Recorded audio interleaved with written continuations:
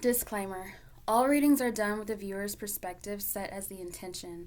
I only read what my intuition is telling me based off of the cards.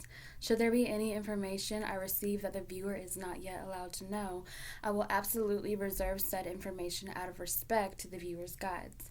That in mind, viewer discretion is advised. When you are watching any reading on my channel, it is because you accept responsibility for your own spiritual well-being. Thanks for tuning in.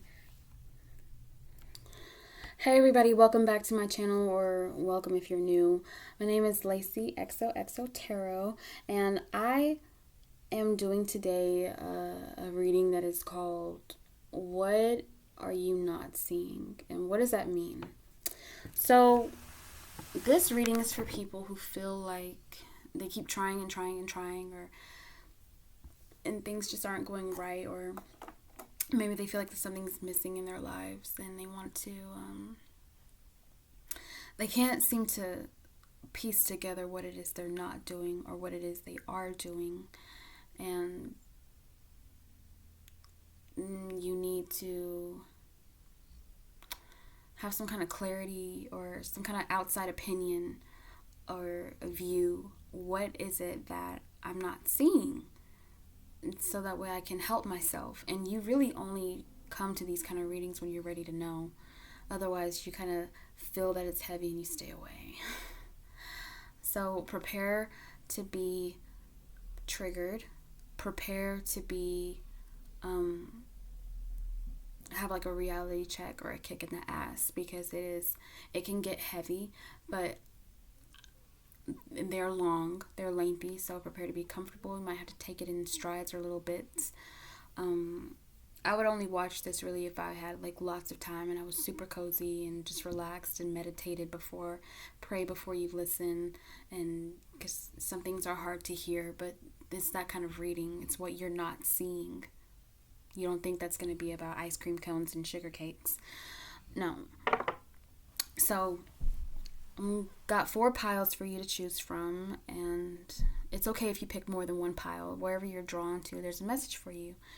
So I encourage really everybody to hear every single pile, because there's golden nuggets for everyone. You never know, someone else's message might actually be helpful for you too. So, and thanks for watching, by the way.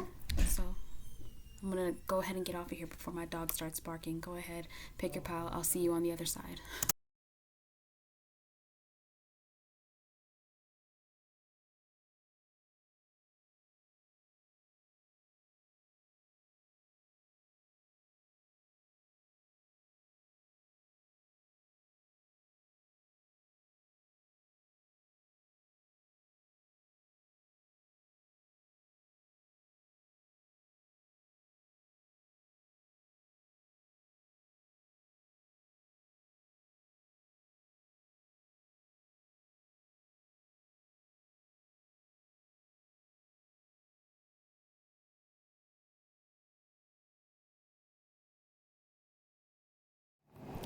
Hi, pile 1.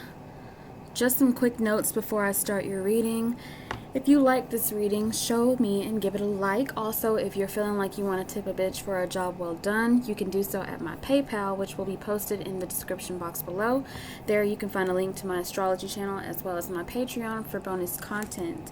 More kick-ass readings are coming, so be sure to subscribe and give that notification bell a click so you'll be up to speed on all the good shit to come. Thanks in advance for your support. Okay, pile 1. There's a reason why you are pile 1, because I was not going to do this today. Well, tonight. I just finished doing my hair, and I just got off the phone with my grandmother. That was an unexpected call. So some of y'all could be, y'all need to call your grandmother, or you need to call y'all's, you could be expecting a call from your grandmother or some maternal figure who is very important to you. Maybe elderly, they don't have to be. But for some of y'all, it is going to be a grandma. So yeah, y'all are pile 1. I don't even have the picture up. Somebody really needs to have this message, because I felt I had not been doing readings for a minute. I'll get into that. Actually, you can see on my, if you go to my Patreon, you go to Lacey Outlaw, I'll put it in the link below.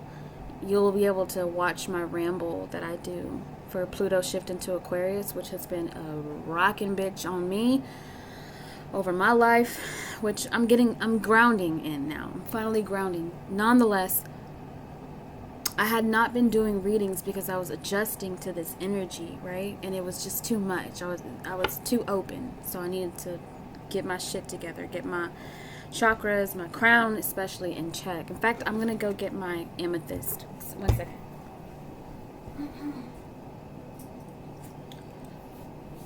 That already feels so good.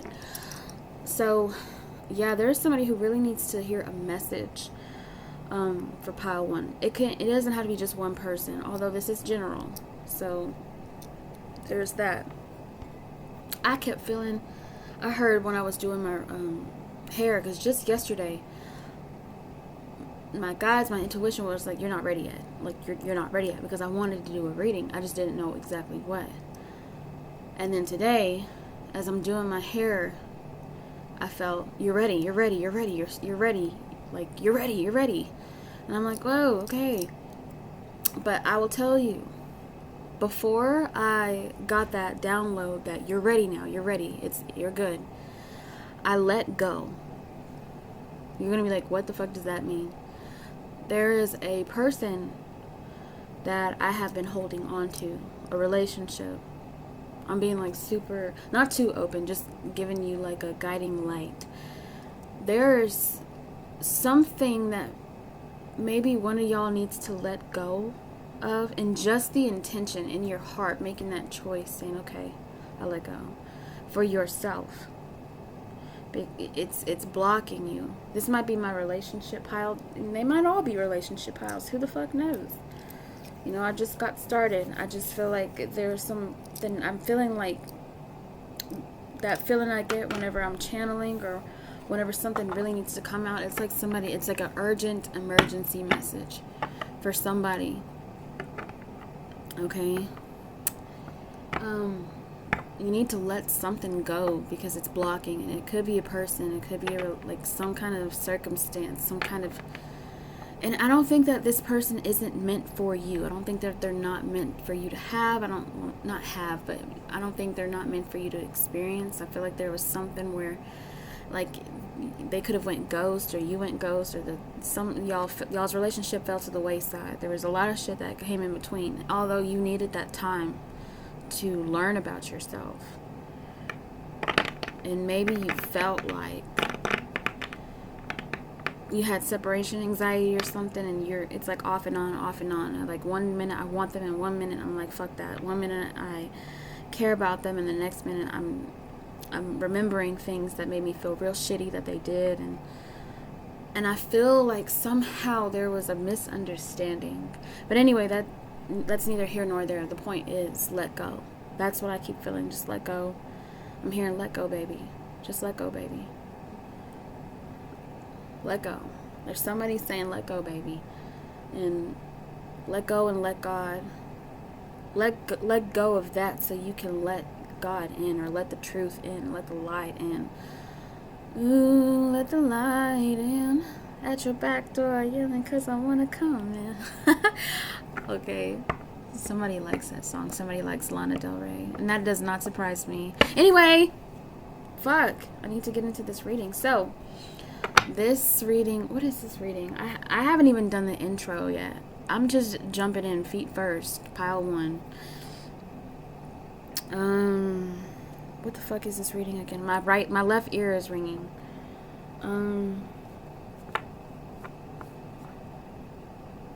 What is it that you're not seeing? Let's find out for you. I pray over these cards in the name of the one true God. Thank you, Archangel Michael, for protecting me, and I pray that there's no negative entities or energies that try to come through. Immediately banish them, block them, smite them in the name of the one true God. I pray. Thank you, Archangel Raphael, for keeping me and protecting me. Thank you, Archangel Gabriel, and thank you, Mother Angels. Okay, we're gonna go ahead and get into it. I want to get these. No. Where the fuck are the cards? Here they are. Do I want those? No, I wanted those cards, but I'm not feeling it. Ace of Swords. Somebody's got something they need. King of Swords and Ace of Swords when I split the deck. Somebody's got something that they need to say to you, or you got something you need to say to somebody. It's like it's urgent. Like there's something I need to tell you, or there's something. Because before I did this reading, I was interrupted by a phone call because I was actually doing a mic check.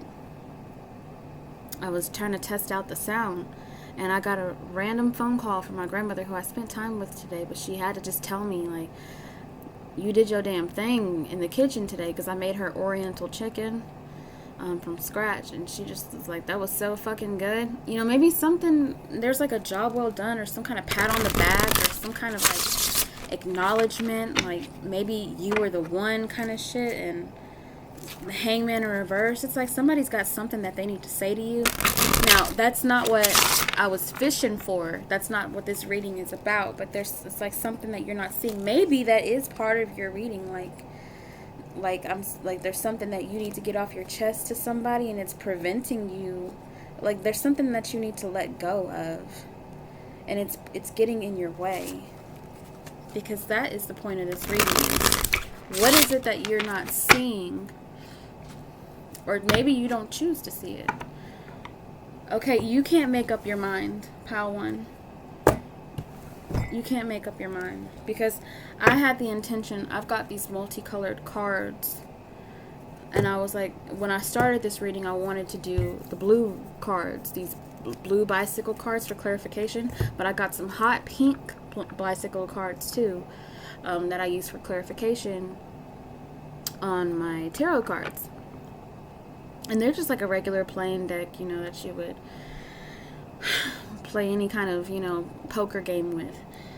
But I was like, okay, I want to do blue. I went into this reading wanting to use the blue cards. And then as I was talking, and you heard me say, no, I changed my mind. I switched over to the hot pink. But then when I start shuffling, I want the blue cards again. And I don't do that. It could be my Mars in Libra, but I'm also just really filling this out, and I take everything that happens whenever I'm doing readings as a sign, because I've never done that before. Like I'm using the blue cards now. There's something I'm hearing. There's something about the name Jesus. You know that song, something about the name Jesus. Somebody might want to hear that song. Somebody might like that song. Somebody might like gospel music, which isn't uncommon.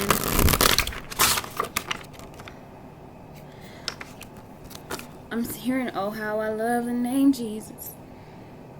It is the sweetest name. What the fudge? And that's a pretty song, but, you know, I mean, it's not like I listen to that. It could be something your grandmother listened to, your grandma.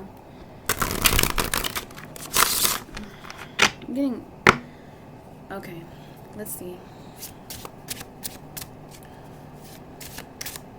What is it you're not seeing? What is it? Oh, okay.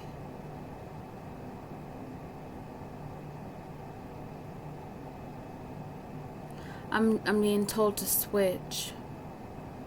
This was supposed to be what you're not seeing, but this reading is actually not going to be about what you're not seeing. It's going to be what you need to let go of. I'm going by the seat of my pants right now. What is it that pile one needs to let go of? What is it that pile one needs to let go of? What is it that pile one needs to let go of?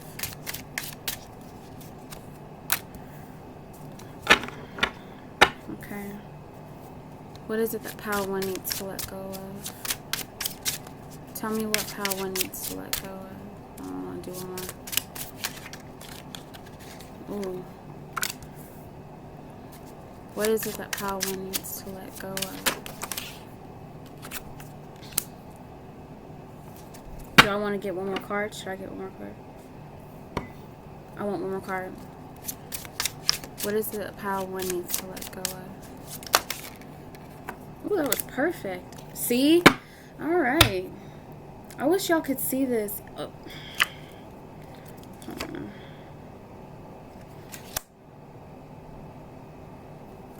Let me get some clarifiers.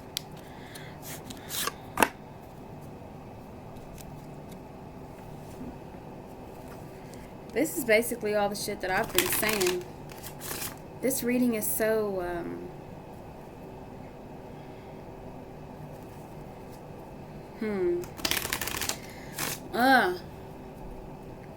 Sorry, I know I'm making a whole lot of noises, but sometimes the energy can be so like this is I want to get it out so bad, but it's like I need to be patient. You need to be patient because I'm still shuffling, god damn it. And I got to get these cards out, so you're going to have to be patient, pile one. There's something that y'all are trying to hurry up and rush. There's something that y'all are trying to rush. And you need to stop.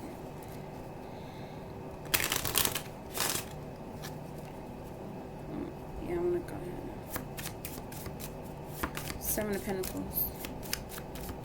7 of Pentacles. 7 of Pentacles.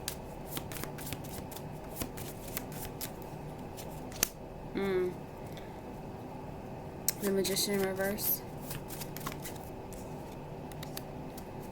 The Wheel of Fortune in reverse. The Wheel of Fortune. You know what? That actually fell onto the Wheel of Fortune. The Magician in reverse.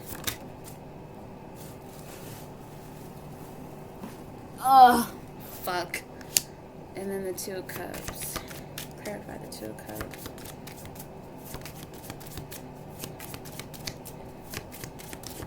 Oh, Two of Cups. Come on, give it to me. No.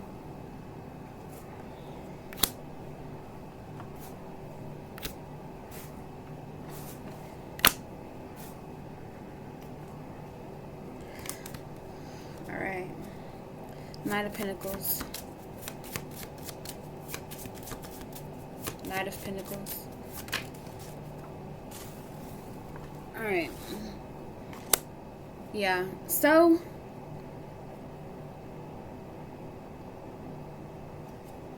wow. You know what? I'm gonna say it. There, pile one, you feel as though you feel like you missed an opportunity with somebody, or this is how somebody feels about you. I feel like this is both. This is like a same-sex couple, because I see the Two of Cups here and the Queen. These are like magician cards, right? They're poker cards, but they're magician cards. So there's some like trick cards in the deck. And I think there's a reason why I have this deck to choose from instead. I didn't know that when I got this deck. I didn't know that.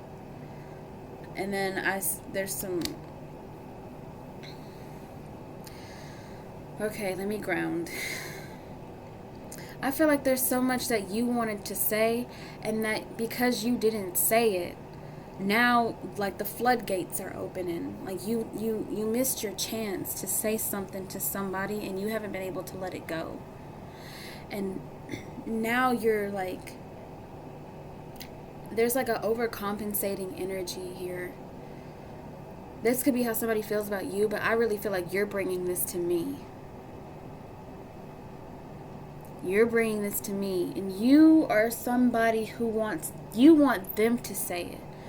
The actions that you wish you would have taken, you want them to take it. It's like it's like, why don't you just speak up? That's how you're saying it to them. Like, why don't you say something? Say something. I'm giving up on you. Why don't you speak up? And then it's like right back at you. When you point your finger, you got 3 more pointing back at you. Pile one. Why don't you speak up? Why didn't you say this? Why didn't you say that? Why didn't you say how you were feeling?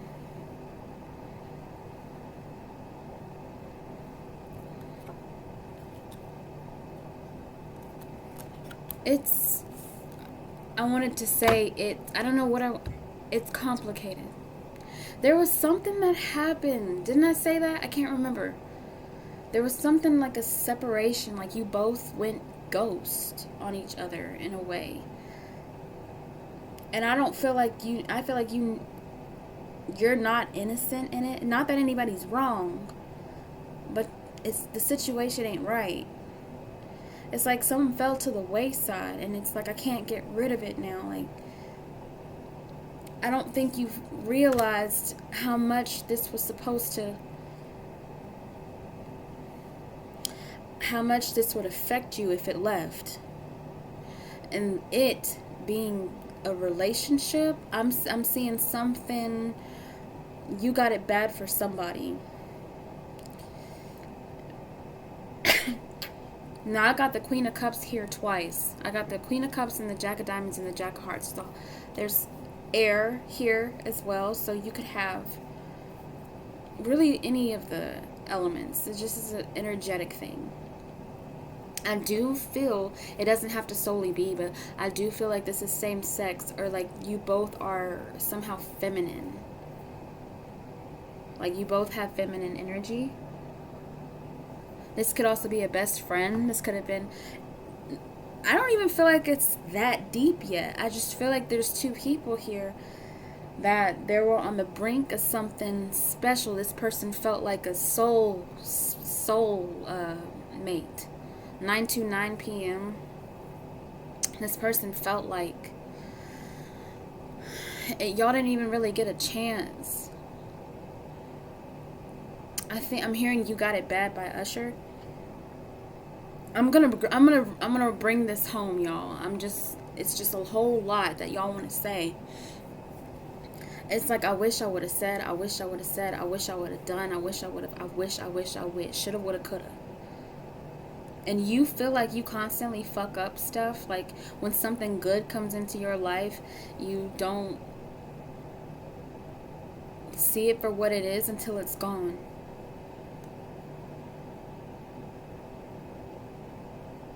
I feel like something came into your life, someone, some opportunity. You'll know what that is. They came into your life at a time where it probably would have been like the worst time to ever.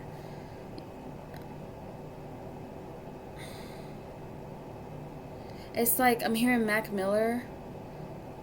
I can't remember what the song is called. Objects in the Mirror, I think it's called, where he says in the line, he says, I wish you caught me on a different day when it was easier to be happy. I feel like this person caught you at a time, or you caught them at a time where they were not, they didn't even know, you or them didn't even know what time it was a lot of the time, didn't know what day it was.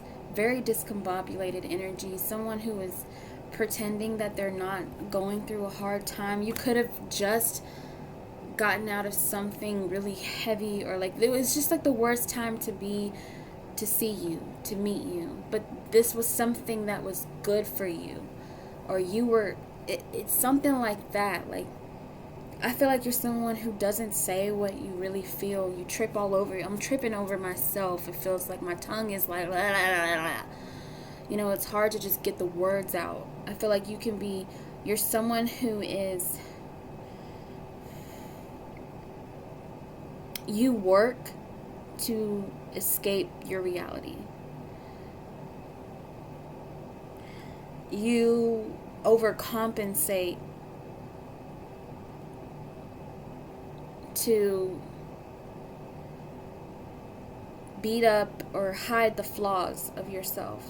It's like the harder I work, the more value I have. Like I'm contributing somehow. I'm being productive, so no one can really call me a loser because I'm actually working. Or like if I just keep working, then I can avoid my real life situations. And I feel like, because one of these cards, you know, on a bicycle card or like a poker card, you've got the number with the symbol, you have a spade, a club, or a heart, or whatever the fuck. And on the back side is the, I don't know, the artwork of the, you know what I'm talking about, the back of the card.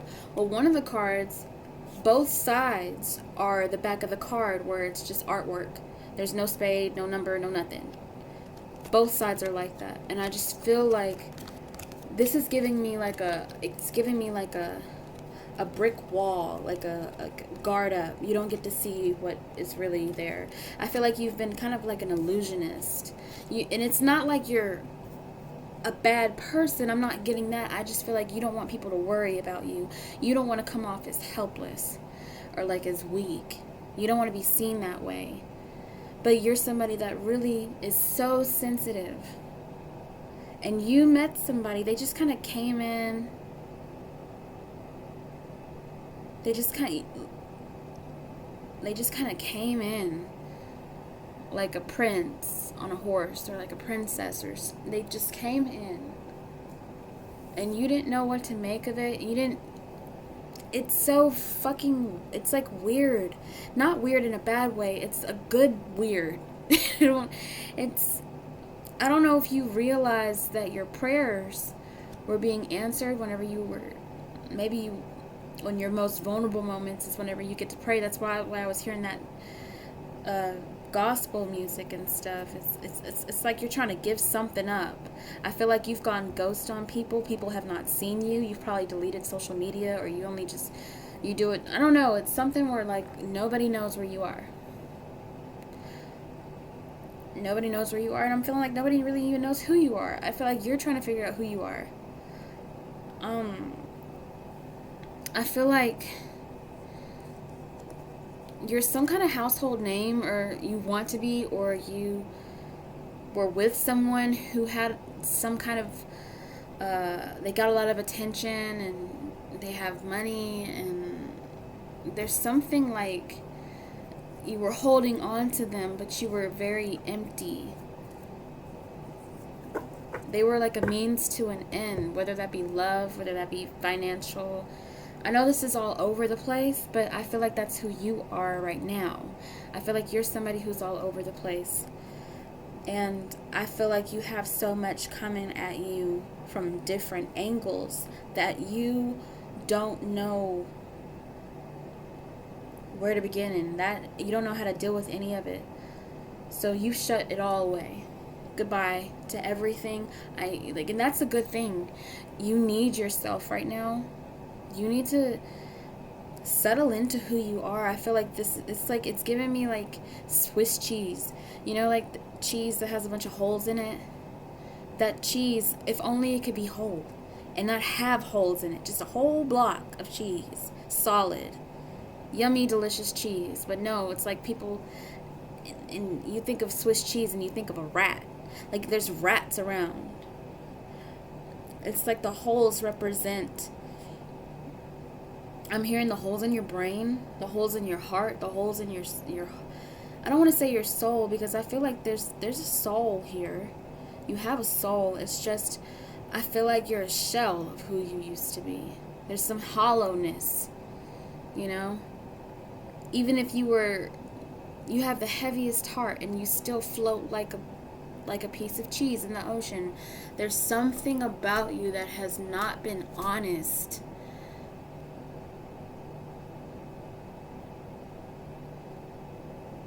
And therefore, you're coming off like you're missing things, which was originally the intent for this reading. What is it that you're not seeing? That was the intention. Then it turned into, what do you need to let go of? And I feel like you're missing your blessing. There was a person, maybe they're not meant for you right now, but they came into your life. Maybe this is something that already happened. I'm getting past energy from this. I'm getting current, you currently. I feel like you're doing cleanup. Cleanup on aisle self. This person came into your life, and I feel like you're waiting on them again. You're waiting on them to return to you.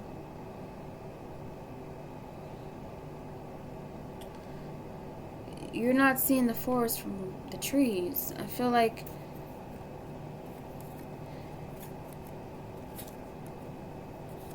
there's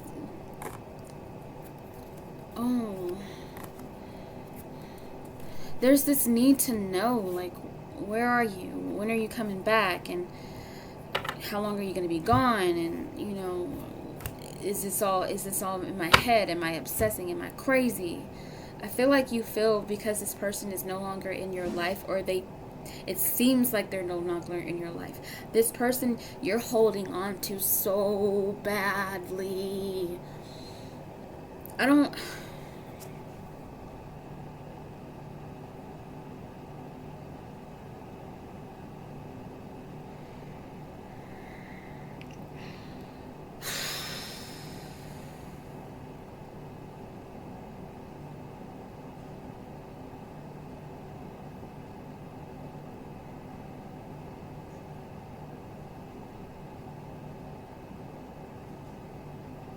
I'm sorry, I'm just taking a minute. Hold on.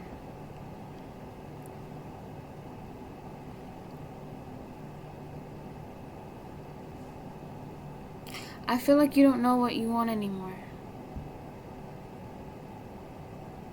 There's something confusing, like, I feel like you don't even feel like you can trust yourself.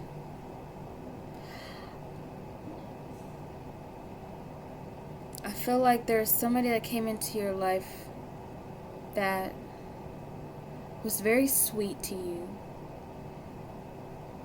Someone that you could see yourself really caring for. And I feel like you missed an opportunity with them. There's a lot over here. There's a lot on the spread. There's a lot on the board. There's a lot. It's just a lot. I don't even know if you've gotten so comfortable in being miserable and being in depressed. I feel like you're a functioning depressive person, which a lot of people are. But there's some people who are depressed and they don't even know it. Like instead of living life is just something to get through. And every day is another day to get through. And that's not living. I feel like you're avoidant of your problems. I'm hearing this person was an escape. I feel like you feel that you don't necessarily deserve what you pray for, because something good came into your life, and it wasn't like this person rolled out the red carpet for you. It wasn't like they asked you to marry them or anything like that. They were just very kind, and that was something that you didn't have. There's somebody though. I'm hearing that you place above all else. I feel like there's somebody that you have to work really hard to resist. This person strings you along, makes you wait. There's two people in your energy that are standing out. One is somebody who, this Jack of Diamonds makes me feel the Knight of Wands and the Queen of Hearts. This person might act like a bitch. They could very well be a woman. They could also be a male. Because I've got two male, masculine energies here, as well as because the Jack of Diamonds and the Knight of Pentacles makes me think of somebody who they breadcrumb you, or they just string you along, doing the bare minimum, fucking you, all that stuff, promising you things, promising you, whenever I do this, then I'll be ready. Whenever like I feel like they've been promising you that they'll make an honest woman out of you, or make you a wife, give you a ring, give you the home, the house, make you a baby mama. Like they're giving you their seed, making you be a baby mama or a baby daddy. I feel like this is a woman I'm talking to. Sorry, fellas, but get in where you fit in. Like they're promising you all these things and they never happen.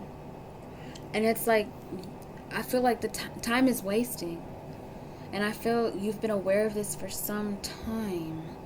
And you so badly want to be in a committed relationship. You want someone who ties you down, I feel like you've been waiting on your other half that just understands everything that you've been through.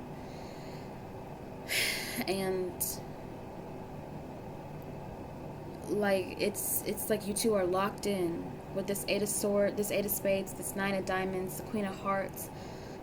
someone who you feel you can be your vulnerable self with, someone you don't feel like you have to be strong. You can be yourself, and someone who sees the strength in your vulnerability and not see it as a weakness. Someone who doesn't take advantage of your vulnerable moments. Someone you don't have to constantly be on guard with. Someone who can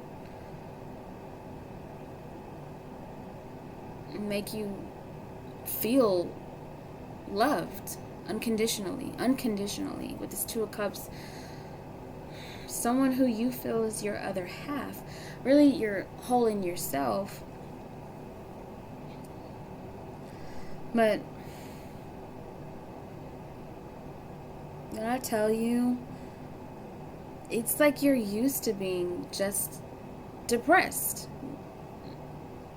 Maybe that's something that was normal in your life for such a long time that you don't even recognize it anymore. It's like, well, I'm so used to feeling like shit. I'm so used to being down in the dumps that it doesn't really matter. Nothing even matters, which is so not true. I feel like you have such beautiful energy. I feel like you have to get to know yourself. That is what I feel is being, you got to let go. That was the first thing that I felt.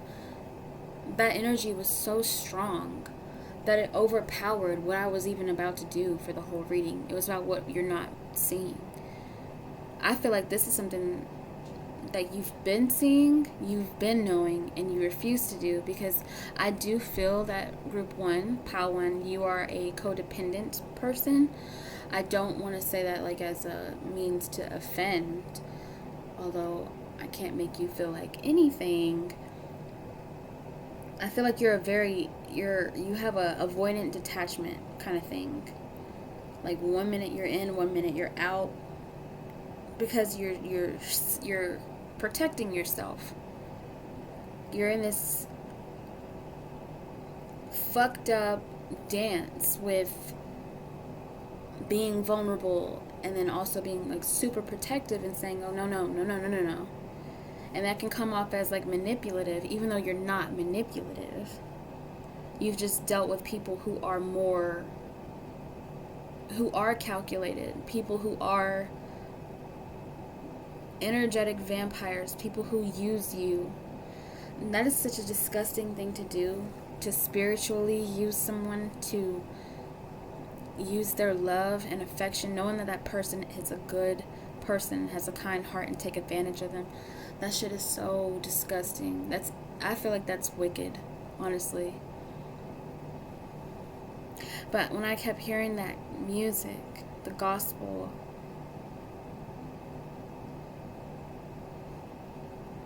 I feel like you're somebody of faith, like a praying woman,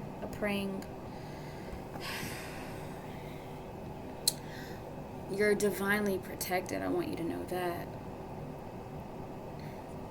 And that's where that let go, baby. It could be a grandma that has come through to tell you need to let go. A grandmother who has been watching you, has been watching your plight. You could have been really close with a grandmother. Like I'm close with mine. Because my grandmother called me, and you know this, right before I did this reading, I was actually doing the mic test. So I feel like the mic test is something important. You're going through a test right now in life, because the Seven of Pentacles is also a test for me.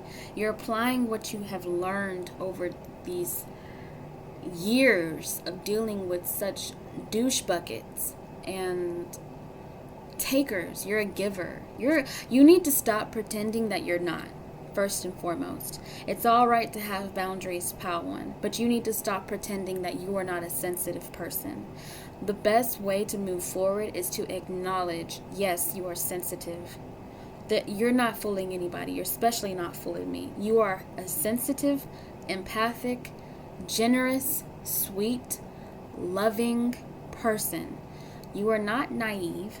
You're just so empathetic, so loving, that it is hard for you to shut it off, because you don't want anyone to feel like they're alone or that they're going without. You want to be somebody that is almost like angelic and sweet, and I'm getting emotional. So, and that's okay. But I feel like you've been fighting against your true nature. I don't know if you're in an environment where you feel like you cannot exhibit those things. I feel like there's a switch up that needs to happen. I feel like wherever you are is totally spent. Sorry. I know some people really love it where they're at. Or maybe they're just... Not if you're in the Nine of Spades. Not if you're Nine of Swords in reverse and you're hermit mode. If you're the Nine of Swords in reverse... Air, swords is air. Air also talks about the people around you, your environment, socializing, and everything like that. There's energies and factors outside of you that are causing you to feel in like the Nine of Swords. And the Nine of Swords is feeling anxious. You're having panic attacks, night terrors. You're trying to ground, and if you feel like you're going crazy. And because you've been in that energy for so long, it might have intensified, especially if you are somehow an Aquarius sun, moon, or rising, or have Pluto conjunct your ascendant in any sign. Because that Pluto and Aquarius shift is no fucking joke. You are feeling the death of yourself, the old self, and you need to start anew. I feel like so much. There's so much. There's so much that you want. I feel like you came close with this Wheel of Fortune in reverse. There was somebody that came into your life, and they showed you kindness that you haven't seen in a long time, that you have not received in a very long time. Let me get this one. Fuck. Let me get, what is this Jack of Hearts? Jack of Hearts, clarify the Jack of Hearts for me, please. The Hermit. Somebody came into your life and then they went ghost. Not to say you don't know where they are. You don't even know what happened, and you missed them so bad. You have not been able to get over it. This person really made an impact on you. They taught you something. They taught you something. They taught you something. You feel like this person came into your life for a reason, and they were a blessing in disguise. In fact, they were probably something that you wanted. They just probably didn't look the way you thought that they would. Maybe because I'm seeing same sex, or I'm seeing like it's not only same sex, okay? Let me just put that out there. But there's like a sameness. It wasn't until they left or something, like you just like, where are you? Where are you? Where'd you fucking go? The Hermit. I'm not getting a negative energy on this person either. I feel like King of Diamonds, King of Spades, Seven of Diamonds, Ten of Spades. Wow. Maybe you ghosted this person. And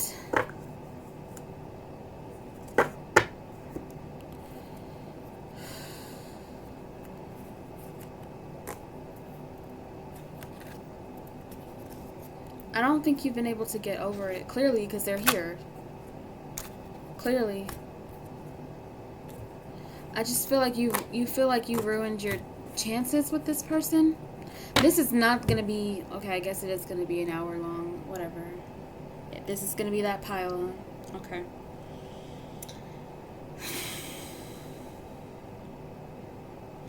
This is what you need to let go of. Because the Wheel of Fortune talks about blessings, right? The Magician is here in reverse. The Wheel of Fortune is in reverse. I feel like I'm hearing you weren't ready for it yet.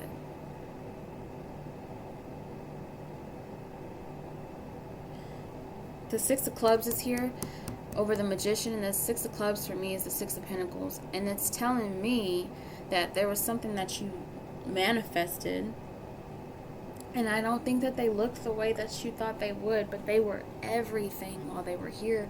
They were just a kindness. They were a kind soul. They were respectful. You know, they were just sweet to you.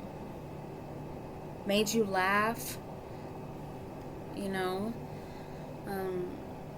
checked on you, said good morning, said good night, said they were just kind. And I don't feel like you're used to that, or you just didn't know what to do with that. You're used to players. You're used to people who come in, they disrespect your energy completely. You know, they, like, your energy is your home, right? They just walk up in that shit, don't even announce themselves, don't call before they come, walk in, kick their shoes off, throw their shirt everywhere. They sit on the part of the couch that you told them not to. They go in your cabinets and they start pulling out stuff they didn't ask for permission. They just disrespect the fuck out of your home. That is your energy. And this person was just ultra polite. So much so that you were like, you're too nice. Like, who are you? What do you want? Like, it's like, what did you come here for? And the Hermit card is here. The Hermit, this person was the Jack of Hearts, but the Hermit is here, right?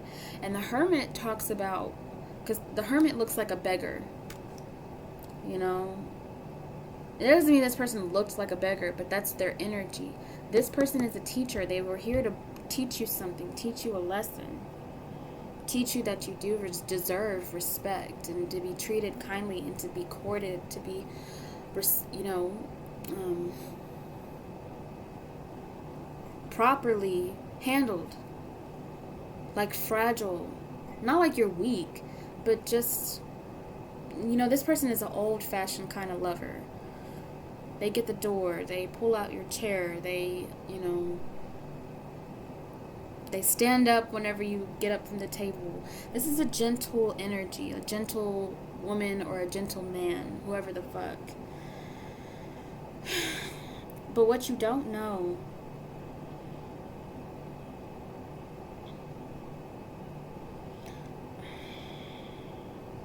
I feel like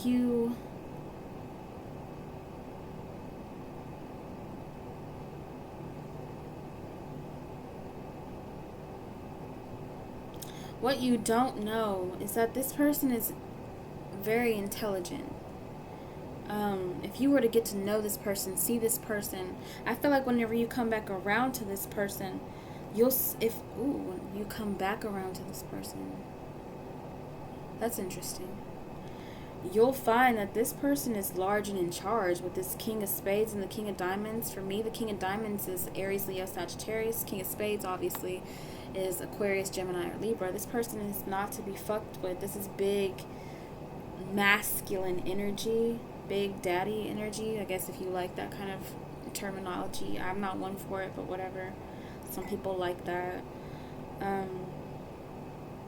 Big boss energy. This is the person that calls the shots. This is a very dominant person. They came off very gentlemanly and very sweet and kind, because this person loves to make the person that they're interested in feel safe, which is exactly what you wanted. There's not one time that you can look back on the conversations you've had with this person or being around them. Not once did you ever feel unsafe with them. Not once. But still you fought them off like hell. It's like, I don't know what you want with me. You're being too kind. Isn't that fucked up? Like, someone being so kind. And this person didn't ask you for anything. They never asked you for shit. They didn't. It's like this person was so respectful that you were like,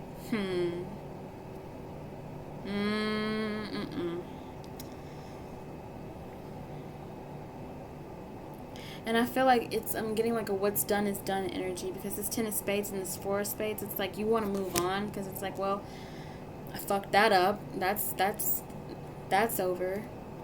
This person's never coming back, or like, but at the same time, they're not gone. They're not gone from your energy. They're still here. Meanwhile, you got fuck ass over here, Knight of Pentacles with a Jack of Diamonds. This little bullshit ass person. You're like still interested in. You're looking at them. This Knight of Pentacles and this Jack of Diamonds isn't even looking at the Queen of Cups. You are the Queen of Cups. The Queen of Cups is looking that way at them. At this asshole who's treated you like shit.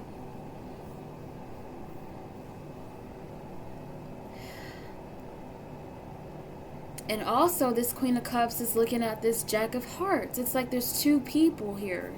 Or two energies that you're trying to choose between. But one of them you can't even choose because they're not here anymore. One of them is just lingering around. They come in whenever the fuck they want to. Because they know that you'll take them back. You might put up a fight for a little while. They might have to buy you some roses or take you on some stupid dinner to Nobu. Or they might have to buy you like some, I don't know, weak-ass Versace or whatever the fuck, take you to Denny's, whatever floats your boat, wherever you are. Whatever makes you drop the panties, they'll do it. But they're not gonna, they'll give you some stupid-ass ring and say that, I promise, this ring makes me, I saw this ring and I thought of you. And it made me feel like this is a next step. And you'll be like, but is it an engagement ring? And it's like, it just means it's the next. Like, there's always some dumb ass shit. And this person goes ghost. Because they know they can come in and out of your life. Because you'll welcome them back. And I'm not trying to, like, put you in a place of shame or blame or anything like that. I mean, that's up to you if you want to feel that way. I feel like you feel a lot of different ways, to be honest, from what I'm seeing this.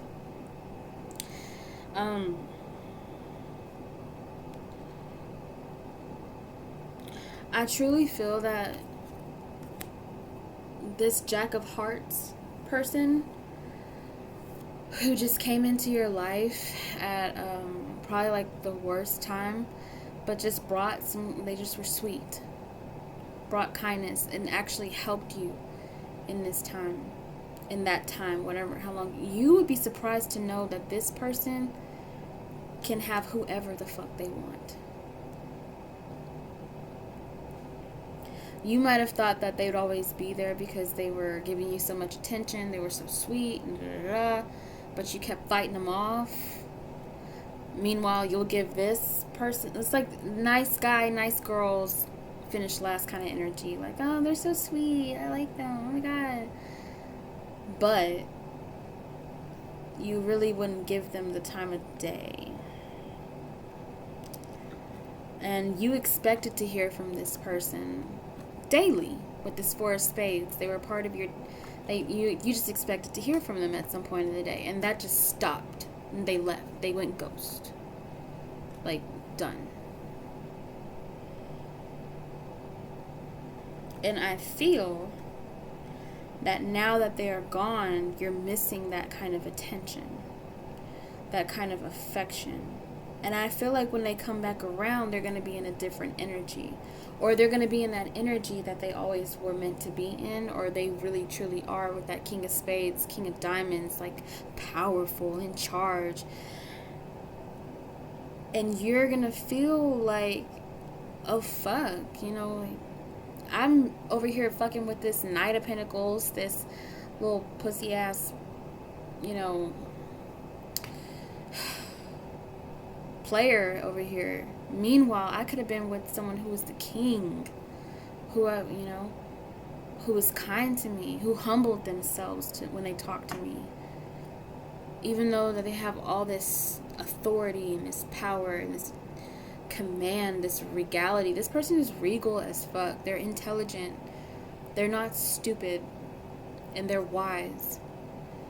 And when they spoke to you, it's not like they dumbed themselves down. It wasn't that at all. They met you at a level where you could receive it. Because this person knew, like, yeah, you seem like a little feral cat, like at the vet, like, stay away. A little wired up, you know, prickly. So they were gentle. Because you're Miss Independent. I can do it all by myself. I don't need anybody else. And that's fine. That's fine. They didn't need you to prove anything to them because they didn't have anything to prove to you either. They just wanted to be kind to you. Maybe they sensed you needed it. And now that that's gone, it's like maybe you don't feel like you measure up whenever you meet this person again. Or maybe you've seen them recently and you just feel like, damn, I don't measure up to that. How could this person want me? Look at all this attention. It's kind of like, I don't want to say that. I do feel like you were a little bit of a bitch to this person. I'm not going to lie, Pile One. I feel like you took this person for granted because you just, I feel like maybe got on your high horse a little bit, or you were just too defensive because you were in a place, like, again, it was just the wrong time to, like, it wasn't the right time. However, now I feel like you've seen them again, and you've seen them in this, I don't know what this person does, but they are charming, they have charisma, they are a boss, they could be entertainers or something, they could be performers with this King of Spades and the King of Diamonds just shining. They could have money as well. They're the people's champ. Everybody loves them, and they carry themselves very regal, and they have such presence, and they walk into the room and it's like everybody's like flocks to them. And you thought that you had that with somebody who was an attention whore, who was a player, who abused that, who, yeah, they get a little bit of attention, but this was the real winner, and you were talking to them the entire time. And now, bam, gone. It's kind of shitty, I'm not gonna lie. It's kind of like, fuck. Like, that's a learning lesson.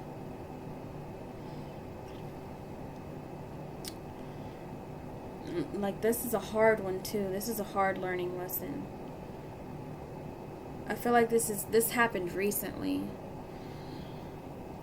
I feel like you saw this person again. You remember them when. It's like, oh, hold up. You were the one that I was... This you? It's like this person was always this King of Spades and King of Diamonds energy. However, with you, they came off as the Jack of Hearts. Very just humble and prince-like. Now, this doesn't mean that they have to be a man. They could just be like, they could be a woman. I did see same-sex here. But now, I feel like instead of looking at this Knight of Pentacles, this player who you were like focused on before, now you're looking at this King of Diamonds, this King of Spades, and you want them bad. Like, you're like, that's my person. So what the fuck changed? Is it because they like they had a glow up? Now you want them? What changed? Because I really truly feel, Pile One, and this could be you, by the way, that someone's feeling like this. Like, Pile One, I feel like, if this is you, who's this King of Spades, and someone tried to play you like you were just always gonna be around, or, oh, nice guy, they're so sweet, oh my god, Pile One is just so sweet, but I'm really in love with someone else. I just can't be with anybody right now, and that's fine. However, I feel like this person really soaked up the attention.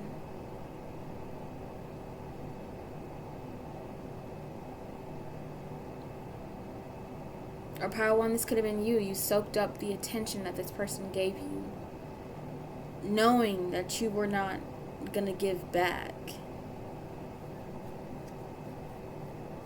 And you know what, this person, they're not even in a place of blame.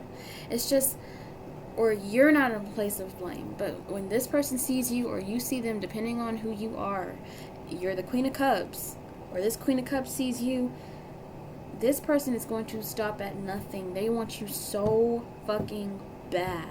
So bad. Or you want them so bad. The only thing is you don't feel, or they don't feel, that they're good enough. Like, Pile One doesn't want me. Look at them. They're the King of Spades, King of Diamonds energy. Masculine or feminine, it doesn't matter. They're a boss. They're on top of the world. They don't... Why would they ever fucking talk to me? Why would they ever even look at me, And that doesn't mean that you're not going to try. It just means, like, this is a very low self-esteem energy here. The moon in reverse and the Five of Pentacles. You know, it's like feeling like beyond left out in the cold. It's like insecure. Because the moon also talks about our insecurities, what's hidden from us and what we hide, what, you know, you don't even see how you could ever have a chance with this person. And it's like,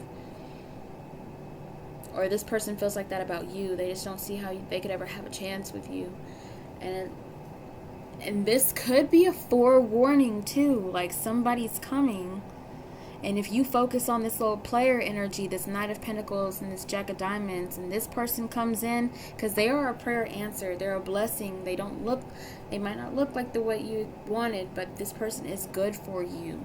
And they're coming, and when they come in, if you treat this person like a sucker, or like, huh, you're cute, you're so cute, oh my god, you're so nice, whatever, and then you go chasing after this person, this player that treats you like shit, you're gonna lose out on who this Jack of Hearts really is the King of Spades, King of Diamonds, King of Wands energy, person in command. This person is gonna have a glow up like crazy. Like, I don't know what the fuck they're gonna do, but they're gonna be recognized and have like fame, and like they're gonna be a pillar of their community and shit. Like, and they can't be with somebody who's gonna feel like all insecure and shit like that. They don't need that in their life. They're gonna be elevated. They don't have time to be, babysitting some insecure ass bitch. Or you don't have time to be babysitting somebody insecure. They can't come back around with that energy, because it's like, hell no, hell no.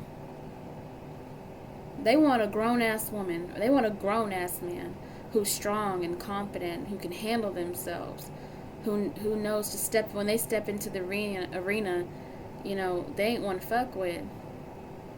They don't want somebody that's insecure and somebody that's going, I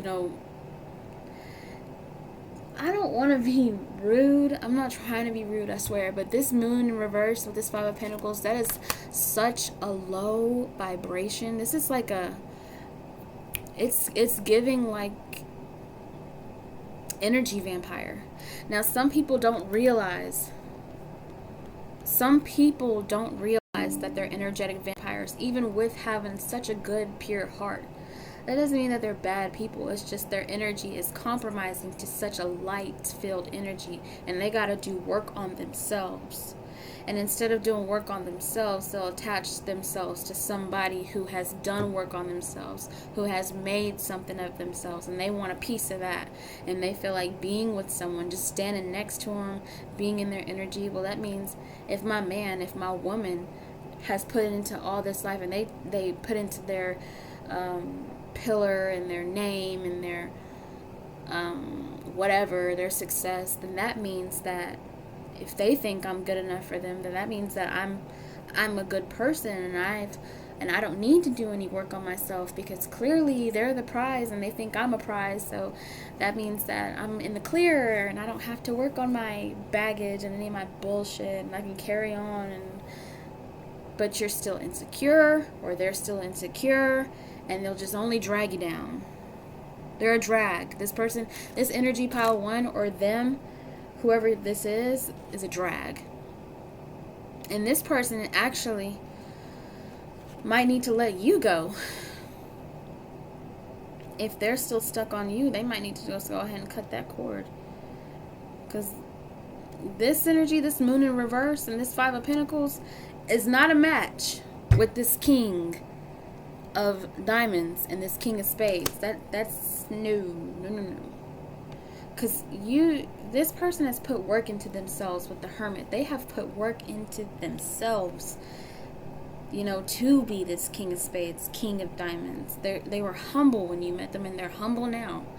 They have every right to be proud, and if they want to be showboaty, but that's not what this person's like, or that's not what you're like. So whoever this Queen of Cups is, who wants to like, I mean, I'm telling you, this energy, this Queen of Cups is looking at this King of Spades and this King of Diamonds. It's like the most thirstiest ass energy. No offense, this Queen of Hearts is a sweetie. I'm sure they are so sweet, but they're of two minds. One minute they want this and one minute they want that, because they don't know who they are. They don't know what this person, this Queen of Hearts, doesn't know what she wants, or doesn't know what he wants. So it really is anybody's reading, to be honest. Wherever you fit is how I'm talking to you. Okay? So I'm feeling like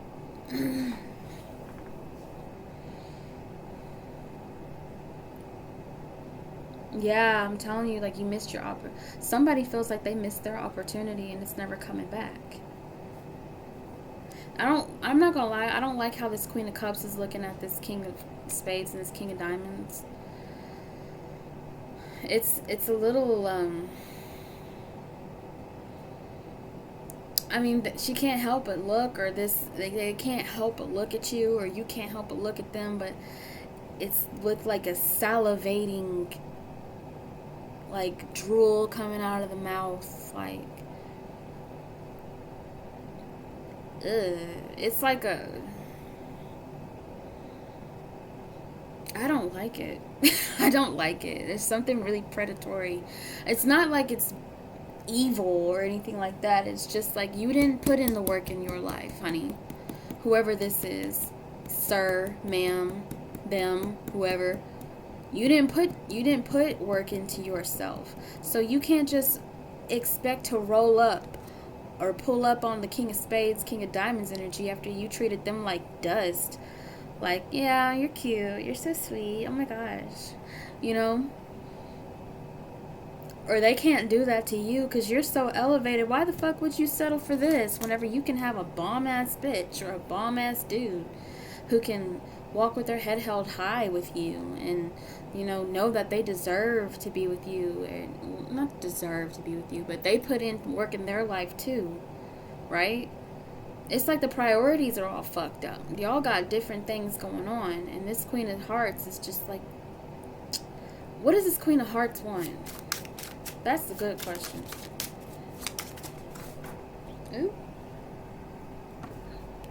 Seven of Wands. Eight of Swords again.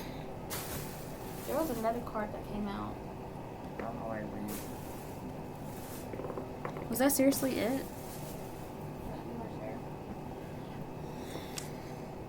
The Star in reverse. Knight of Cups.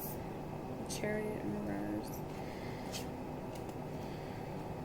So I feel like this is just a learning lesson. I feel like you're just going to have to charge to the game. Whoever this is. Whoever this Queen of Cups is. You missed out on an opportunity. You didn't speak up. And it's like a limbo. Like, I don't want it to be over, but I don't know how to approach that. Because this kind of energy, this Moon in reverse and this Five of Pentacles, wouldn't know how to approach a King of Spades, King of Diamonds, who has been through their hermit phase, who has already put work into themselves, who is regal, my God, and that doesn't mean that, like I said, it doesn't have to be a man. It could be a man or a woman who has that energy, who, you can't just walk up to them in that pitiful ass Moon in reverse, Five of Pentacles, and everybody's at the stage where they are. I totally understand that. This is going to be way too long. I'm not going to do this for the other piles. But it's like, you can't just pull up like that, because that shit is not attractive. It don't matter how fine you are. If you're the Moon in reverse with the Five of Pentacles, this insecure ass, unsure of self ass energy, that shit ain't sexy. Don't nobody want to be with that. Not this person, not this King of Diamonds, this King of Spades energy. They don't want that shit. Because this energy right here wants to be fucking babied. I'm not gonna lie. I'm not saying that this Queen of Cups ain't been through shit, but I feel like the Hermit, you are not the Hermit. You don't go through all that you go through. This person completed cycles in their life. Okay? They completed cycles in their life. They have done the work, done the karma, and, I just feel like somebody thought this Jack of Hearts was a sucker. Didn't realize that they were actually the King of Spades, King of Diamonds. Someone is just, it's some kind of test. It's either you passed or you failed. And life goes on, right? Because, tests just keep on coming. But especially if you're this kind of energy right here, this Queen of Hearts, as sweet as you may be, baby, you're just so lost. And you might be so sweet, pure heart, but you go for the wrong type of people. Because you're really this moon in reverse with this Five of Pentacles. You don't know who you are. You're unsure of yourself. You don't even trust yourself. You don't trust your emotions. You don't even want to go there. You don't even want to fucking go there. Because working on yourself is too hard. It's too scary. But you don't realize that person that you were talking to, that person that you cut off, that person that you treated like whatever, like they were some whatever thing, while you're dick sucking this player who treats you like shit. Yeah, or people like them, because I don't feel like it's just this person. I feel like this player is a spirit that has come through many times in different faces, in different bodies. Same person, same energy, different bitch. Or same energy, different dude. Same old shit. Same ass relationship over and over and over. If it is even that. Because I don't see these people really... I feel like people use you, siphon off your energy, and hence this is why you attract these people. Because whenever somebody comes into your life who has this Jack of Hearts, they were just kind as they knew how to be to you. They tried, or you tried with them, kind as they knew how to be, humble, checked on you, but it wasn't good enough, was it? Because you're so insecure, you don't know how to be treated kindly, which is really sad. And I'm not judging you, but that shit is sad. It is. So when a good thing come around, you're like, I don't know what you, instead of getting hype and defensive and protecting yourself with this player ass energy, you do this shit with the person who was trying to be good to you, trying to treat you with respect, trying to treat you like a queen. This person saw you as a queen. They didn't ask for shit from you. They didn't ask for nudes. They didn't ask for shit. They just wanted to give to you. This person, I feel like they learned from this just like you did. Or you are now. This has missed opportunity written all over it. I feel like that was a test to see if you were ready. Because I feel like you prayed for somebody like this. And God, universe, source was like, alright, here you go. Got it. Right there. You didn't even see it. You didn't even recognize that was what you prayed for. And now they're gone. And it's like, fuck. And you keep attracting this because you don't want to put no work in yourself. You don't want to do it. I don't know what you look like. I feel like there's something about you that I don't think that is a bad person. I don't think you're a bad person at all. And I don't think they're a bad person, pile one, if this was somebody who did this to you. I just feel like there's somebody who is... They are somebody who is... They lied to themselves.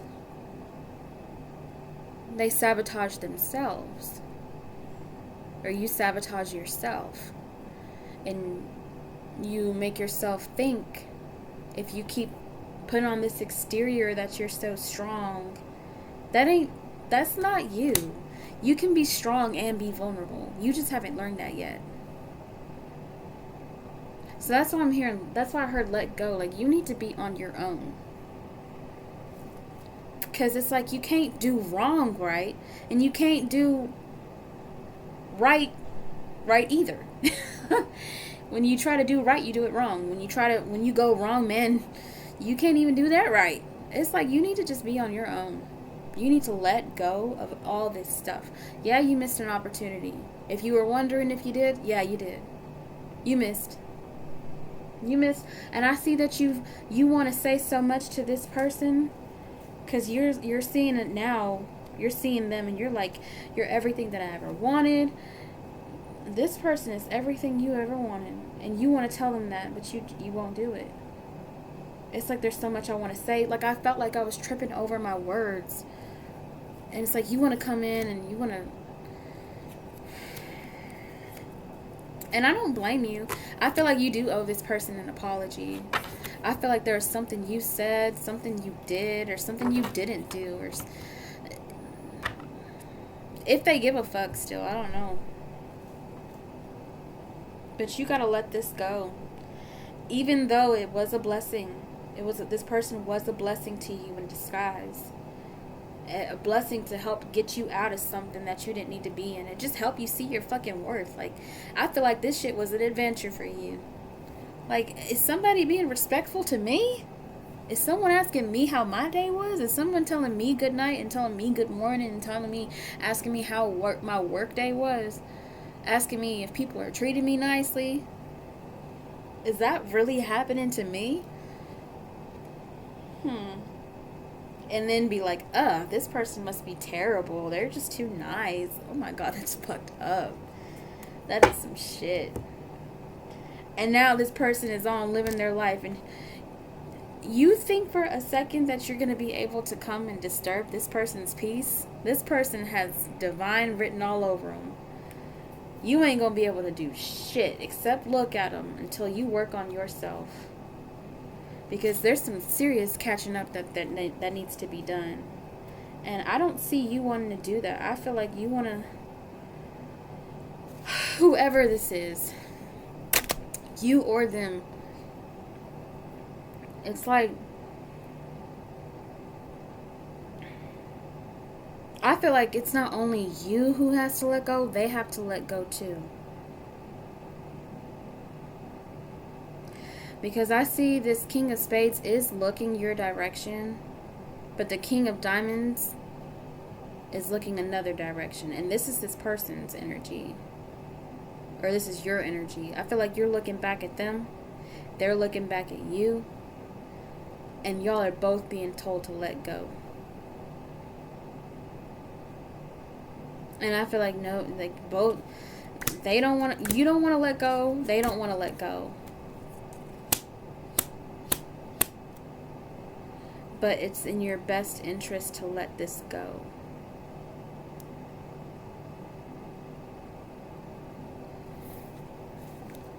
Let's see. What happens if they let go?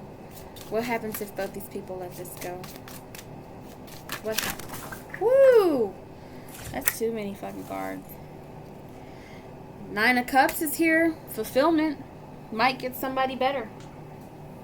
3 of Wands. Maybe this will come back together. It's just y'all gotta grow. I feel like you really have to grow. I feel like this person is... I'm not gonna lie. If you are this Queen of Cups energy who was just making terrible... This person... If you feel like this person is out of your league, it's because they are. If this person feels like you are out of their league because of... If you're this King of Spades or King of Diamonds energy, you are totally out of this Queen of Cups' league. Totally out of their league, okay? And they know that. They know that. They know that. They know that. They know that. And that's rough for them. That's hard for them to accept because of how they treated you. As if you were just some nice guy or some nice girl, you know, whatever. And the whole time, a boss. Let's see. Picking all these fucking cards up off the floor. Queen of Cups, Ten of Pentacles, the Hangman. See, this feels like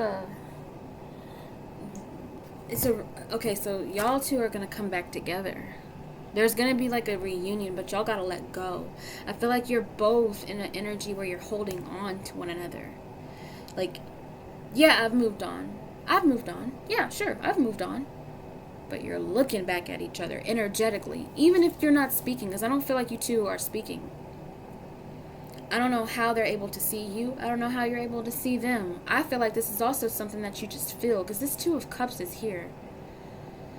And I feel like looking over here at this energy that I was seeing before, this Knight of Pentacles, and this, you know, this player-ass energy, I feel like you don't give a shit about this anymore. Now that you're seeing this King of Spades, King of Diamonds, Oh, this is long gone. Kicked it to the curb, blah. Now you're focused on getting this King of Spades or this King of Diamonds, or they're focused on getting you. And they want you so bad, they're not going to stop. I feel like they're very, with the Seven of Wands, this Eight of Spades, and the Eight of Swords, I'm hearing You Got It Bad by Usher. And Got Till It's Gone by Janet Jackson. I feel like if you are the King of Spades or the King of Diamonds energy, King of Spades and the King of Diamonds energy, they have been praying for a return. Like, God, if you give me another chance, I swear, if you just give this person, put this person back into my life, please just bring them back into my life. I will do whatever it takes. That's what I'm seeing. So, pile one, I'm seeing you, because now the cards are making sense. There was a whole lot going on. This fucking reading is 1 hour and 17 fucking minutes. Wow. But it had to come out. Like, it was like a message that, like, I couldn't put it off for tomorrow. I was gonna do this shit tomorrow. I'm glad I went ahead and did it now. Shit. Seven of Pentacles, Six of Spades. I feel like you're forgiving yourself. Pile one. That's what you need to let go of this person. You need to let go of that other motherfucker. If you haven't already, that player ass energy, that is never going to take flight. They are always going to treat you like shit. Okay? They are always going to be detrimental to your growth. Let it go. Let that energy altogether go. Because it's not just that person. It's the energy within them. It's the spirit within them. All they have been, is a lesson. That's it. It's never been about love, ever. It has only been karmic after karmic after karmic. This person is like a soul. This person, this King of Spades, King of Diamonds energy, who was being sweet to you before, this person is literally a gift from God. Your prayer answered. Everything I said before, you could be vulnerable with this person, and you could have been vulnerable with this person. This person will handle you so gently, not because they think you're weak, but because they have so much love to give. This person wants to love. This person came in as the Jack of Hearts, okay? The Jack of Hearts isn't the King of Hearts. No, it's still a cup, but they're respectful, and they want to do right by their woman, by their man, okay? And they've got on out of this lover girl, lover boy energy. It doesn't mean that they have a chip on their shoulder. I don't feel that for them at all. I feel like they understood that they came out of nowhere in your life. I feel like they understood. I feel like they respected your energy the whole time. The entire time. They just wanted to put a smile on your face. Okay? It's like, hear that song by Zac Brown Band. Z-A-C Brown Band. I hope you know how to spell that, because I'm not gonna fucking do that for you. The song is called Keep Me in Mind. That is this person in a nutshell when they were talking to you, when they were in your energy. Listen to that song. It's very important for you. Matter of fact, I'm going to write that down so I don't forget. I really like this reading. I know I was rough with you. I was actually not that rough, to be honest.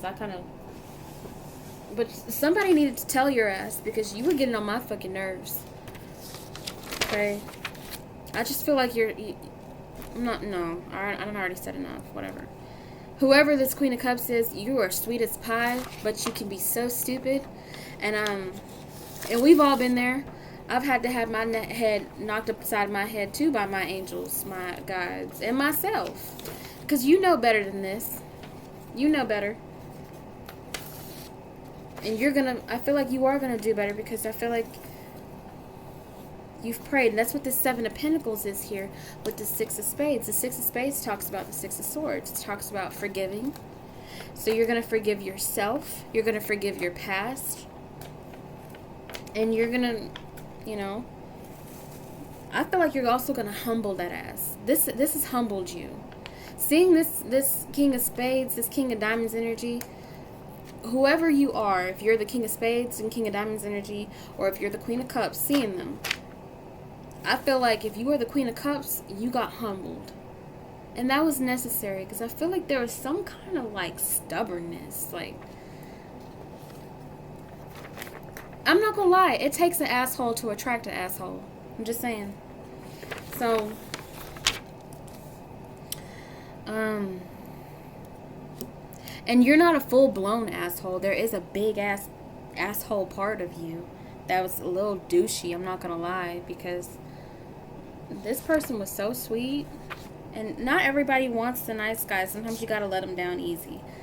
Or the nice, sometimes that happens. You don't have to be with someone just because they're nice. That's not what I'm saying. I'm saying that how you treat people. Just tell them, like, you know what, baby, you're so sweet, but I'm not the one for you. No, you didn't do that, or they didn't do that with you. They strung you along. They wanted that attention that they got attention from you that they wanted from that asshole. That player that kept stepping on all over their heart. That's what they got. They wish that you were that person. Now, they just want you. They had a reality fucking check. And boy, did it hit them hard. Because this Queen of Cups, if you could see this energy, this Queen of Hearts is looking so hard at this King of Spades, King of Diamonds energy. It's like they even go back in the past. If you're the King of Diamonds, King of Spades energy, they play it over and over. I had them right there. Right there. I was talking to them, and now look at them. They're all...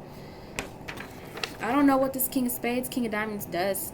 I'm seeing like some kind of entertainer, some kind of public speaker, some just very charismatic, charming, sexy. Can have anybody they want.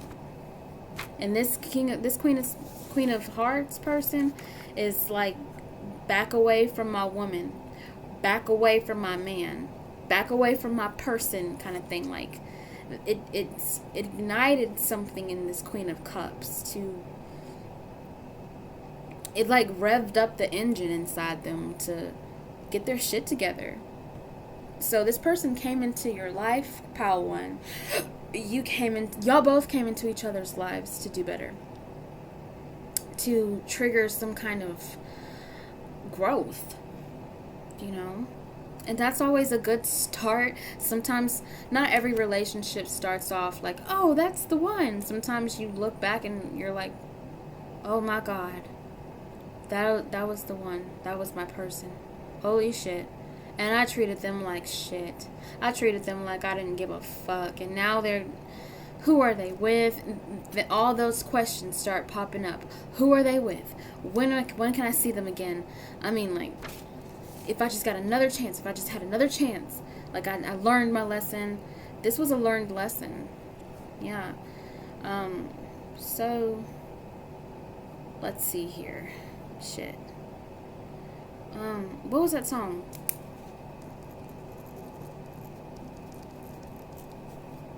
Zach Brown Band. Keep me in mind. This is an hour and 24 minutes.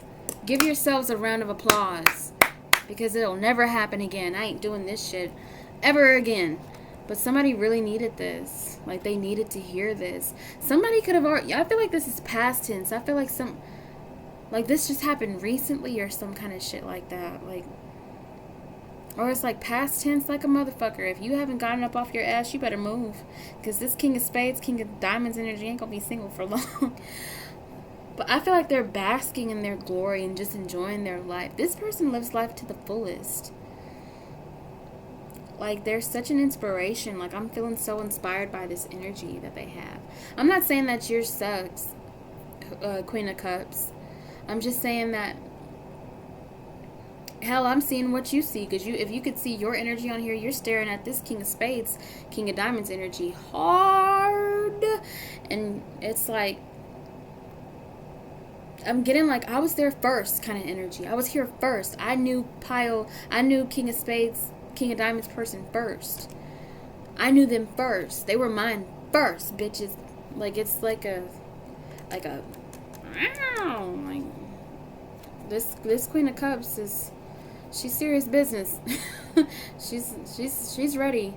Well, she's gonna try to be ready, because this Seven of Pentacles is like, I feel like the values of your values have changed. And now I feel like now you're seeing that was such an important lesson for you to learn. And I don't think there was anybody else that could have taught it to you other than this King of Spades, King of Diamonds character.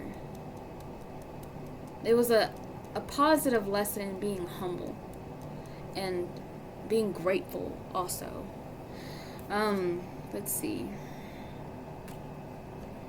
Well, this reading really took this was a round trip to fuck if I know.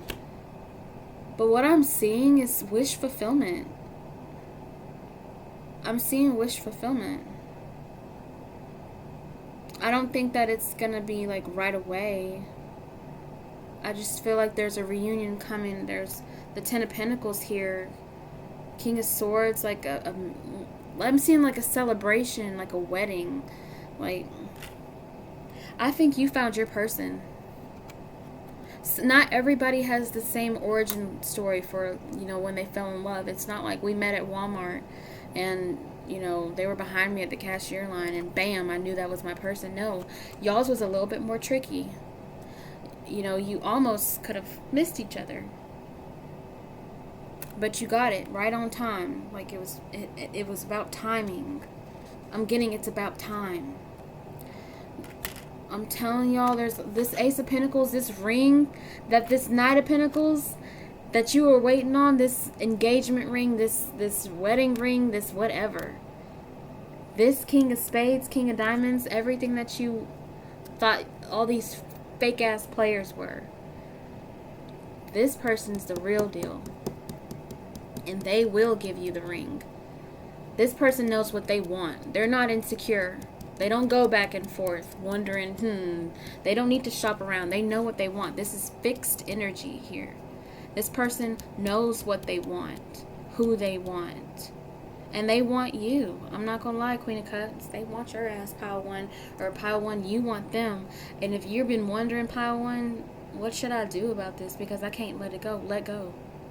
The sooner you let go, the quicker this can come together. And I know it's hard, but you're going to have to do it. Because if you want to be together, if you want to be with this person, they will get their shit together and fast. Because they don't want anybody else to have you. And they're going to make it very clear. But first, you got to let go. I see a marriage. I see a celebration. I see the wedding. I'm seeing everything. Because I'm seeing the King of Swords, which gives me like the judge or like the documentation or the priest or whoever the fuck would officiate a wedding. The Ten of Pentacles. This person's got money. They got it made. They have their own everything. And the Three of Cups. Celebration. Reuniting. And it feels so good. Nine of Cups. I'm getting like a... like I can finally rest. And I'm hearing with this Page of Pentacles reversed and the Four of Swords reversed, like the dog days are over. I feel like you two are kind of like psychically attached. I feel like you're very intuitive, Queen of Cups. There's so much that you're going to learn about yourself. There's so much that you did learn about yourself. You're no longer selfish. Because the crazy thing is that you thought that you are a very giving person, but I feel like you are also you're in your own way, Pile 1, or whoever this is. You're also a taker, a big taker. A lot of people don't realize, most energetic vampires don't realize that they're energetic vampires. They actually think that they're the givers, when many times they can actually be takers. They just don't see it. And I feel that you come out of that emotional selfishness and realize that being vulnerable and not giving your love to people who don't deserve it, giving your love to someone, your person, this King of Spades, King of Diamonds. And this isn't to say that you just get to sit on your ass or they get to sit on their ass, Pile 1, whoever this Queen of Cups is. They got to get that shit up and moving. But I see that they're doing it. It's going to take time. And who knows, maybe you might find somebody else, but what I'm seeing is a reuniting It's been a while with this three of wands, and like you always felt it, you always knew it, it's something you wished for, and it comes true. It's not something that's like 5D and just like, you know, holding on to a prayer. No, it's the real thing. Like, this is something practical, tangible, plausible. You can be with one another and be together for a very long time and build your, like, this is something like this looks like a story. This is reading, like, of course tarot reads like a story, but this is reading like a book, like a fairy tale or something. It's like, princess was with the bad prince, and then the princess gets with the real, it's like somebody who had to kiss a lot of frogs to get the king. When you see the sweet prince become the king, and it's not just because they're a nice guy, or they're just, oh, the boy next door, or the girl next door. No, this person is the king of diamonds, king of spades. This person is sexy as fuck. Everybody wants this person. And I feel like you're gonna have to really, I'm not seeing that you have to, you know, fight for this person. I feel like you'll have to put in work to show this person that they should give you the time of day. Because it wasn't exactly good terms that y'all left on. And I don't think that they're holding a grudge per se. I feel like this person is much more, because they have something to protect. They do have a legacy. I feel like y'all will build a legacy together, you know, but I feel like they've got it all on their own. Either way, I'm seeing both people who come back together, and they don't necessarily need each other, but if they want to be together, they can make great legacy, wealth, like just so much good shit would come from this. And it would be good for everyone, not just you two. It would be good for the world, for the community, for what y'all would be an example, the story. There's so much lessons in the two of you.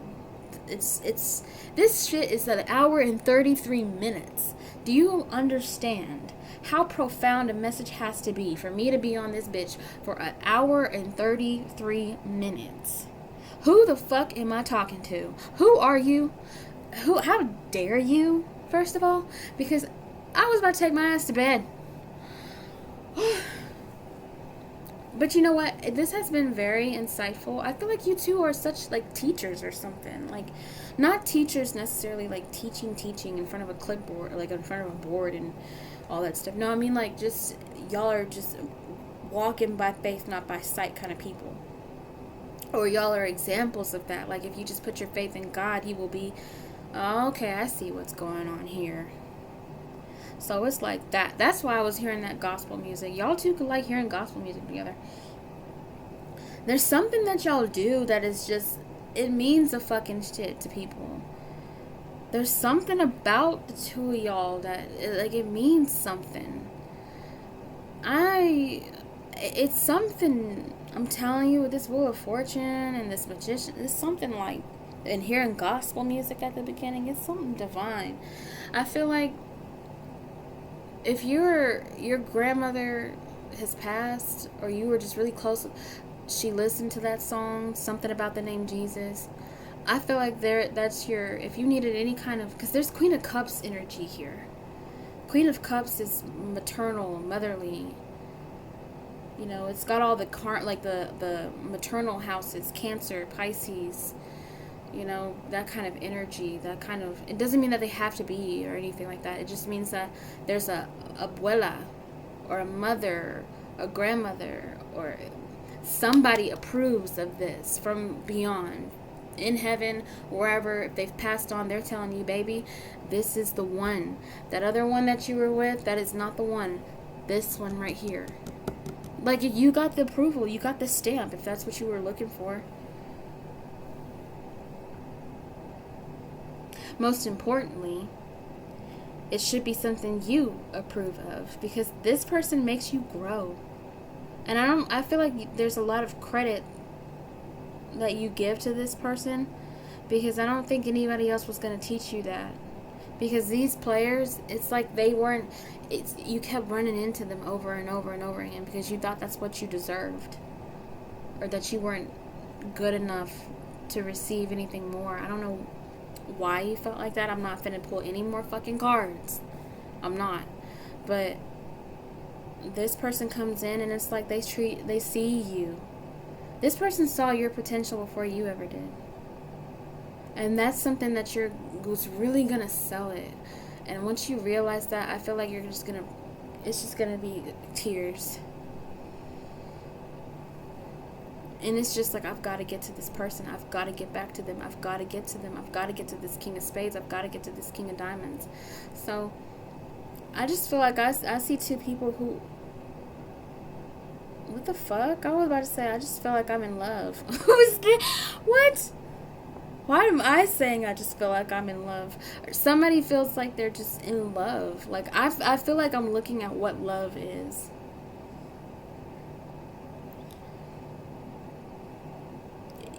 Humble. Because this person has every right to be prideful. This King of Spades, King of Diamonds. When you put your work in, you'll be able to say, I did the work. You know, even if I don't get this person, I still did the work. And you could be proud of yourself for that. These are two people that have a reason to feel proud, to have pride, but you're humble. And I feel like there's a lesson in that. There's growth here. And these two people trigger it. It's not like those things where you come into each other's lives and then you're separated forever. You never see each other again. No, I feel like this is two people that come in, trigger growth in one another. And then when you let go, that's you grow separately and you come back together. And because it's weird. It's not like you're holding out for one another, but you are. Because you let go with the promise of we'll come back. And it's not just a promise to each other energetically, because you ain't even fucking speaking. It's a promise to God, like. And it's like I feel like this is also a promise from God. Like, if you let go, I'll bring you back. But I need you to focus on me. We need to work with each other. We need to build a relationship, you and God, both of y'all, separately. So when y'all come back together, y'all have values that are so aligned, so much growth that you'll be able to talk nonstop about what y'all did in separation. And it'll be like, I don't think that I just don't think that there's two people who would want to be in each other's company more than the two of y'all. I feel like y'all have that kind of love that's like, I don't know how old y'all are. It feels young to me. It doesn't matter what age, but it's just that kind of love that's like, you know how they try to make your grandparents that old-fashioned love. But it's modernized in today's time because you don't see that kind of love often. There's like an old soul vibe here between the two of you. You both have old souls. And I feel like perhaps there's so much karmic stuff here, but it's not like that nasty karma. It's like we've seen each other, we've known each other before kind of thing. Because the two of y'all, I'm not seeing the Six of Cups here. I'm seeing pentacles upon pentacles, Nine of Cups, Two of Cups. I'm seeing like, this is like rooted love. This is earthy. I wouldn't be surprised if y'all had like some Taurus or some, eighth house synastry or some fourth house synastry or like a composite Taurus sun, composite Taurus moon, composite Taurus risings, composite sun in the second house. There's like some Capricorn, or this earthiness here. There's roots. It's real. It's not like, I'm not seeing Seven of Cups. I'm not seeing Five of Cups. I'm not seeing Six of Cups, because I still see that there was regret. But Queen of Cups energy, I'll give it to the Queen of Cups. There's regret, but it's not to the point where it's like, okay, well, woe is me. I'm seeing somebody who's like, I'm gonna get my man back. I'm going to get my woman. I'm seeing somebody who's like, I'll put in the work. I'm going to be with this person, and nobody else is. This seven of wands, this Queen of Cups ain't playing.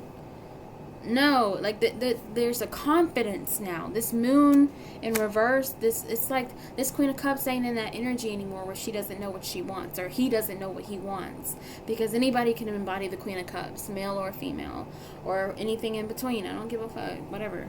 Get in where you fit in. This Queen of Cups is no longer sitting on the sidelines wondering what could have been.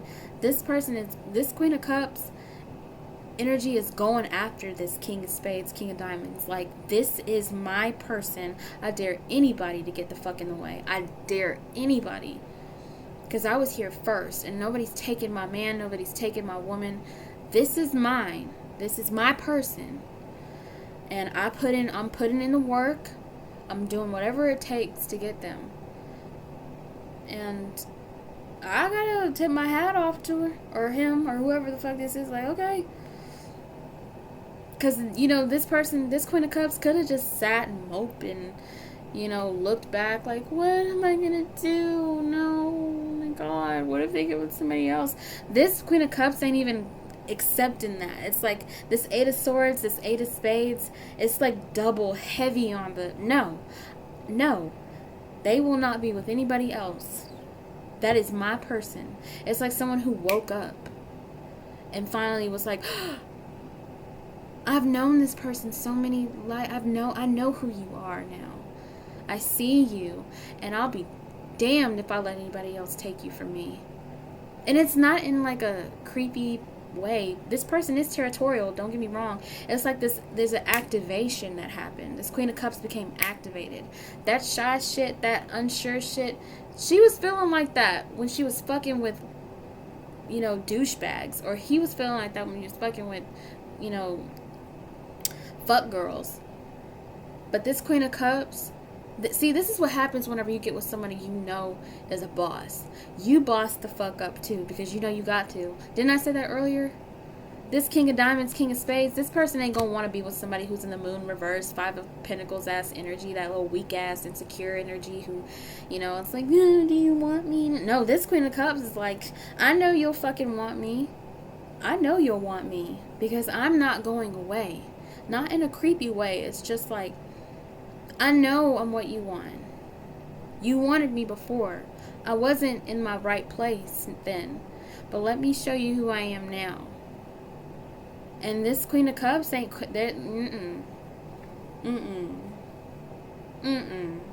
Hell no, ain't nobody finna be with you. Ain't nobody finna... And this Queen of Cups is... This person... There's a regalness about it, but don't fucking play with her. Or don't play with him. Because this King of Spades, this King of Diamonds is humble. I'm not seeing all... Like, they protect their peace. Okay? They're not paranoid. This Queen of Cups ain't paranoid. It's just they both got the same energy. Do you know that? Do you know that? Y'all both got the Seven of Wands. So y'all are both like loyal as fuck. Y'all know y'all belong together. Y'all know y'all belong together. This y'all have been together many lifetimes. You know this your person. So it's like this King of Spades, King of Diamonds is living their life. It's not like their life is on hold. No, they're living their life. Oh yeah, they're living their life. But they know there's only one person that they want. And that's this Queen of Cups. And the Queen of Cups feels the same way. But this Queen of Cups ain't out here being all wild like they used to and trying to find validation through motherfuckers. No, this Queen of Cups is validating herself. Putting into herself, forgiving the past, and being humble. She don't take no shit, but she is humble. And she's a praying woman. She's walking by faith, not by sight. They both do that. The relationship with who they worship, God. I heard gospel music. This person might be a Christian, whatever. And that can still be same sex. I want to say that. I want to clarify. Because God don't only talk to one kind of person, okay? speaking from experience, I'm a fucking lesbian. And I speak with God all the time. You know? But, the fuck was I saying? I said too much. I think I've made my point. An hour and 46 minutes in, I've made my point. But hell, I'm happy that this message came through because this is very uplifting and someone needed to hear this. Maybe this has already happened and now you're just hearing. If y'all don't have a documentary or like do some kind of like story, because this is that shit that people talk about with twin flames. This is the shit that they talk about with twin flames. That runner chaser is bullshit. This ain't that. I never liked that ideology of twin flames anyway. Not saying that that can't be real. I'm just saying that it's shit's warped like a bitch. Runner chaser. Who the fuck gonna be chasing after shit whenever you in the boss ass energy? You don't chase after shit. It's either that person is for you or they're not. And that's why you're being told let go. You gotta let go.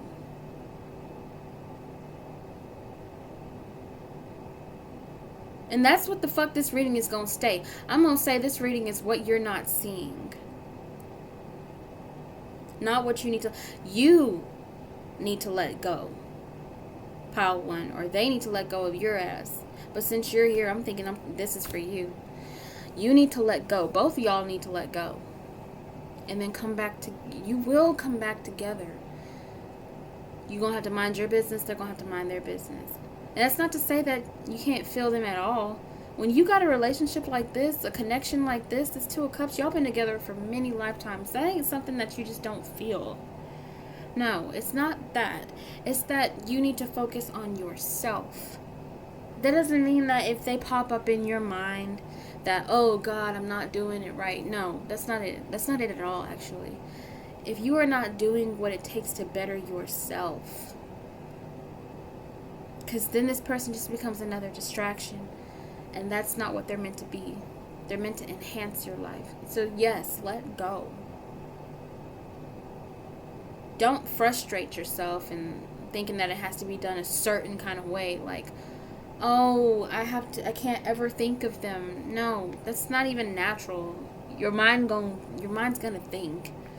It's just that obsessive, compulsive thinking to where it brings you down into a negative mood.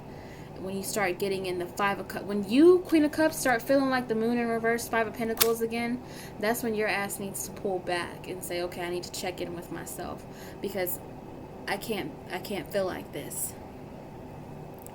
I can't feel like this. Or when you start feeling uncertain about the circumstance, that's not your business. You need to just focus on bettering yourself. Somebody's giving you a stiff talking to. It's me. But I feel like it's also God. Like, it's like, how y'all get back together is not your business. You will be put back together. Divinely. It wasn't the right time when y'all met each other. Y'all just had to know that the other one existed.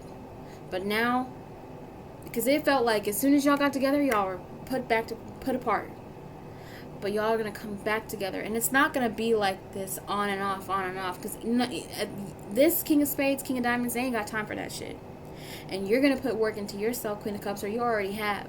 Where you ain't got time for that shit either. This Queen of Bitches, this Queen of Cups, this energy is on a mission. I'm getting my man. I'm getting my woman type thing. That's what, this is this Queen of Cups, if it is a feminine, has taken on a very masculine approach to this King of Spades, King of Diamonds. And that's not to say, that this Queen of Cups can't be feminine. Clearly they can. It's the Queen of Cups they're coming out as. But there's a balance here that y'all both have of your masculine and feminine, okay? And I feel like you're going to correctly use your masculine and feminine energies balanced, because the 2 of Cups is here. It's balance. And things are you're just going to do right by yourselves, and then you're going to do right by each other. So, it's totally okay to have love for this person. How can you not? This person you've been with so many times, so many lifetimes. You've been in love with one another, and you do. I feel like you already are in love with this person, and they are in love with you. Absolutely. And they're the one. But when you start feeling yourself slip into the Five of Pentacles and a lack mentality, you gotta feel, you've gotta be in that I've got it now. I've got it. It can feel like, you know, when Jesus had whoever that was walk on water. It's like you can feel like I ain't got really nothing to stand on, but that's walking by faith and not by sight. When you start looking underneath you, you start to drown. You just got to know and trust that what you're doing is absolutely carrying you where you need to go, and you're being divinely guided. It's not just you by yourself. And this person, you're physical here, but you've got a higher self that's watching over you. You don't think that the two of y'all's higher self knows what the fuck is up? So just focus on yourself. You need to let go of whatever is holding you back. Even you gotta let go of your baby. You gotta let go of your sweetheart, your divine counterpart, baby. You gotta let them go. And it's hard, but you're gonna have to. Not all together. Like I said, it's okay if you think about them every now and again. It's alright. But this player, I can't believe that. Honestly, this guy seems like a fucking joke now. This energy is a fucking joke. Like, so irrelevant. So irrelevant. But I feel like they're going to try to come back around too. Especially seeing you happy, they're going to want to come back around. It's not going to work. I feel like they're going to get a different person if they try to come back around. Woo, they're going to get somebody else. It's going to be like, who the fuck are you? What the fuck are you doing knocking on my goddamn door? And why are you calling me at 4 in the morning? I do not want to be with you. I'm with somebody else. I'm in love with somebody else. Been in love with somebody else. Leave me the fuck alone. Don't call me no more. And a list of threats underneath that. It's like, you are so not in my, like, I don't want you. I just do not want you. I am with the King of Spades, King of Diamonds. Okay? And I'm not that insecure ass bitch that you used to know. The fuck? Go away. Anyway, that was your reading. That was so fucking long, but I'm happy for you. I'm just not happy that I have to do all this editing, but yeah, that was your reading, pile 1. It'll never happen again. I am not doing this for anyone else. So I don't know who you are, but you gotta talk. You gotta speak the fuck up, because I gotta know. I got to know. Alright, thanks for coming to my video. You better leave me a fucking tip for as long as this shit was. I'm not kidding. This was fucking long, and it was very in-depth. This was like a personal ass reading. So, yeah, leave a bitch a tip, for sure. Okay? Thanks so much for coming to whatever the fuck kind of shit this was. Bye. Hi, Pile 2. Just some quick notes before I start your reading. If you like this reading, show me and give it a like. Also, if you're feeling like you want to tip a bitch for a job well done, you can do so at my PayPal, which will be posted in the description box below. There you can find a link to my astrology channel as well as my Patreon for bonus content. More kick-ass readings are coming, so be sure to subscribe and give that notification bell a click so you'll be all up to speed on all the good shit to come. Thanks in advance for your support. Okay, so obviously you know who I am. My name is Lacie with XOXO Tarot. It's getting so much easier to remember to say that instead of saying Lacie Outlaw. Regardless, I'm Lacie Outlaw. Lacie, nice to meet you. Welcome back if you've been here before. So glad you came back. And that you take my fucking readings like a champ, because it is for the very ultra sensitive who are super insecure. They would find such issue with my readings. No one has said anything fucked up. Actually, no one said anything fucked up really at all to me, but I'm not looking for it, so that's also a thing. Because I mean, I don't care. I'll just be like, bye bitch, if you don't like it here, goodbye. But y'all take that shit on the chin. Like, y'all can see that I'm not like being preachy or anything, because I don't like being preached at, but sometimes like the guides, or I'm very blunt, and so I don't want anything to sometimes I feel like certain readers, they're so sweet, right?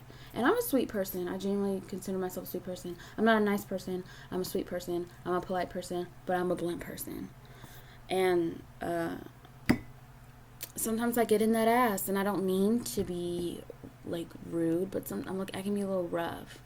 But it's all done out of love. Otherwise, I wouldn't give a fuck to say anything. I wouldn't even bother doing this. So, yeah, I'm taking a huge risk right now doing a reading because I haven't even eaten yet. I just woke up, had a super prophetic dream, recorded about that. And I'm going to do a reading for y'all. So I decided to go ahead and make the readings like an hour to an hour and a half long. Sometimes I wasn't really aiming for that because, I mean, I don't know why I thought I could do like a 30-minute reading about what you're not seeing. There's a whole lot more that goes into what you're not seeing than I can say, and anyone can say in 30 minutes. You know what I mean? Like, I'm not like, that's like a wham bam thank you ma'am like fast food tarot. I don't think I can do that. I've tried.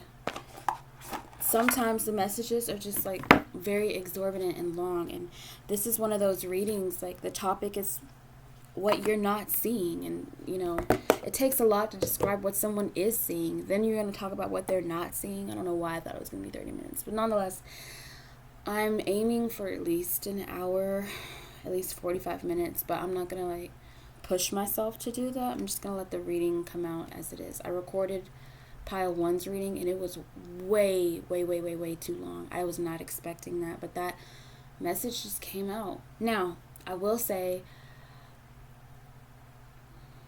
maybe some people are neglecting their routine. Me, I don't have a routine.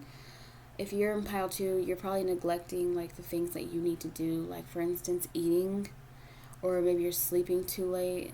I feel like there's like a dragon ass kind of vibe going on, which, I mean, maybe this is my pile too. This is also my pile, possibly, but it's not like I have to do anything, right? Yeah, maybe I do. I don't work a 9 to 5, so I have like free reign on what I get to, do, and, I create. So that's my living. For everybody else, you might work a 9 to 5 or something, and you're just like, fuck to that. I'm done. Like, there's like you're dragging your feet every day. You're like, it's like, I don't want to do this anymore. There's something like that. Okay, so that's not the entire message. I already said a prayer and everything, but I'm getting the feeling to say a prayer again. Okay, so we're going to do that. That is my fan in the background that you hear. It's on low, so I don't want to hear any bitching about it, okay? And I'm not getting up to turn it off. So, yeah, let's all bow our heads. If you want to, you don't have to. You can skip over this. I am not putting a timestamp to skip it. Thank you, True God, for this reading, and thank you for me. Thank you for the viewers, my audience, who came here with an open mind and an open heart to receive this message that you have for them. Archangel Michael, Archangel Raphael, Archangel Gabriel, Holy Mother, Jesus, whoever wants to come in and speak. If you respect my boundaries, if you respect my sanctity, my body, and you don't leave any fucking residue, and you have a beautiful spirit, a beautiful soul, a beautiful aura, you're aligned with the true God, and you're not seeking to harm me, then you may speak, or just like give me nudges and stuff. This is my body. You may not enter it, but you may speak. Whatever Pile 2 needs to hear, then let's fucking let her rip, alright? And offer protection and just really thorough wording. And it is, amen. So, I am not like a Christian, but I had the urge to say amen at the end of the prayer. I don't say amen at the end of my prayers. So, someone here is like heavy on the Christian.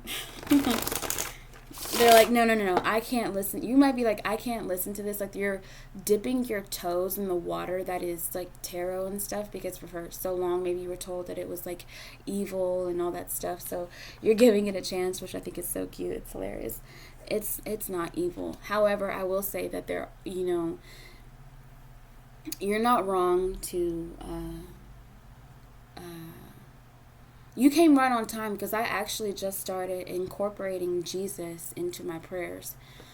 Just like, not like I see Jesus more as a teacher rather than as like a God or anything like that. I believe there is a God, one true God, like a source, and then underneath that there's God is like the umbrella, and then underneath that is like many teachers and spirits who, are like messengers. And I feel like Jesus was a messenger rather than like the like a God. Does that make sense? Because they say the Father, the Son, and the Holy Spirit. We all have Holy Spirits, okay? We all have Holy Spirit, and we all have divine spirit. I believe that. Some are more tapped in than others. Blah, blah, blah, blah, blah. But yeah, you can be rest assured, Pile 2, that this is not one of those places where I'm going to tell you to go sacrifice chickens and say some crazy prayers in tongue and dance around naked. If you do that, it's because you wanted to do that. I am not going to tell you to do that because I'm not going to do that myself. But yeah, you don't have to be scared, Pile 2. Like, we're not worshiping the devil here. You literally just heard me do a prayer, and I feel like that was something that, because I had prayed before I started, and then now I'm like, well, I have the urge to pray again. So maybe it's like I'm praying with you, I'm praying for you, I'm praying over myself, so that way you feel more comfortable. I feel like that's something that your guides want. You pray to Jesus, and I feel like Jesus has a message for you specifically, because I never say amen at the end of my prayers, ever. So I don't know why, but I feel like, oh my God, it's like Pile 1 a little bit. Just a little bit. I'm not going to jump the gun. There's like some regrets here. But there's been a lot of that. I don't know if it's because like it's the new year and maybe like December ended pretty shitty for a lot of people. Or like there was just a lot of things left unsaid last year in 2023. Which is crazy that I'm saying 2023. Because I wanted to say 2022. I don't know. I don't even give a fuck what date it is anymore. I don't care. I don't look at the date. All I pay attention to is the time. If the sun is out or if the stars are out. I just literally give no fucks about the dates anymore. Whatever day it is. Well, alright. For me, every day is Friday. And Saturday. I love Saturday. Saturday and Friday are my favorite days. Every now and again, I'll let it be Sunday. I'll let it be Sunday because I just don't want to do anything. Okay, so what is it you're not seeing, Pile 2? What is it that you're not seeing? What is it that you are not seeing?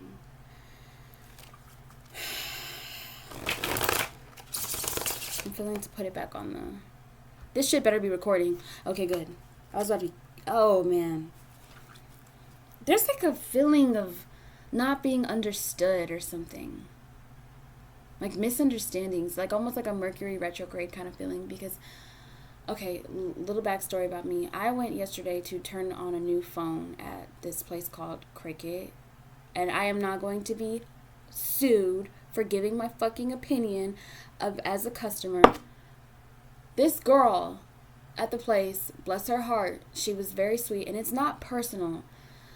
She was looking all through my phone because I just needed to switch one service to another. I needed to shut off one phone for another service.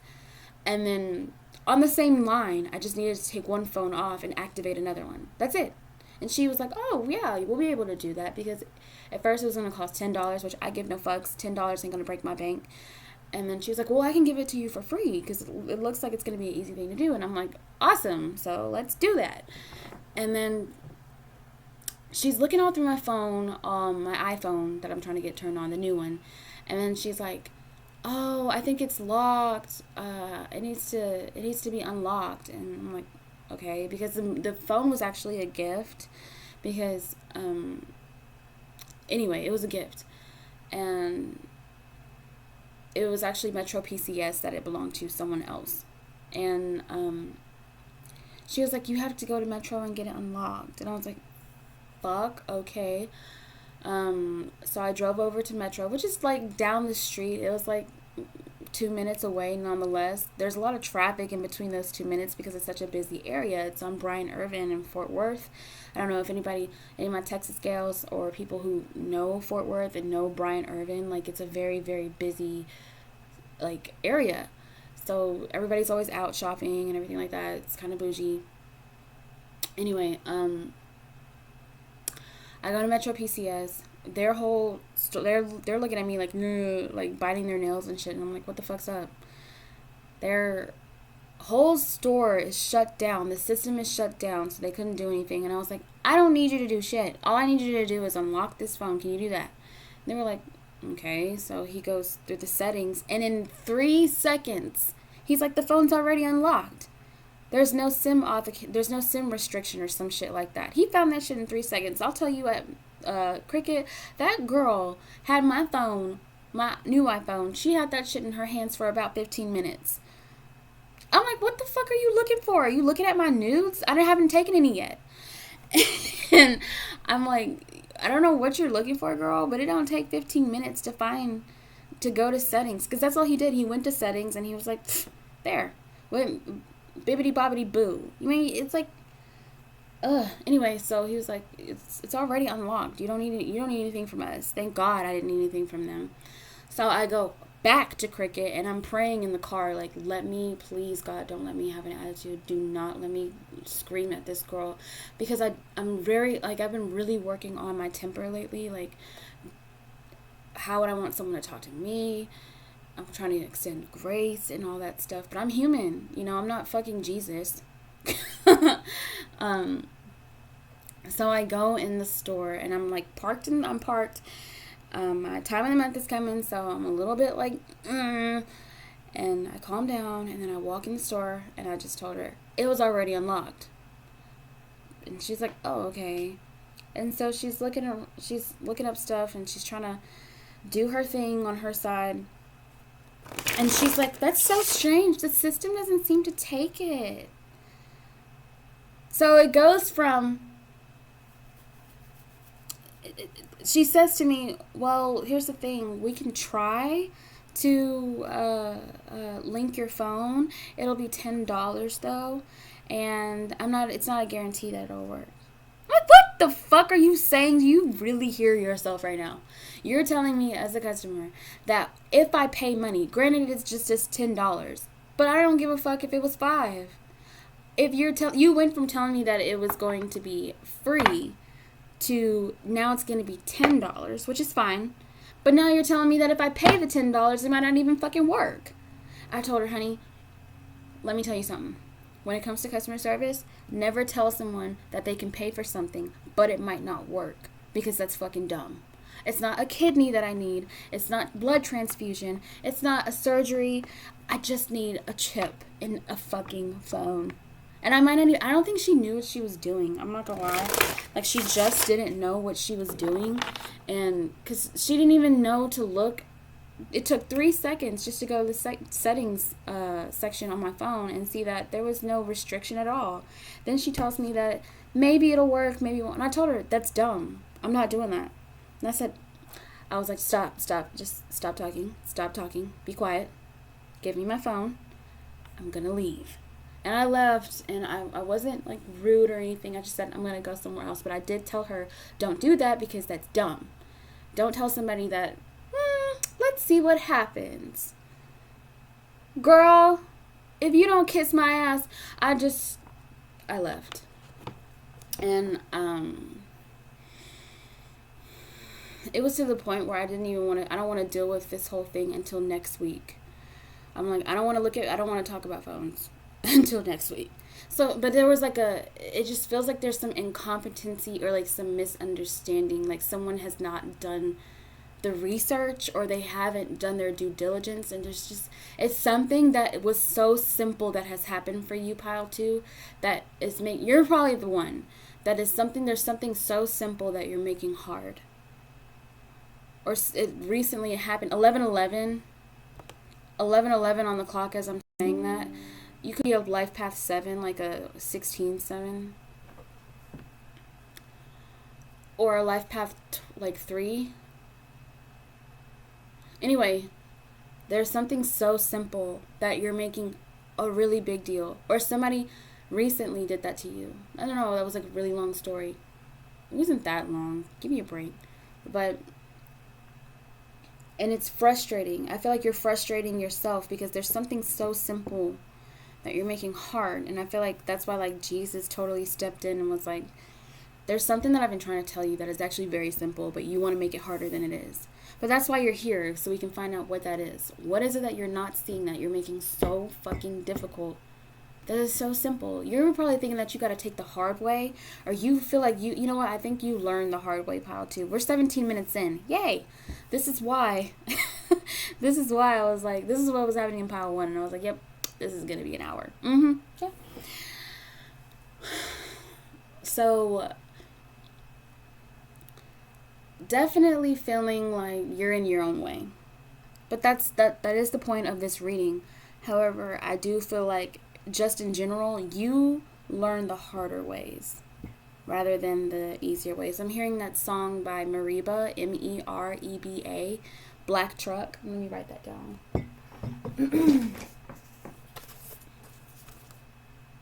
There's a lyric in her song that she's praying, literally praying like we were praying, like Jesus had me pray for you and with you so you'd feel comfortable and not think that this was some kind of evil satanic shit. You know what? You could be seeing the number 666 a lot and it's freaking you out. That just means balance, baby. That just means balance. Maybe you're around people who do like weird shit, or maybe you've gotten yourself involved in stuff that, I don't know, there's just like a regret, I feel. But you're going to be removed from whatever kind of weird ass situation or people you're around. Nonetheless, so Mereba in the song, she says, she was praying and she said, Lord, could you please give me a sign you love me? Lord, could you please lift your curses off me? This is not a gospel song. And then her ancestors replied to her in the song. That's what she said. They said, you always did like it the hard way. Look at the scars on your leg. Time after time again. So it's like you always did like you. I mean, maybe you didn't like to, but I feel like you're a bit of a wild child, maybe. Or like there's something about you that's like a curious cat, which I totally get it. Cats have 9 lives. I just feel like you will push. Maybe you're more rebellious. And you have to learn the hard way, because if you don't learn the hard way, the easy route just goes right over your head. You think you can get away with it again. You like to see how far and how much you can get away with before you fall on your ass so hard that you're down there for a while before you get back up. So I'm writing that down. Mereba, Black Truck, which is such an awesome song. Watch the video too. Watch the video. It's very, very like, it's a good song. Nonetheless, let's see what the fuck is up with you.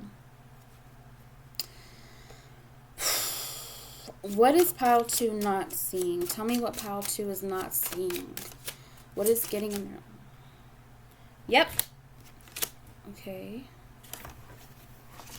Let's see more. What is pile 2 not seeing? Show me what pile. Okay, apparently a lot. Apparently a lot. I'm actually not gonna. Okay, I am going to take these. I wasn't going to at first, but now I am. I got like a please take these. Please take these. Okay, so I want to know how many of you came from pile 1. And damn, thanks for the watch time, because that's a long time. Let me use these cards. Oh, y'all don't want to use these cards. Y'all don't want to use these cards? I don't want to use these cards.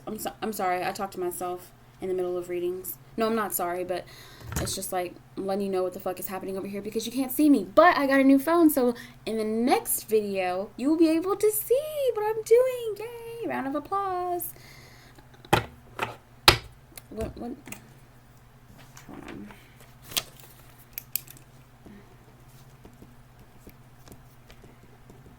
Writing stuff down. Okay, so y'all don't want to... You know what the fuck happened? In the first pile, y'all went back and forth with me again. Maybe it's my Mars and Libra and I'm just blaming y'all. Like me being indecisive of what cards I want to use. But I was totally going to use the hot pink cards like in pile 1. And then I switched to wanting to use my new blue card deck. It's like, y'all, not a lot of people can make up their minds on my channel. Y'all want everything, and I get it. Y'all want a tarot buffet. Y'all want me to pull up all the cards. Alright. So the Five of Hearts showed up again. I saw whenever I was splitting the deck, I saw the Five of Cups. And the Five of Cups talks about regret. I just feel like this is like pile 1 reloaded. But I'm going to try to see from a more objective view. I'm not going to try to like merge the two of you together. But look, Five of Hearts, there's lots of regret. I feel like you're disappointed in yourself. Which, you know, take it easy there. Because the regret is really like heavy. I feel heavy. Okay? Queen of Cups, Queen of Cups, Queen of Cups. I feel like some people here are very close with their mama. They feel like they're just like their mom. Like, you feel like you're just like your mom. You feel like you're a giver, you're caring, you're a sensitive person. I feel like you're coming to terms with that. You're a sensitive person. You can be a bitch, but who can't? I mean, a lot of people can. Well, some people I've known that they're just like not bitches at all. But you're sweeter than you're more sweet than you are sour, okay? And you really like play up the sour role, and it's such a betrayal to who you really are. And it's disheartening that you even feel like you have to do that. I'm not judging you for that. I'm just saying that, you know, everybody comes to a place where it's like, you just gonna have to accept me for who I am. I'm a sweet person. I'm not gonna, you know, go back and forth with you, bitch. So if you want to argue with somebody, argue with your mama, argue with the wall, argue with your own reflection in the mirror, because I'm not going to give you any. I'm not giving you any of my energy.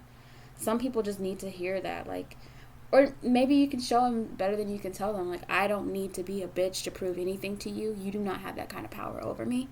I'm a sweet person, and I don't take any shit off anybody, and I'm not going to take any shit off of you. Whoever needs to hear this, I feel like this is like something that is general to a lot of people. That you want to say it, I'm saying it for you. Like, I'm a sweet bitch. I'm sweet. Get over it. Stop trying to make me the villain. Stop trying to make me a bitch. Stop trying to get me to go there. Stop trying to get my other side, if you will. I feel like someone has like a little bit of like a BPD thing going on. Like, you feel like you're bipolar. And you might be, but I feel like some people just like to see what kind of a reaction they can get out of you. Or maybe you used to give it to people, and now I feel like you're coming to terms, or maybe what you're not seeing is to stop being so reactionary. And to just, you know, accept who your true nature is. You're sweet. I mean, you wanted me to pray first. You wanted me to pray with you. And for you, so you could feel comfortable in this pile before we started even. You do that with people. You pray with them. You hold hands. I don't care what it is. Like, you're a woman or a man of prayer. I don't care what your religion is. Obviously, Jesus came through. So, heavy on the Jesus.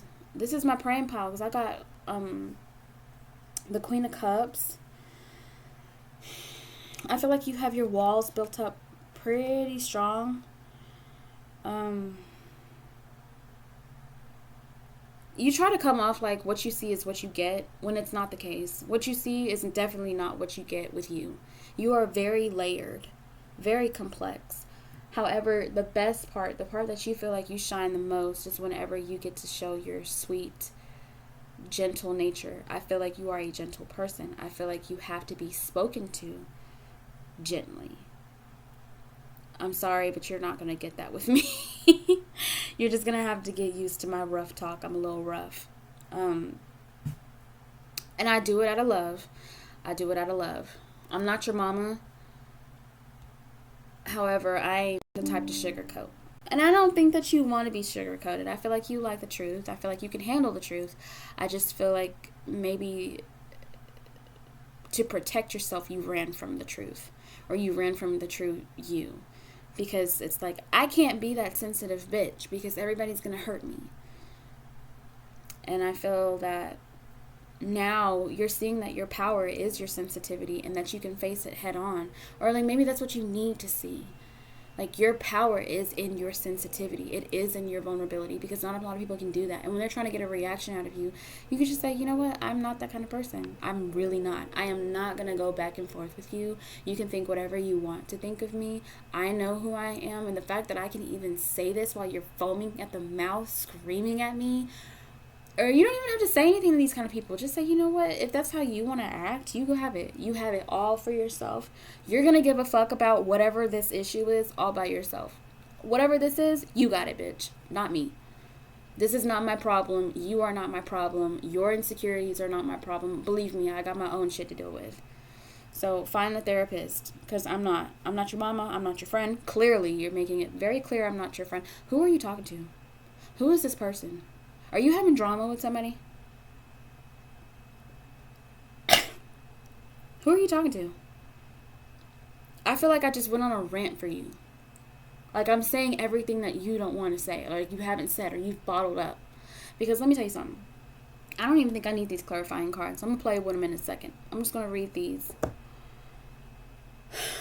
I don't think I'll need clarifying cards. I really don't. I'm doing the damn thing right now. Or I'm doing the God blessed thing right now. Okay. What we have over here in the far left is the Queen of Cups with the Knight of Swords in reverse. The Queen of Cups is upright. The Knight of Swords is in reverse. Knight of Swords talks about jumping to conclusion. It's the messenger. However, the Knight of Swords is in reverse and the Queen of Cups is here. So I feel like I'm getting so many different things. There's so much that you've bottled up. So much that you want to say. And you have no way to say it. You have no outlet. Or at least you think you have no outlet. I think you need to just go ahead and free yourself, honey. I think you should just go ahead and free yourself. Whatever didn't work out, there's something that didn't work. It's like pile one almost. I'm trying really hard not to see that way. But, you know, sometimes y'all bitches, y'all hot piles. Y'all hot piles. And so here we are. It's very pile one flavored. But I'm gonna try to make it your own pile two. We already did pile one. It's a lot in there. So, Queen of Cups. It's just, I feel like there was something.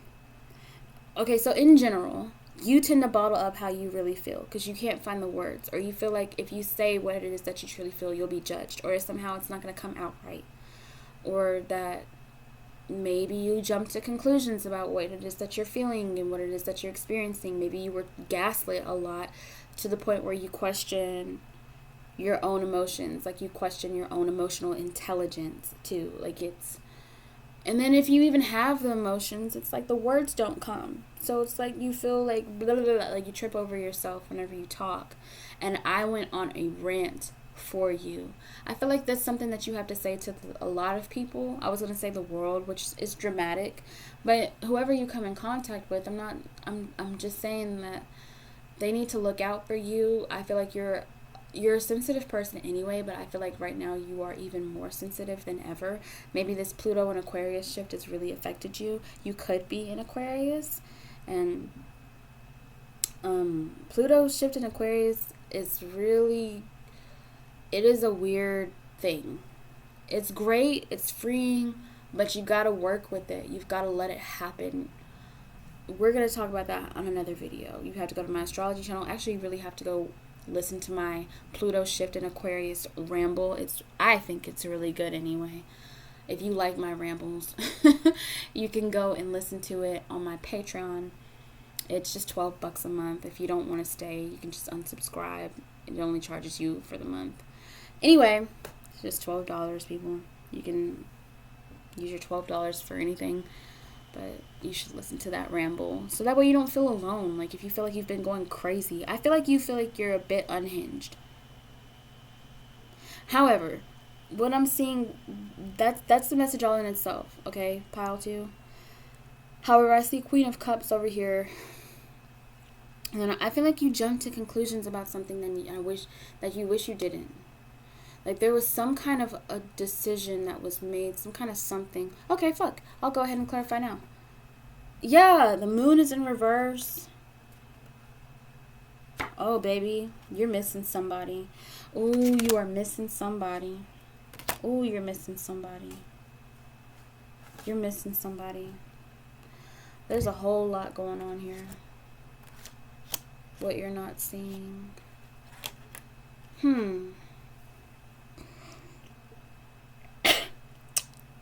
So this is crazy. Well, it's not crazy, but what you're not seeing kind of just turned into who you're not seeing. There's somebody that's not in your life anymore. I don't think that they could have been a past relative. They could have been a relative that passed, or it just feels like the death of a chance. It feels like the death of potential. I feel like there's somebody who was in your life that I don't think you really prioritized. Or this could be vice versa. It's not always me just talking at you. This could be how they, keep in mind that this is all energy, and there could be a lot of people on your mind that you're thinking about that I'm talking about. Or maybe this is somebody who handled you wrong. There's just a mishandling of a person, mishandling of feelings. Somebody just didn't come clean. Someone thought they had more time on their hands. They thought they could bide their time, sit on their ass, and, you gotta shit or get off the pot. And I feel like someone just waited and waited and waited and waited. Or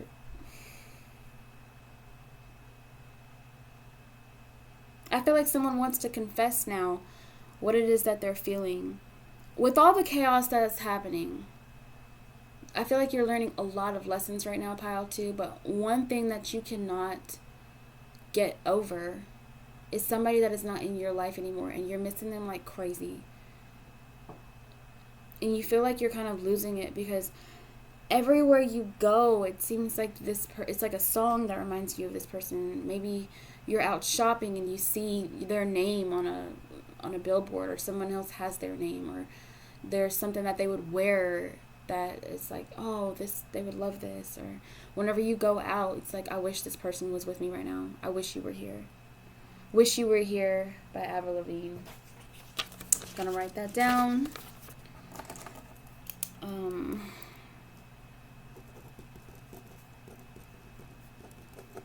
Wish You Were Here by Incubus too.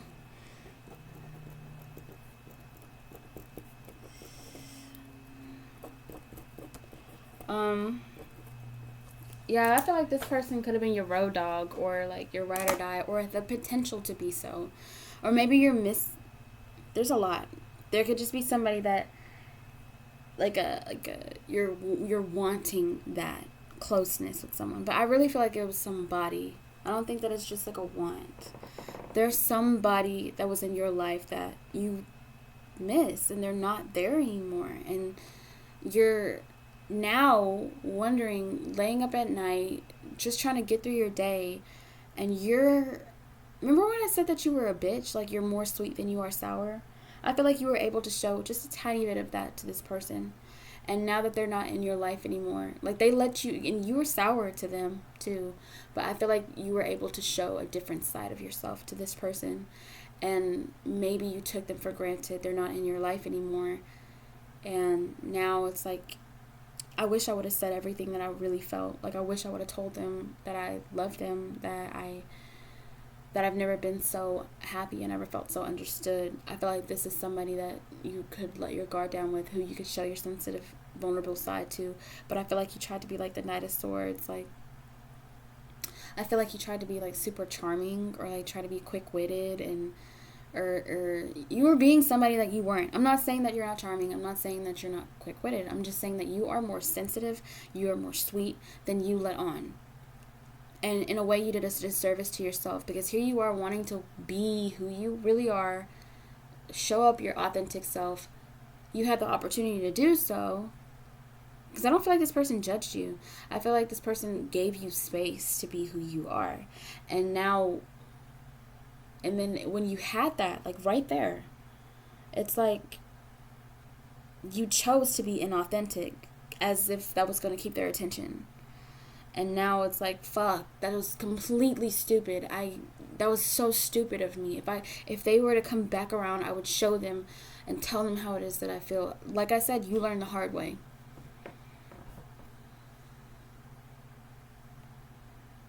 I'm not really sure that this is something that you're not seeing. Or maybe this is something that you're not seeing and finally you get it. Like, oh my God. I'm hearing people be like, stop, just stop, shut up, please. I need a minute. You probably paused the video and was like, I just need to take that in for a second. I need to breathe because she's dragging my ass and I was not prepared for that. Yeah, it's gonna come out. There's something that you feel is just absolutely over. Like, it's like, when are you, because the Six of Cups is here, the Moon is here in reverse, as well as the Five of Cups again. And it's like, I don't know when this person's coming back. Like, when are you going to come back? You feel like you want to know, where are they? When are they coming back? Like, I want another chance. I want to do this again. I miss you so bad, and I can't find you anywhere. I look for you everywhere, and I can't find you, and I cannot get rid of this regret. I tried to move on, and I still can't move on. People don't know. I can't talk to anybody about this. My family doesn't get it. The only person that understood me was you, and you're gone. Because I was an idiot, and I didn't treat you like I cared. You know? Let me see. This really shouldn't be about anybody else. I mean, I get it. I'm really trying to focus on what you're doing, but let me just find out who is this person that pile 2 is missing.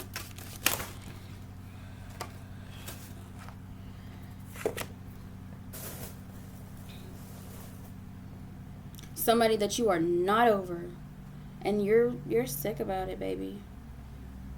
We got the 8 of Swords in reverse, the 10 of Swords in reverse, the 4 of Swords in reverse, and the Ace of Swords in reverse. You've been thinking about this a lot. You stay up thinking about this. You're just like, please, God, just don't let it be over. Please don't let it be over. Please give me another chance with this person. Please let me make this right. Like, if I ever see you again. Is that a Luther Vandross song? I'm not even going to go there. Temperance. You've been praying for this. And the Lovers. Give me a break. Queen of Swords. You're an Aquarius. Somebody here is an Aquarius. Or a Gemini with the Lovers here. You want another shot. You want another shot at love. You're like a tacky what is that show? VH1 show. Another chance at love with pile 2. Let's see. And you're not tacky. You're fabulous. I love these. I just wish you would, you need to, I'm telling you, like, you came from pile 1 and you want another spanking. Pile 2, you're a glutton for punishment. Glutton for punishment. I say that as I'm starving right now. Let's see. There's a lot. This reading is going to be so fucking long. But the person that you want, you're in love with. I think you, like, I don't know. I feel like pile 2, you're somebody who gets into, like, twin flames and stuff. Like, you do your research on it. You talk about it. You've prayed for it. God, Jesus, bring me my twin flame. Bring me my other half. Bring me my person. Like, please, God, just bring us back together. Like, just make us come back together somehow. Please, God, please, I'm praying. Like, you're praying for this person to come back.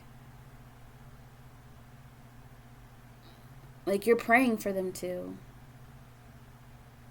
This could also be same sex. Because I see 2 queens here. And the Hierophant. And you're learning also that Jesus does not, or just like in general, God does not have any biases for heteros or homosexuals, whatever. Okay, you're learning that it's also, I feel like you're learning a lot of lessons, pile 2. There's like you're having like boom, boom, boom, boom, boom. Like, you're getting ransacked with lessons. And I feel like it's been a lot. Like, I feel like you're so surprised by how much you didn't know. And once you got out of your head, because look at all these swords. You are an airhead. You're all in your head. I'm not saying you're an airhead. I'm saying you're an airhead as in like you have like a lot of air in your chart, or you're an air sign, and you've been really up in your head.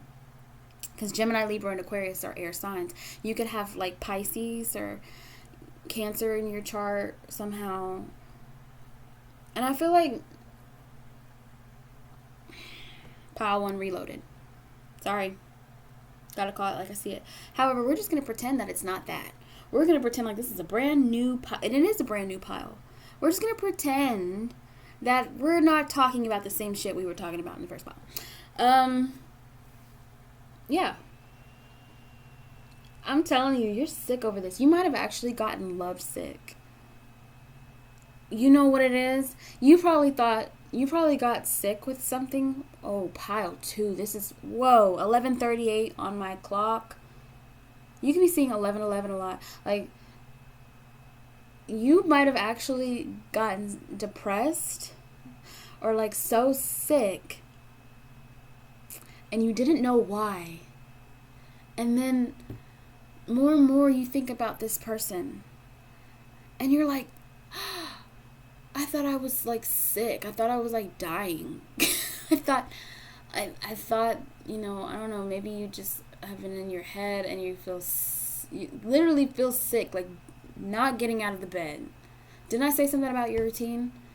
You're oversleeping, you're not eating, and if, you know, you want to just sleep. The sun is out, shining beautifully, and you're like, I give no fucks. I want to be up under my pillows. I don't want the sun shining in my face, because if I'm not with my person who was in my life that I just fumbled, then what the fuck is the point? I had the love of my life right there, and now they're gone. So what the fuck is the point of me even living?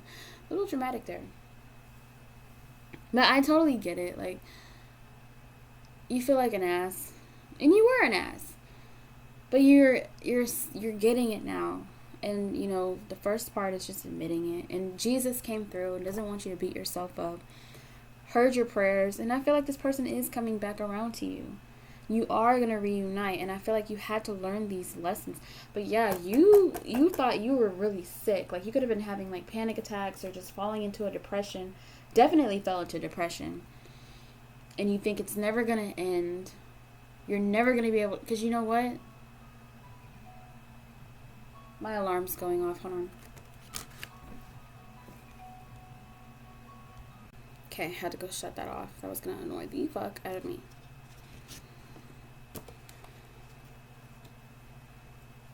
But with my alarm going off, that's never happened in a reading before.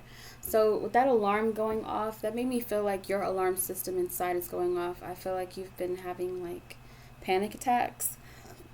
You're lovesick. You're lovesick. Like, you've probably been on anxiety medication or something, Lexapro, all the other letters of the alphabet that handle, you know, panics, attacks, and nervousness and everything like that. The reason why you're feeling so sick is because you didn't speak your truth. Having shit on your chest to say and not having any way to say it, because I don't feel like this person is around. You can't find them. I feel like this was a very, I don't even really see like a bunch of indicators that would show me that you two were physically together. I see, because I would see the Two of Cups. You know, I would see, the Six of Cups is here, but the moon is here with the Six of Cups. So that lets me know either they're a Cancer or they, and I'm so sorry, trigger warning, somebody in your family could have passed away from cancer. I saw 555 on the timer, and that is a signifier of change, and you're getting used to it, like used to being without them. And also just getting used to being without somebody who you really love, you know, you fell in love with and you didn't realize it.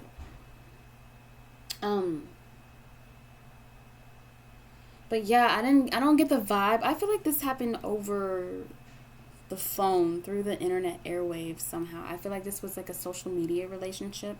That sounds weird. Not weird, I'm not trying to be judgmental, but like it sounds like I'm not seeing anything that indicates that y'all were physically together. Does that make sense? Like, I feel like it was something that had potential and you played with it. And now it is no more. Maybe I'm literally feeling like you can't find them with the moon in reverse because you just don't know when they're coming back. I don't know if they blocked you, you blocked them, but for some reason you can't see each other. And so now you feel like this is something you'll never forget. And that is probably what sucks the most, is because you don't strike me as somebody who wants to live life with regrets.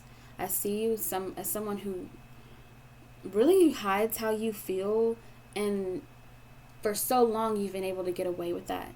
However, this person they did something. They were just something, maybe probably were who you prayed for. And now it's like, I don't know when I'm going to ever speak to them. I don't know if I'll ever speak to them.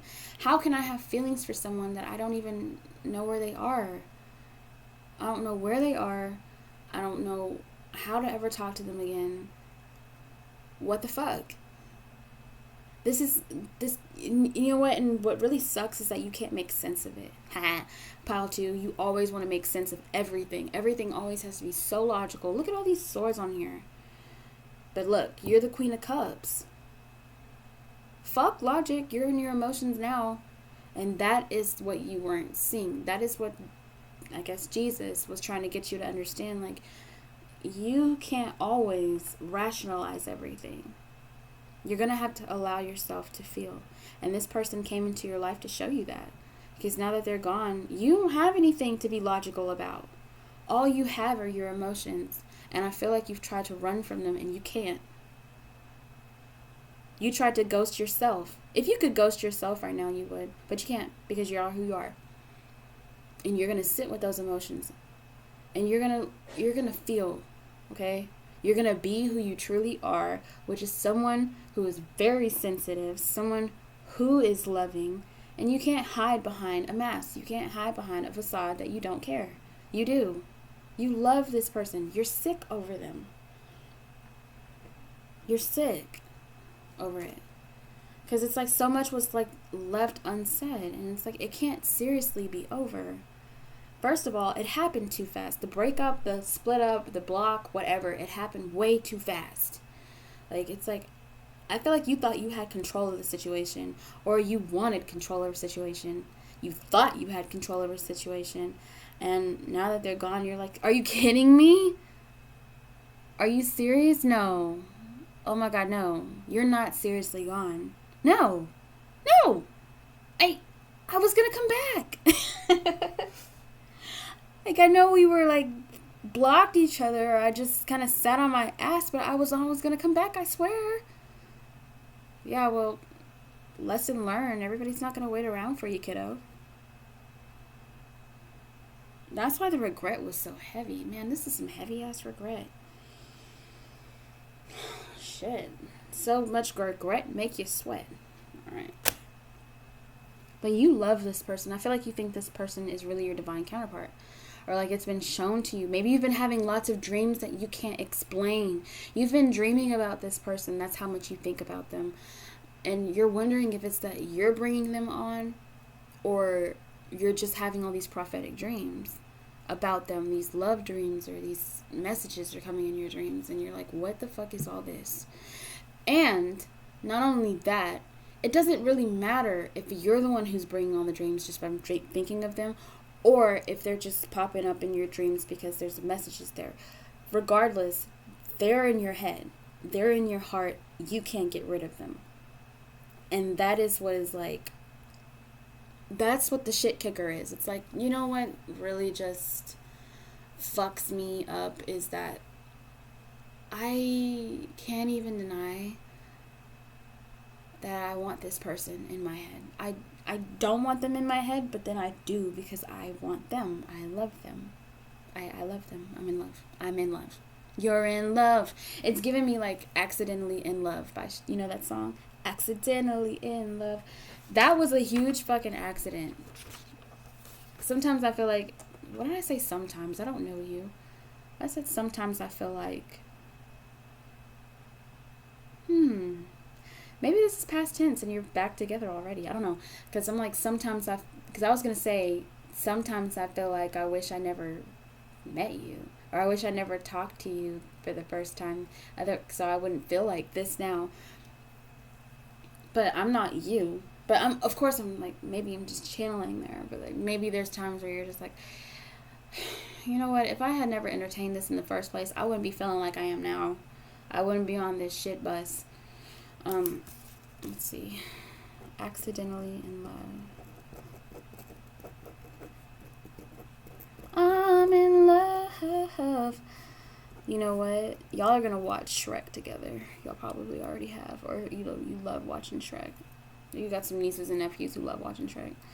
I love Shrek. I could watch Shrek 1, 2, and 3. Like, I want to watch Shrek at least once a month. Seriously. I love Shrek. It's a feel-good movie. Funny. Always funny.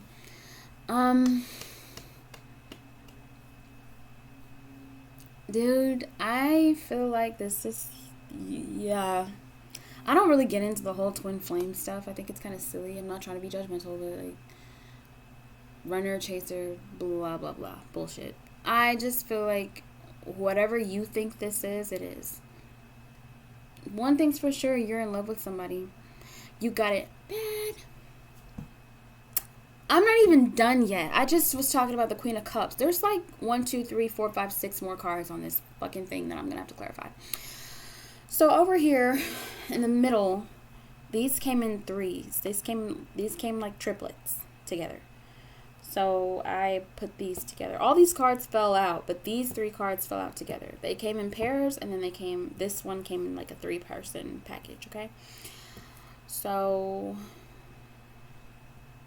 I don't know why I'm hearing Amazon. I was going to say you order off Amazon, but everybody orders off Amazon, so what? Knight of Wands in reverse, the Hierophant upright, and the 3 of Swords upright. Somebody was dealing with a fuck boy or a fuck girl. Or that's like your type, typically, like really hot and total complete assholes with big dicks and big tits. Or maybe that's you. Like I said, you are what you attract. You could be smoking hot and know it. And thought that, ooh, I'm getting this. Thought that because of how hot you are and how hot you are right now. Like, I think, I'm getting 2 messages, but one you ain't gonna like, and I'm gonna say it anyway. You thought you were so fucking hot. And you are hot, but you're not that hot. You thought this person was sprung over you. And they may have been at first, but you fucked around and found out, because they were like, bitch, I'm the fuck out of here. You think I ain't leaving? Shit, I'm out. And that was a reality check. Like, what? You leaving me? Bitch, what? Also, I just feel like I feel like you get trophy wifed a lot, or trophy husband. Like, you're like the person that people want to have. Like, you're arm charm. You're the arm candy. You're hot. But people see you as... See, they want to promise you that they'll give you a ring, that they'll marry you, that they'll make an honest woman out of you, or that you're a good man, or whatever the fuck you are. And then whenever it comes to the finish line, they're not ready to cross it with you. They're not walking down the aisle with you. You know what? Hookers in Vegas have a much easier time getting married than you. Because the person that you go for, I'm not saying this is all of you, pile 2. I just feel like there are some of you who did need a reality fucking check. Seriously. It's all here. It's all here. There are some of you who needed that. And a lot of you weren't seeing that. You didn't see yourself as somebody that was in need of a reality check. You didn't. You were like, I'm that bitch.com, but I've got it in control. Like, I'm not that bad, right? No. People are just jealous. Yeah, you're an asshole. You're a bit of a douche.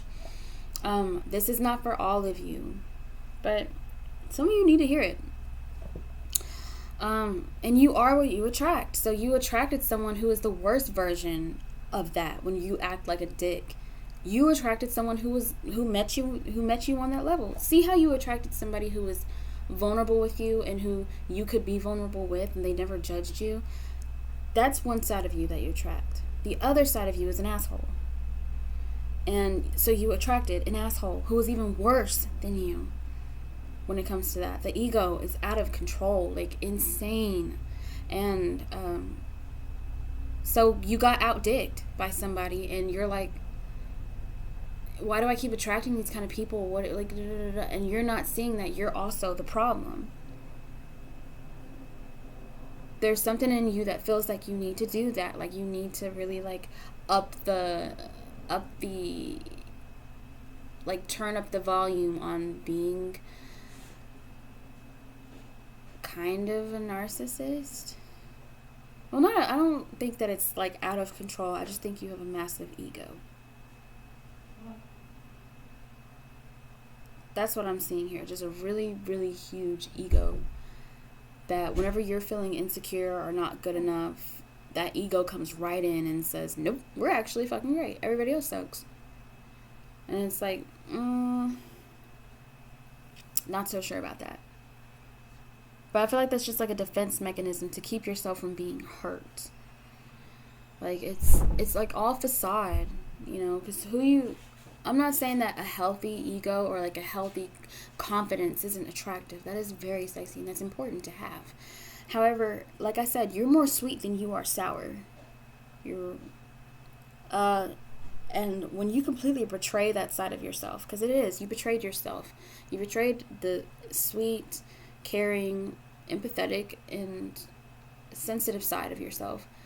And you hoard her out, or hoard him out, or whatever. You hoard that side out for your douchey, it girl, it guy, hot girl, hot boy aesthetic, which is just all that it is an aesthetic. It's not even like, you can be hot and still be sweet.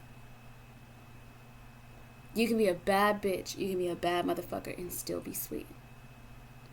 I'm not saying that you gotta like be in the kitchen cooking cakes and, you know, Glenda the Good Witch with bigger tits. I'm not saying that.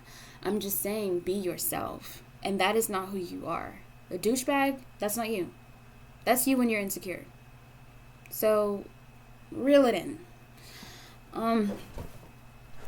Now that's not for everybody. That somebody needed to hear that. Nonetheless, I see that you attract assholes. And they see you as an arm charm, a trophy wife, or they see you as somebody that everybody wants to like be with, but not necessarily wife up. There's like a past or something, like maybe you have a history of being a playgirl or a playboy, or like you have a lot of bodies or whatever, and you're not seen in society as somebody who is wife material or husband material, but you're somebody that is highly desirable. Like, it would be ideal to have a wife like you or a husband like you. However, it just doesn't happen because people either A, don't trust you, or they just use you for what they think you're good for. And maybe you give away what people want from you rather than who you really are. And so they really think that that's all there is to you. And, you know, when you end up getting hurt by these people. And I do feel like you end up hurting yourself because it's the same thing you did with this person. Here you go, showing you had a chance to be vulnerable with somebody who would not judge you, who actually I feel like is somebody that you pray for. They were a blessing. And instead of being your vulnerable self, you turned into the hot girl or the hot boy or the douchebag. You were an asshole. And that person's like, no, I'm not. And so you think this person ghosted you like everybody else. You probably did the whole boo-hoo. This person's just like everybody else. See, I knew that they would leave. And then now you're like, oh, I wasn't even being myself. That's what you're not seeing. This person didn't ghost you because they just were trying to I don't even think this person asked anything from you. They didn't ghost you. You ghosted yourself. You were not even really there the entire time you were talking to this person. And I don't know how long that was. It didn't seem very long. But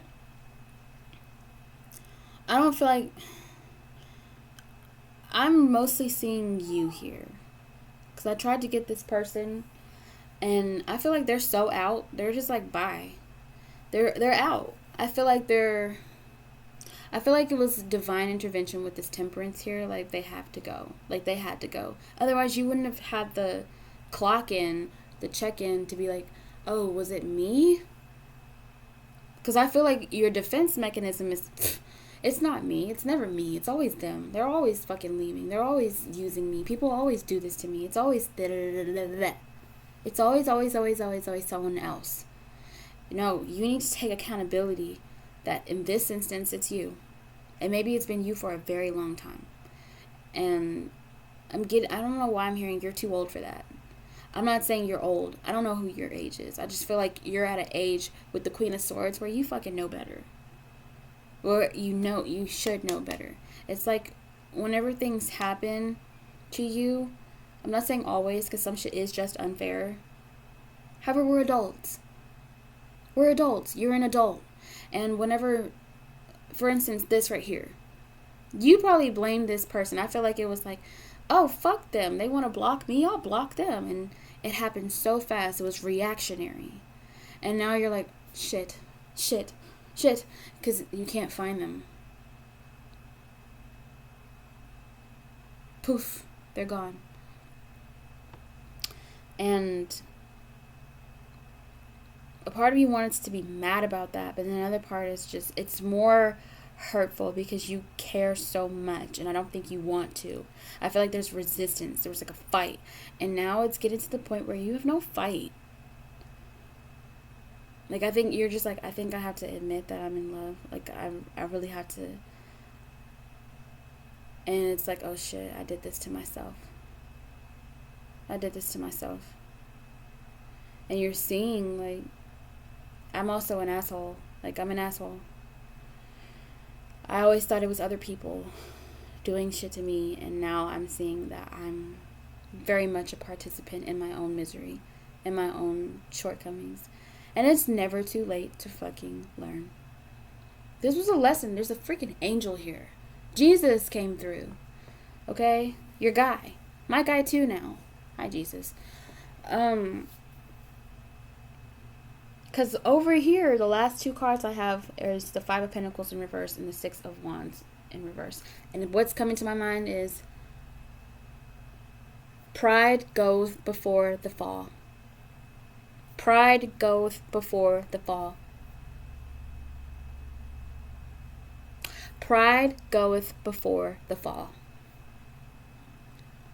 This was a kick to your ego, a blow. It was such a blow. It was such a humbling experience. Because you attract people that you feel you need to humble. Like, bitch, you need to get over yourself. You think you're this, you think you're that. You know what it takes to be with somebody like me? Like, kind of thing. I'm getting that. Like, I'm a bad bitch. I'm that motherfucker. I'm a bad motherfucker. Like, people would kill to be with me. People want me so much. Like, I'm the prize, bitch. I'm the prize.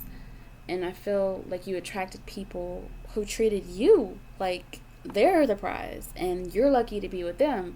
But you feel like you're the prize and they're lucky to be with you.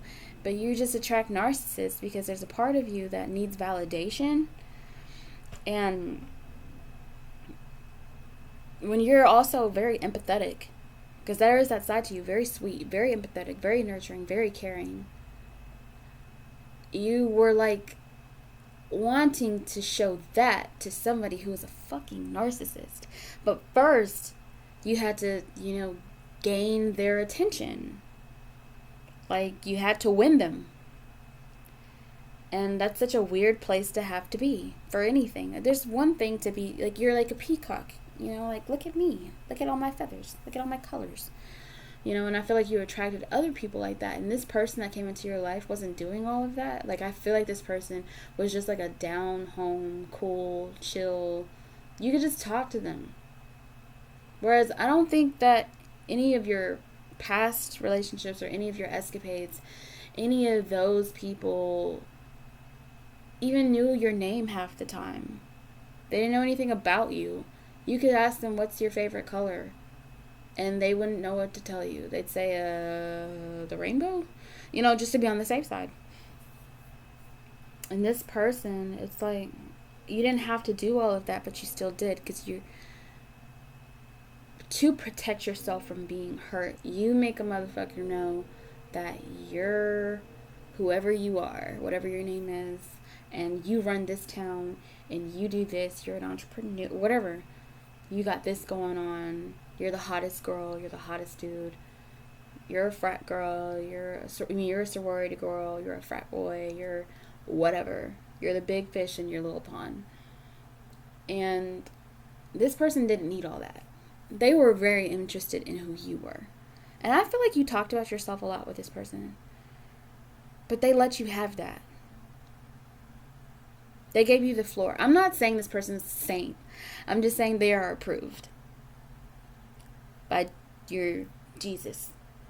Okay? Or they're approved. They were allowed into your life. And clearly you approve of them too. Because you are not over them. I don't even know how to really drive it home how much you want this person back and how much you really love this person. The lovers is here. If you were questioning if this person was your person, the one that you could really spend the rest of your life with, yeah, they were. They are. And I just feel like I'm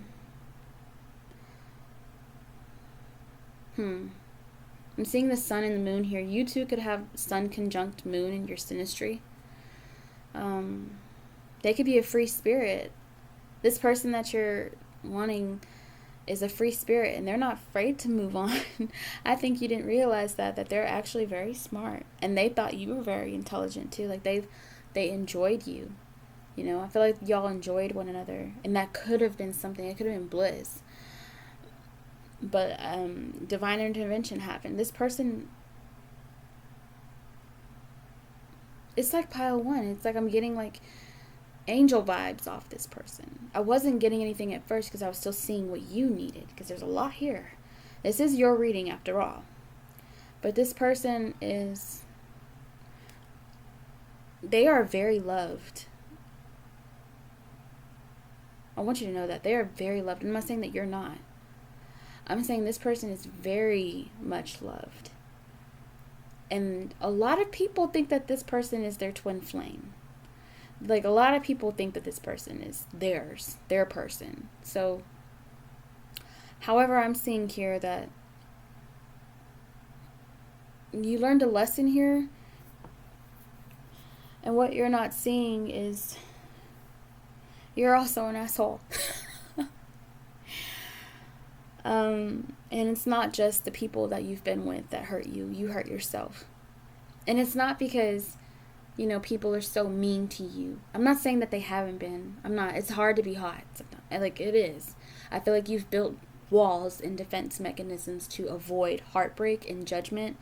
And that ego comes right on in whenever you're feeling like threatened in any way, shape, or form. To protect that sensitive side of you, you show a different side. And it's not who you really are. It's just who you are whenever you feel like you need to be protected. But you don't need any protection. Your love, your vulnerability is your strength. It truly is. And when you finally step into that power of your emotion, your authenticity, it's going to take a real motherfucker to step to you. Because you'll be so sure in it. Like, you can't scare me anymore. I'm not scared of being judged for being sweet. I'm not scared for being judged for being loving. That's who I am. And it feels so good to finally just step into that space and realize that no one can really hurt me. You know, only I can give you the power to hurt me. And me being authentic is all I've ever wanted. I feel like that's all you've ever wanted, is just to be your true self. And you just had to hide behind so much makeup, masks, or possibly big tits, big dick, or like any type of like stereotype, or any type of, like, you were like giving crowd pleaser energy. where I feel like at some point you're going to step up. I don't know why I'm looking at the dice right now. Let me see this. How many? One. Okay, one. So I'm going to roll the dice. I kept looking at my dice, and I am not going to say what this is for. I'm shaking it in my hands right now. I'm not going to say what it's for. I'm going to say this is relevant to you. Is it going to be days? Days and nights? Days. Okay. So, shit, I don't know what the fuck that means. Some days, some months. Okay. I'm not going to say what this is, but I'm going to say this number is relevant in days and months, excuse me. Days and months for certain people. That's weird.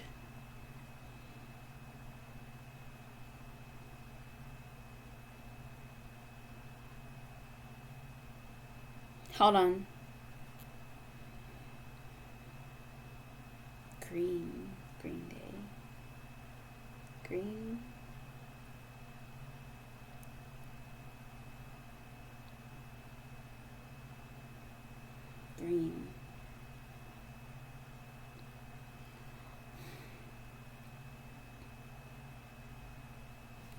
Hold on, I'm gonna get crafty.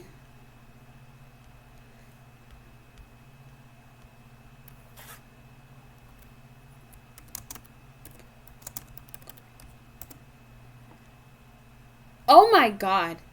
Okay, that's amazing. So, on my dice, I put little green dots on, where it would have the number for 1.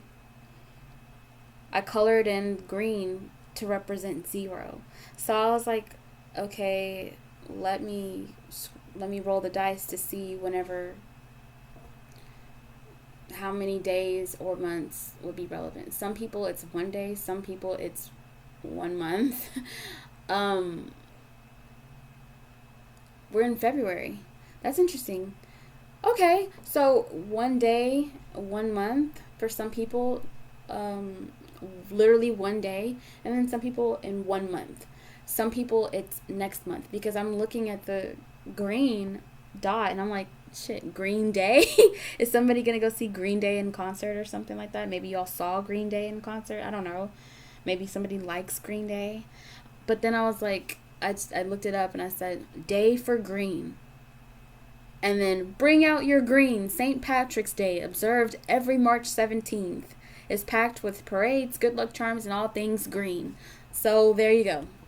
Some people it's going to be St. Patty's Day or just March 17th. It could be next month, because literally March is next month. St. Patrick's Day, March 17th, or just around March, or the 1st of March, or it could be March of next year. So I felt the need to do that. Okay. That was so random. I love me of St. Patrick's Day. I love the color green. So dun dun dun dun dun dun dun dun dun dun dun. I don't know what that's from. Is it Star Wars? I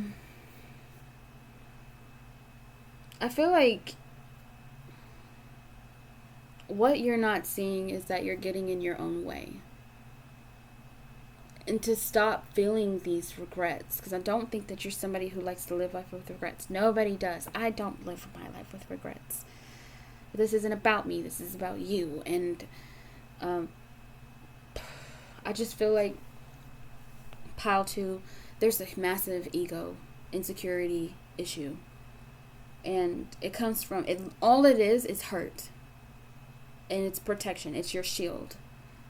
But what's really being shown is once you get out of that and into your authentic self, which is being vulnerable, like, get into stuff that makes you happy. Like, I feel like you're a giver, so get into more charitable organizations, get into more volunteer work, volunteer at your church, get into community outreach, stuff that really matters. Because I feel like you want to matter. And you do, and I feel like you matter to so many people, and it's not to be seen in a good light, though. You know, like, this is never gonna do it. I feel like whenever you try to do that crowd pleaser shit, Instagram, TikTok, whatever, it leaves you feeling vapid, shallow, hollow. And didn't I say that you live somewhere, or like your environment is like that? There's people in your life like that who make you feel like you have to play up some kind of act, and it's bullshit. It's so fake. Like, and I feel like you're not a fake person, and it makes you disgusted with yourself. Like, lots of phone calls today. Okay. Sorry about that. Ouch. Get involved in charitable work. Seriously. Community outreach. Maybe you need to switch up cities. Maybe you're living in a very shallow, vapid, airheaded, all tits, no wits kind of city. I don't know. But you're wits and tits.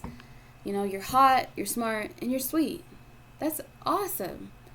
You know, that's not anything to be ashamed of. And if you're around people like that, it's not a you problem, it's a them problem that they haven't.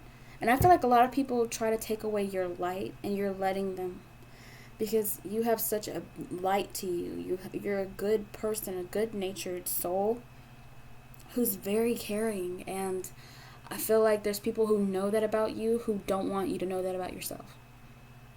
They don't want you to find that out about yourself. Now, it's not to say get all paranoid and start freaking out like, who's against me? Just remove yourself, and people will show you who they really are. I feel like people have been showing who they really were for a long time. I think that you feel like you had no kind of outlet, or like you would have no friends, and you didn't want to be alone, and you didn't want to be talked about badly, so you know, it's giving like small town, maybe LA kind of fake shit. I think that's it, though.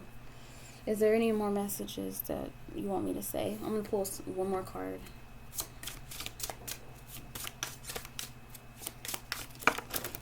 Well, 1, 2, 3, 4. Any more messages for pile 2? One more message. Okay. Let me get another card. One more message for pile 2. One more message for pile 2.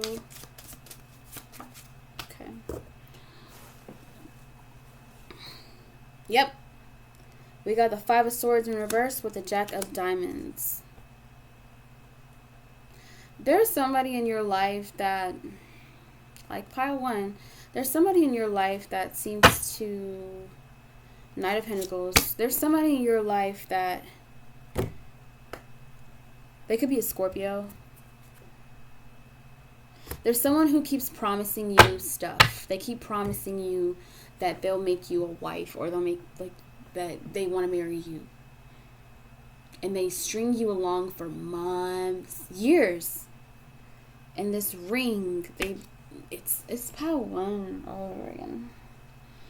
It's just I'm getting into your ass a little bit more harder this time. They play with your mind. They enjoy fucking with your mind. So you have like this thing where it's kind of sick, I'm not going to lie, where this person has fucked with you. So where when y'all are on break, maybe this person came into your life when y'all were on a break, and you like to fuck with this person's mind. You think that the way to get that person that you could been yourself with was to play with their mind and their feelings the way that the person that you were with played with yours, because it got you hooked on them, and maybe this person will get hooked on you, and you can have 2 people at the same time. Like, you are not at your best. You were just not at your best. Okay? And that you're scared that this person will only ever think of you as low life trash. Like, you're not a good person, you're vapid, you're shallow, because you didn't show who you really were to them. And you think that if this person ever came back around in your life, they would think so less of you. And you don't want this person to have a poor opinion of you. Oh, pile 2. You got yourself in a pickle. Because this person's still not off your mind. But this person is a very forgiving, they're no nonsense, they're blunt, they take no shit, but they're a very forgiving person, and they understand the duality of people's natures. They just understand when it's time to cut off and walk away. They have developed such a love for themselves and respect for themselves that they've walked away from you. They knew it was time, that you needed to, figure yourself out, heal, and everything like that, and so they moved on. This was just a learning lesson. It was a learning lesson. And so, but yeah, this person is smack dab in the mental center of your life. You have put this asshole, this douchebag who keeps promising you things, and it's not just one person, it's been multiple people who plays with your head. They come in and they come out like you're a fucking back door. They have all these bitches on the side, and maybe you found out this person was married. You perhaps found out this person was already in a committed relationship, and you're wondering, how the fuck did you do that? We were together, sort of. Like, it's like this person kept you as a side piece, but made it seem like you were the main. You were the side chick or the side nigga the whole time, or the side dude the whole time. But they made it seem like it was a real relationship, and that was fucking humiliating. That was humiliating. And so you have massive, massive, massive trust issues. You don't trust yourself when it comes to people. I feel like this person was very good at lying to you. They made it seem like, I don't even know. It's like they have this thing. They're not that special. Let me tell you one. They're not. They're not special. They're not important. The only thing is they are really good at lying. And they made you feel, they might have made someone else feel the same way you feel. And they told them, I'm just fucking around with her, or I'm just fucking around with him, and I'm going to come back to you, I swear. However, they're telling you, we're going to get married, we're going to have a family, I'm going to make a good woman out of you, I'm in love with you, let's run to the Bahamas, let's fly to the Bahamas, and they really did all of it. They said all of it. Only to be in a serious committed relationship the entire time. Possibly they had a baby mama or a baby daddy somewhere, and possibly even has kids, and you're like, when the fuck did you do this? So the whole time you were with me, you were just pretending, and you were lying, obviously, and I feel like that just was like such a massive trauma. That is traumatizing. I feel like this person led you on for a long time. This wasn't like a week, it wasn't a day, it wasn't obviously a day, it wasn't some months. This was like a long time, and I feel like you're just in disbelief at how I feel like you felt like you were dumb. I feel like you thought, like, you saw the signs, but you didn't want to believe it because you couldn't take it. Like, you just wanted so badly to trust this person that they were going to come through, and the whole time they were already married. They were already in a committed relationship, quote unquote committed relationship. They just got that bitch to be quiet while they had fun with you. They used you. There. Damn. That's rough. That's some rough stuff. And now you're just like all alone, going through depression. Just be very careful, pile 2. Seriously, I want you to know that Jesus definitely is with you. Definitely with you. And it's time to take some alone time and really get into your prayer and just forget everything that happened with that person. Well, it's easier said than done, excuse me. I'm not trying to give like a band-aid over a bullet wound kind of solution. I'm just saying that even this person that was very sweet in your life that you let slip through your fingertips, it's time, you gotta somehow manage to let it go, because it is out of your reach right now. A lot is out of your reach, but who is in your reach is yourself. And obviously Jesus is very much present in your life, and you just gotta get into what makes your heart activated. Right now, what's really needing healing is your heart chakra, because it's been so badly damaged. I would say that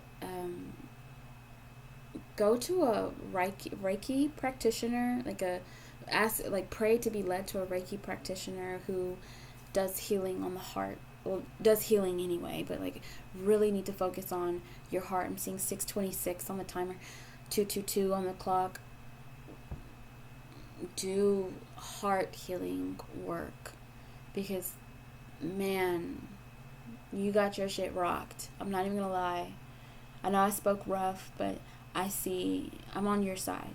Truly, I'm on your side, and I totally feel for you, because that is some hard shit to find out that someone, I want to cry. Like I'm fighting, like I'm getting that like shake in my chest to cry, because that is so fucked up to lie about having a whole entire marriage, a whole entire relationship. Meanwhile, you thought, and it's like public, everyone's seeing, and that's why it's like, fuck. Like everyone saw me go through this publicly. I'm taking pictures with you. Every one of my birthday like my birthdays, my celebrations, everything. We're traveling. I gave my heart to you. I gave my fucking soul to you, and all to find out that you're married and you have like an entire different life somewhere else. Like, people really are sick. They really are. There are some really sick people. But nonetheless, this is just something, it's fucked up. It's like, it's just something that you just gotta charge to the game. You just gotta charge it. And nothing can break you. Nothing can break you, Pile 2. You have such resilience. You have such resilience. I know you're like depressive and everything, and I'm seeing some scary things here.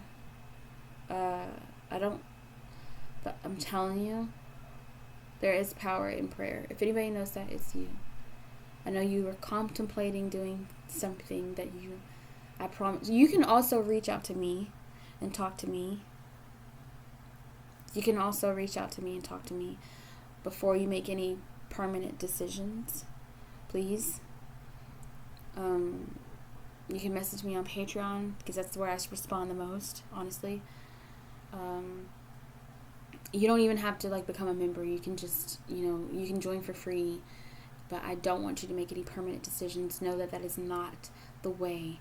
Because trust me, karma is very real. You'll have to come back and do it all over again. All over again. So don't make any decisions that you'll regret. Please do not. Please, please, please do not make any decisions that you'll regret.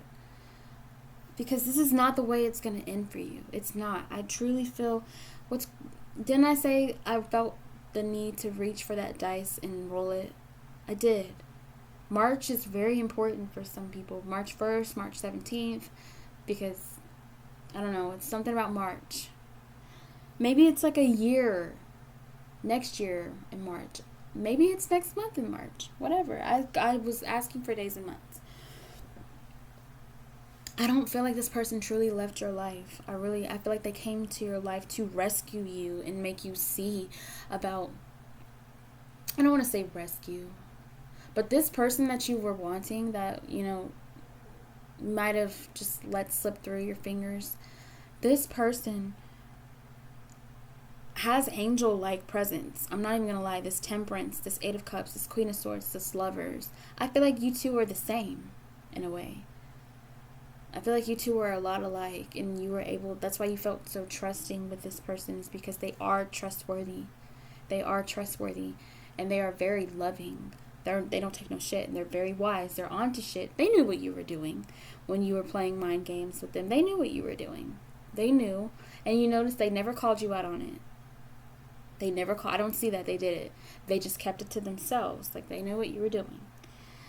And it just became like, okay, well, I need to walk away from this. I do. I need to walk away from this. I don't see that it was a fight. I don't see that it was a blow up. I don't see that it got nasty. It was just, I'm going to gracefully bow out.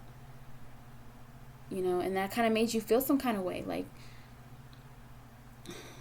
I'm not saying that you're somebody who wants to be confrontational, But the fact that there was no fight, no discussion, no nothing, it's just they walked away peacefully. Like, I feel like that hurt even more, because it's like, damn, like, now that is something that, because that's something that you respect. Like, they just left so peacefully. Like, they didn't say anything mean on their way out. And that's what you were probably waiting for. You were probably waiting for the fight, like this motherfucker does. This asshole. I'm not giving any more attention to. But you're used to that arguing, that bickering, that you wanted them to find out why. You kind of wanted them to chase you a little bit and say, why didn't you do this? Maybe you didn't respond to them. Maybe you ghosted them and you wanted them to ask you why. And then I feel like you're someone who withdraws and you want someone to come and get you out of that cave and be like, come back. And then you kind of open up, but you want to make sure that you want to be seen as worthy enough to talk to about your own emotions and see where that gets you. Unclear. Because why would anybody chase you for your truth? You know, you just speak it. Speak your truth. You owe it to yourself. You know? And that way you won't be feeling like, damn, I'm left with so many things unsaid. That builds regrets. And that can cause sickness. Seriously. There's people who hold on to shit forever and they get cancer. Not to be dramatic, but that does happen. Grudges create sickness. And I feel like you got lovesick. You probably really did get sick. And also, your mind is going into places that are very dark. And I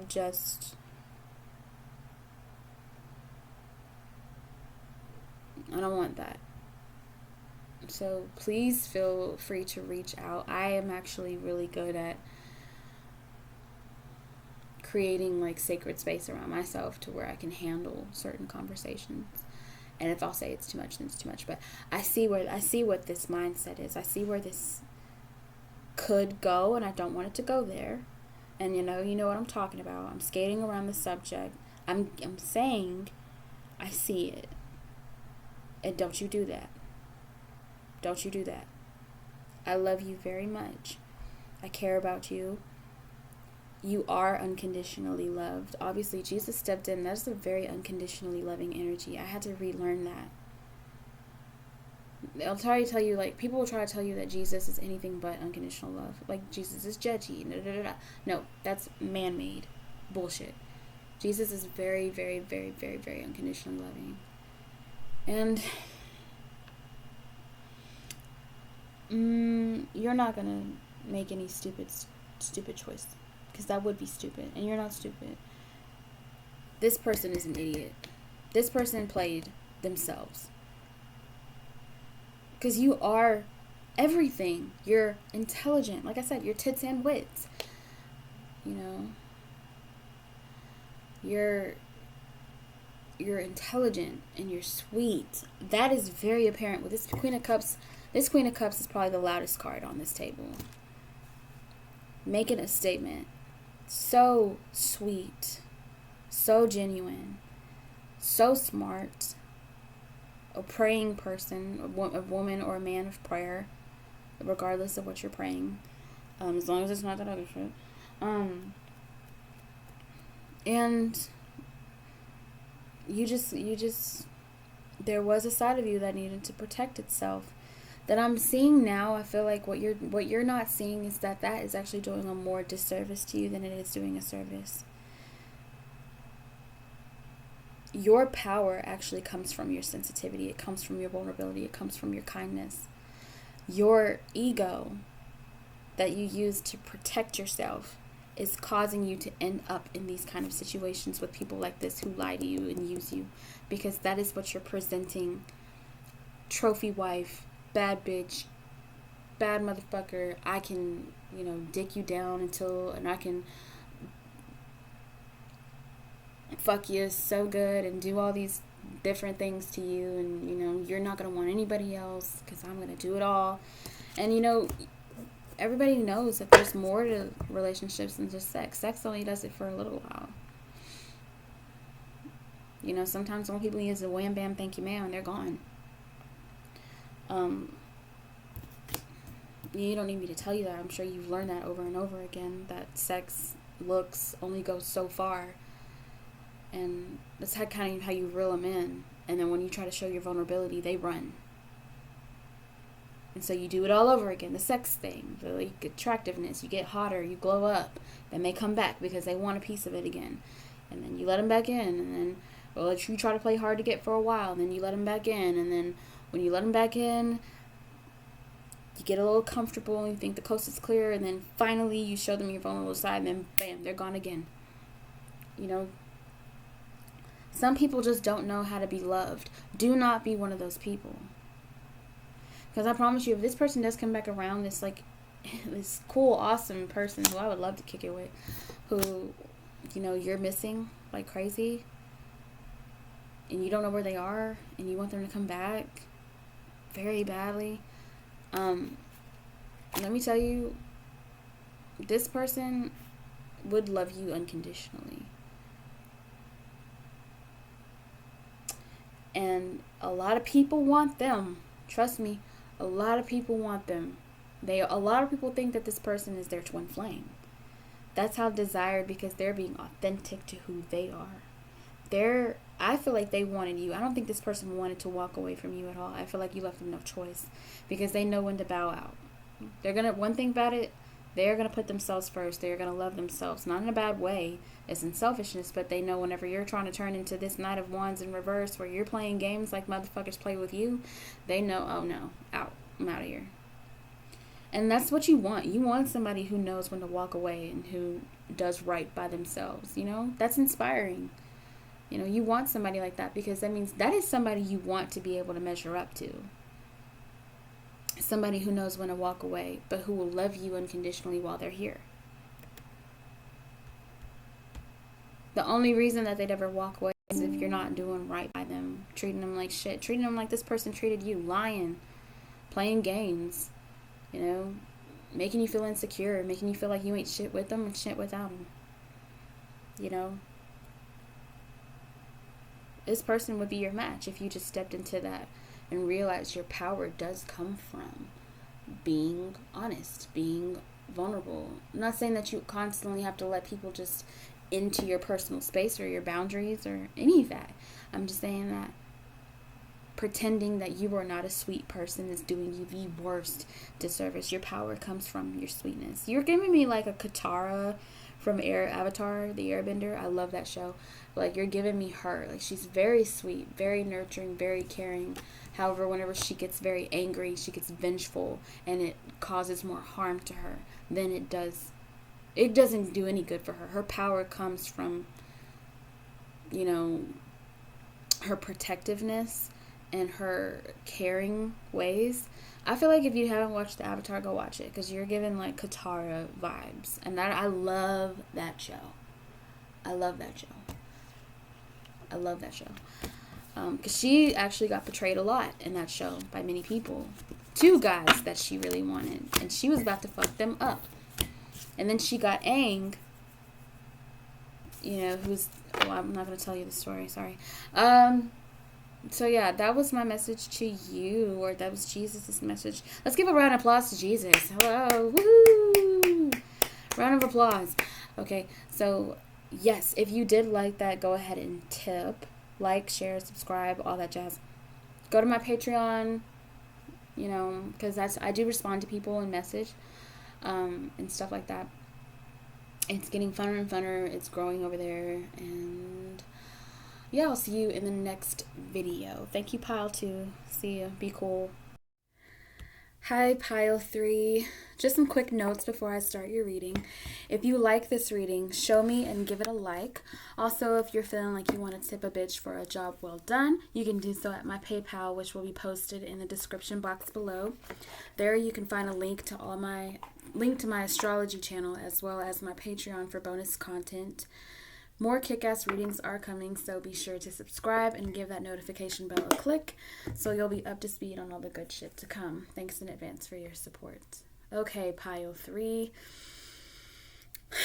So, I have been watching The Real Housewives pretty much all week and all day. And I had no intention of... I was going to stop and then do the reading because I've been kind of lackadaisical about it. And I was like getting the nudge from my guides, from spirit, from source, to be like, okay, go do the reading, Lace. Go do the reading. Apparently y'all need to hear something. It always happens like that. I have to get into a space to do a reading. And I didn't feel like it. Like I was procrastinating. I was like, okay, I'll do it. But after I finished this episode of The Real Housewives of Dallas.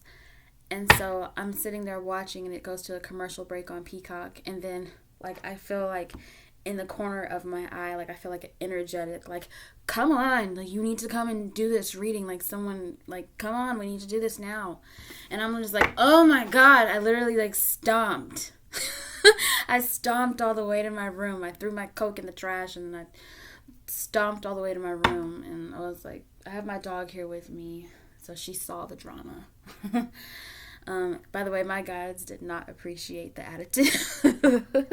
They did not. And I was like, I'm sorry. I really wanted to just play time. I feel like the spiritual thing is getting a little bit like more intense. Like they're like, you need to come on. Like we need to do this. And I'm like, what about me? What about my fun? But I did get a chance to have fun and sightsee and everything like that. But anyways, pile 3, I really feel like there's something that you're procrastinating about.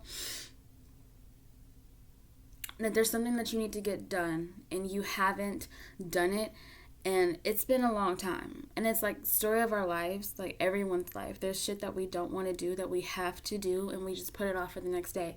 But because it's showing up in your pile, it's your energy, that's what I'm feeling. Everybody else can get away with procrastination today except for you. There's something that you've been needing to take care of. You'll know what it is, but I'm telling you, if someone were to come and tell you, get your ass up off the couch, stop watching TV, stop trying to avoid it, stop trying to act like we can't see you. You need to get it done. I know you're gonna want to stomp. You're gonna want to be like, ah, but really, it's for your benefit because reading is for my benefit. It is, and I also want to be able to help others. And I guess whenever it's your calling, it's like you're given gifts, you have to use them. You know, you have to honor them. And I was just like, I want to watch TV, but it was time for me to get the fuck up. It was time for me to get away from the TV. So that's for somebody here. I really feel like that's for everybody, because who isn't procrastinating? Like, who isn't? So this is my procrastination pile. This is I just want to have fun. Fuck it all. Fuck doing hard stuff. Yeah, so what is it that you're not seeing? I feel like this is my avoidant pile. Like, I'm surprised you even clicked on this video. I feel like a part of you was like, ooh, this should be interesting. And then you get that message and you're like, I don't want to be told that. Fuck this. But you're here now, so you can't go. Like, now you've been called out. So, no escaping. No escaping. I feel like there's something, I don't really like this, ideology, like, not ideology, this thought that you're running out of time, but I feel like when I split the deck, the Chariot was on one side, and then the other side was the Ace of Wands in reverse, and to me that means something needs to happen quickly or you'll lose momentum. Like, there's something that you're really passionate about, but you're going to lose momentum. You really started full throttle, very passionate about like a certain project or a certain thing. Could it be a relationship or a person? And whatever it was, some kind of passion project. It's go time. I'm hearing It's Now or Never by Elvis. Elvis has stepped into the building. Oh, fuck. Not Elvis. It's now or never. Literally, who are you trying to get married to? Come hold me tight. Kiss me, my darling. Be mine tonight. Tomorrow be too late. Hold on, I'm gonna write that down. It's now or never. My love won't wait. Alright. Okay, Elvis. Elvis has entered the building. Now or never. Somebody here could just really like Elvis. Maybe the person that you're with likes Elvis or that you're into likes Elvis. I have not channeled Elvis in my songs, in my videos lately. That's the first time Elvis ever came through. That's pretty cool. Be patient, princess. Just sit there. Sorry, my dog is right next to me, so I'm paying her lots of attention because she's very, very, very clingy. Her name is Princess, so she feels like my attention should always be on her because how dare I do anything else. Is this still rolling? Alright, people. Pile 3. Let's see, what is it that you're not seeing? What is it that you're...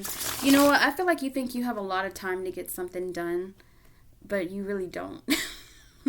Like your window of opportunity is pretty much at a minimum. It's closing by the second. Okay? If you were, what is that movie? It's not Crocodile Dundee. That one movie where they're in a cave and there's like this giant rock, like, tumbling. If you don't make it out that cave, you're going to get smushed by that giant ass rock.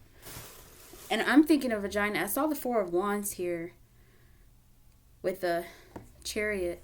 The giant ass rock makes me think of literally a ring, like a big ass wedding ring. Somebody's got to propose. Somebody's got to shit or get off the pot. Like, it's now or never. Someone's got a Page of Pentacles now. Page of Pentacles, he's literally holding a pentacle.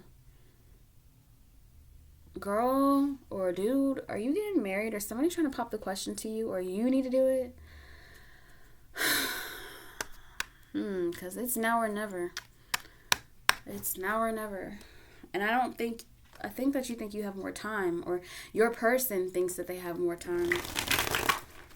It doesn't necessarily have to be a wedding or a marriage proposal, although I am getting that. I am getting that it's something that takes commitment and investment of some sort. It's on the table. The opportunity is here for you. And if you don't take it, it's just going to pass you by like everything else. I don't know why I said everything else. I feel like you're used to like, you're the one who closes the deal, right? Like you come in with your smile, your pizzazz, your personality. I feel very lively. To have Elvis break out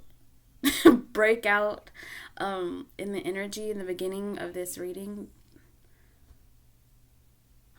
for Elvis to come out, it makes me feel like you are a larger than life personality. Excuse me. You could possibly be an entertainer or a performer of some sort, or just have like a talent. And I just feel like you're sitting on your ass thinking that the opportunities are just going to come towards you, and really you got to put yourself out there. Or at least someone has presented an opportunity for you, and you're probably not taking it as seriously. Because I'm not gonna lie, like if I'm wanting to do readings and help people and all this stuff, and I'm just sitting on the couch watching The Real Housewives of Dallas, like that shit won't be there tomorrow for me to watch. You know, sometimes a message is you only have like a window of time to really say it. So that's why they're like, come on, please, let's just get up. Please just go do the reading now. Because that does happen like that. Sometimes it's a window of time. Sorry if you can hear my mom. She's making funny noises in the kitchen.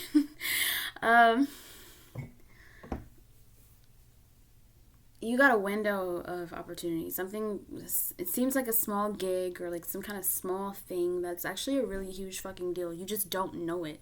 And if you don't take this by the horns or take it by the reins, you're going to miss out on a once in a lifetime opportunity that could really, I feel like someone needs something like money or something, or someone doesn't realize like what like they consider as just like a mindless hobby. Like, oh yeah, I know how to sing. Oh yeah, I'm a comedian. Oh yeah, I mean, whatever, no big deal. I've had it all my life, you know. It's just something I do. It's like it's like a party trick, or I just like to, you know, perform with friends and family. I don't really like to get up on stage and make, you know, do whatever. I just sing karaoke on the weekends. When really you are very talented, I don't know if you think you're too old with that Ace of Wands in reverse to go after something. That's bullshit. It's never too late to share your talent with the rest of the world, and you can really connect, and there's always an audience, there's always a market. As long as you're being authentic and true to who you are, there's no reason why you shouldn't go for it. Of course, you make your own decisions. However, it's really being pushed, because I was being pushed to hurry up and do that reading, like, go do it. And I was like, no, wait. And one of my talents is that I'm a very great reader. I'm not even lying. I love reading, and I'm actually, it's one of my talents. I feel like it's one of my it's like my calling in a way.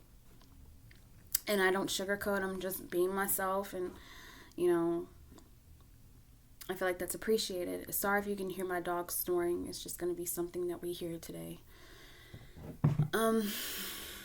But yeah, you get my point. I said it in more ways than I really needed to.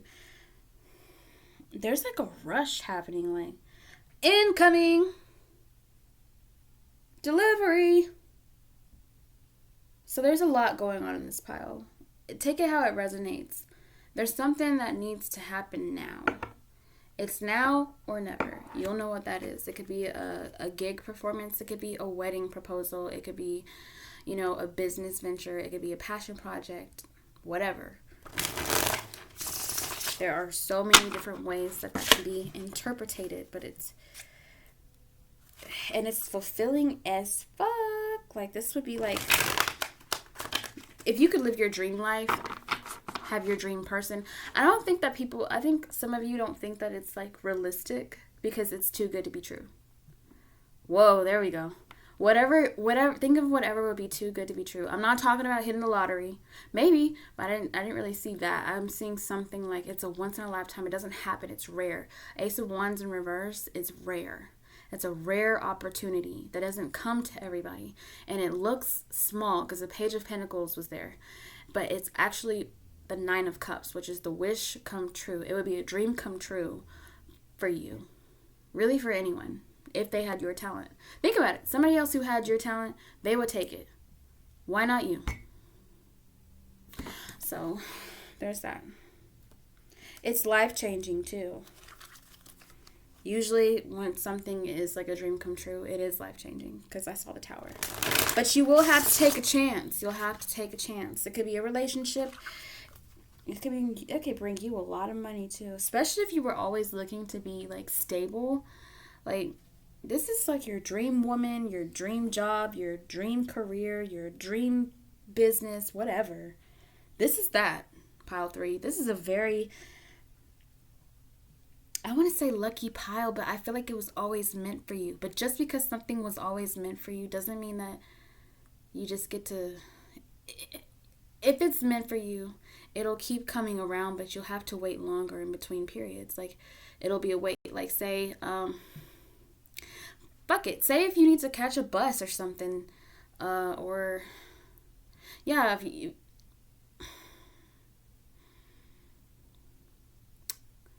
need to catch a bus.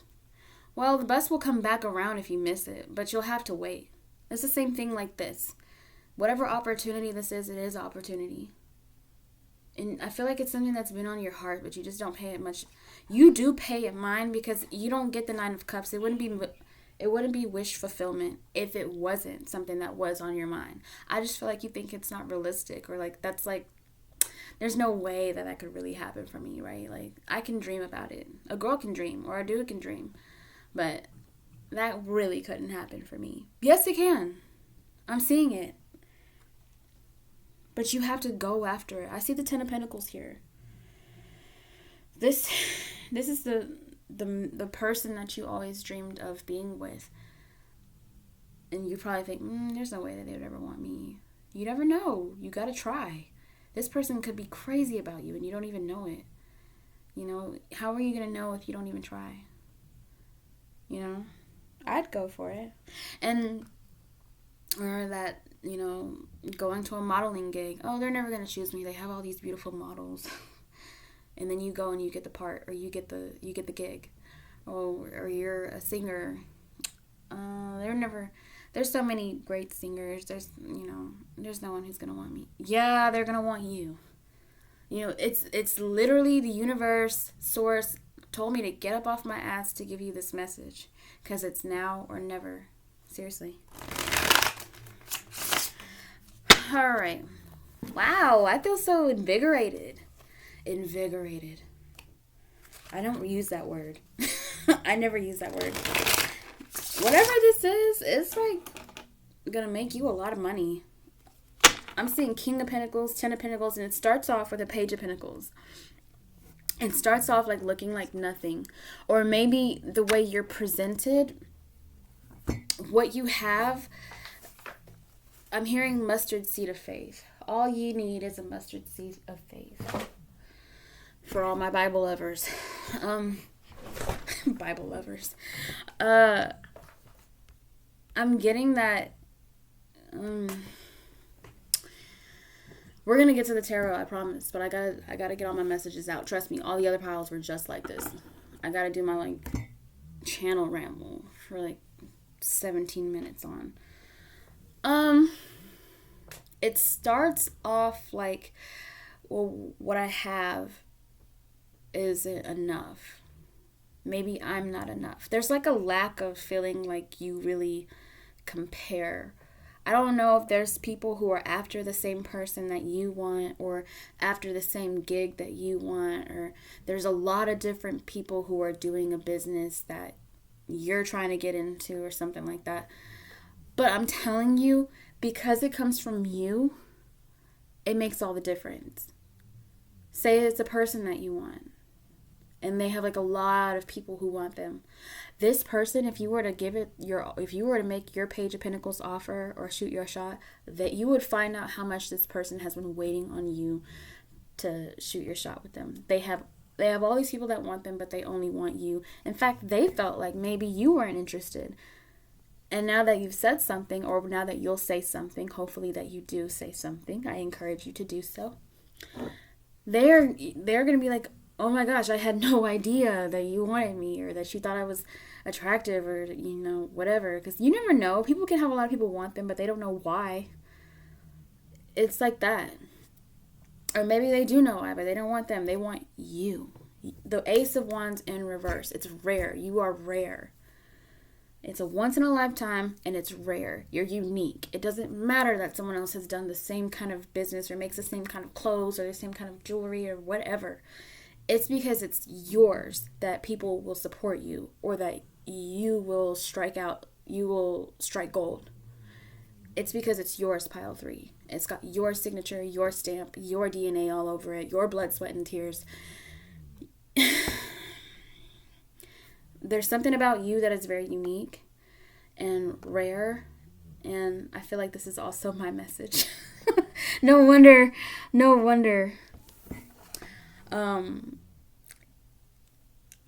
In my prayer before I started the video, I said a prayer, because I always pray before I start the video, and I have this happy-go-lucky feeling, which is normally how I am, but I'm really, really feeling it. These are very happy feelings. And I was like, okay, I probably shouldn't say that. I'm hearing, don't say that. No. Because I was going to give too much, and it was private. It was a private prayer. But nonetheless, we are all go-getters in this pile. However, we can take our gifts for granted and think less of ourselves sometimes, and it's natural to kind of feel like, I don't know, it's kind of been done before, but it hasn't really, because it hasn't been done your way, whatever it is, or something. There's something unique about you, and authentic, and exciting, and that is why you'll be supported. It's your mission too, because it's meant for you, because Source, Spirit, God wouldn't make me get up. And they were mad at me. My guides were like, hey, asshole, we're trying to give you a good message here. This is for you too. It's not just for your audience or just pile 3. It's for you too. So change your attitude. Also, be more grateful, pile 3. Remember, just be grateful. And I know you have a really good attitude, but sometimes you can let yourself slip. Like, I got an attitude today. I was driving in downtown Fort Worth, and it was awesome. I parallel parked. I remembered how to do that. I was very proud of myself because I have not been driving for like 2 years. And everybody's name when I'm driving is bitch. Like, move, bitch, get out the way, you know. But I was like, you know what, let me reel that in. But yeah, spring is coming, so it's time to, get a new baby. Some people could be having a baby, I guess. Some people want to try for a baby. I didn't see that, but it's spring, so the nature of spring. What do they call it? Astara for my witches, for my pagans. Also, spring. It's like if you for my religious folk, my Christians, it's the day, it's Easter time kind of thing, March and April, and then Jesus rose and everything was new, and it's time to do I saw the Ace of Wands in reverse. I feel like some people aren't confident in this pile. Like, you have the personality. Absolutely. You bring in the sunshine. You are natural rock stars. Your energy is contagious. People don't walk away from you, pile 3, feeling like shit. They feel like, oh my gosh, I hope I see pile 3 again. I really, really like pile 3. They are so fucking awesome. I love pile 3. But I guess you've had like an off season. Maybe you gained a little bit of weight, or maybe there's just something not feeling right outwardly. Your appearance that's making you feel kind of insecure. It's time to get that shit into check. Go get your gym subscription. Go change your hair. Get a new wardrobe. But you got to invest in yourself again. I feel like group 3, pile 3, that you haven't invested in yourself in a minute, and you've kind of like hit away, which I can relate to. I literally just got a new phone, and it has a camera that I'll be using. I'm not going to show my face yet, but I'm going to show my hands. And so you'll be able to see the cars and everything like that. So that's something new that I feel like will be really, fresh and fun. And,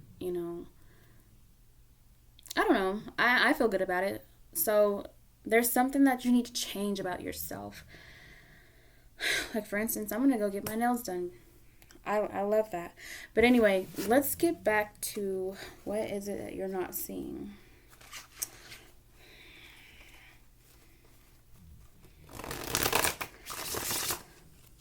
For some of you, no, I'm not going to say that yet. Okay, for some of you, you have been in separation with someone or haven't talked to somebody who really misses you. And I think you miss them too. And it's okay to admit that, pile 3. I'm right there with you. It's okay. And I feel like this person is coming back around, so heads up. I'm going to get one more shuffle, because I just feel it.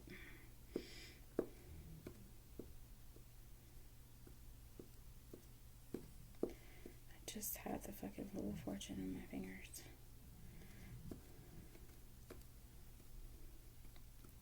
Also, if you're liking what you're hearing so far, be sure to like the video, because it just helps me out, okay? It just helps the channel out. Just go ahead and like it. It's easy. It's easy to do. Alright, one more.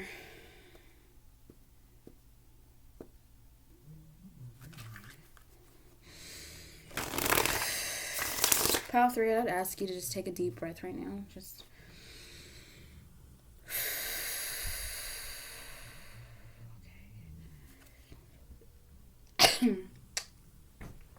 And 3 could be your lucky number. 3 is mine. I love the number 3. What is pile 3 not seeing in their life? What is pile 3 not seeing in their life? What is pile 3 not seeing in their life? I'm hearing some of you are not seeing the forest from the trees. What is pile 3 not seeing?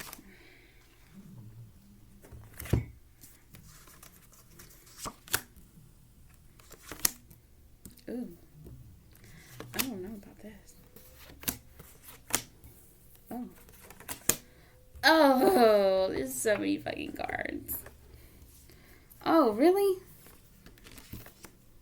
Well, I saw you first. Okay, there's a lot that you're not seeing, apparently. I'm not even really sure how to put this all into words. Yay! Lots of cards, lots of words. It's gonna be long.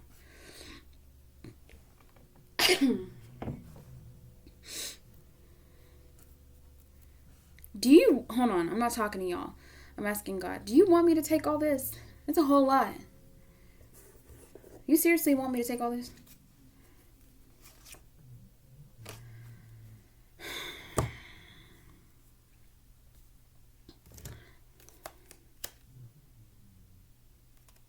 Yeah, I'm using these. These are a lot of cards. I was not expecting this. It's like a word.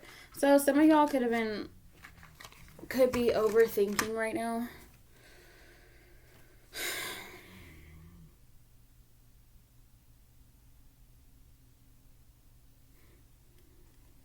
Hold on. I'm just meditating on the cards in front of me.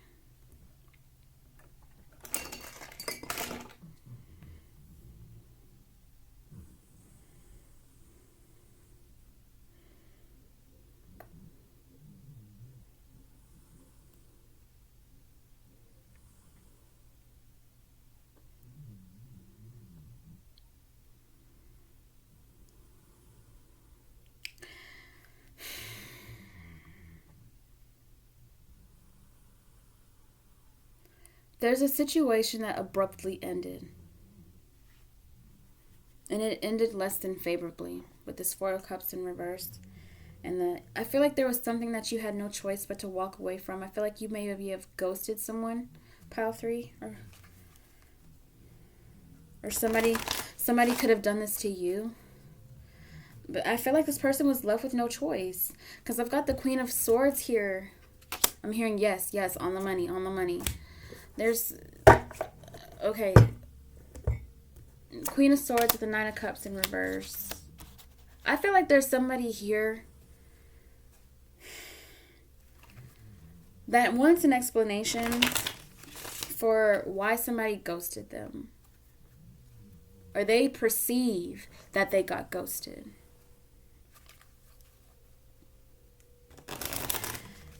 I really see somebody just cut out toxicity in their life.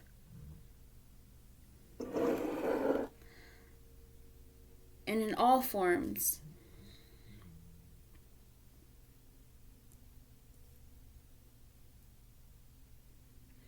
I feel like pile 3, I'm getting a mixed message here. Not really, like everything that I said at the beginning of the video, absolutely 100% spot on. I feel that was definitely who I'm talking to. You are very unique and one of a kind. And it's now or never about something. However, I feel, pile 3, that you have some questions.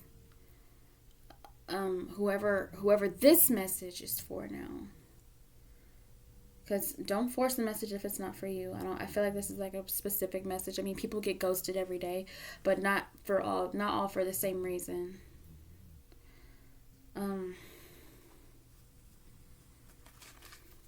I feel like there's somebody here in pile 3, and don't be upset because sometimes Source, Spirit, God will give you that spanking that you need, like a reality check. That's the point of this reading. If you didn't watch my intro, which you should have, the intro to this reading, I specifically said that this is a reality check of a reading. It can be hard to hear because it's hard to be told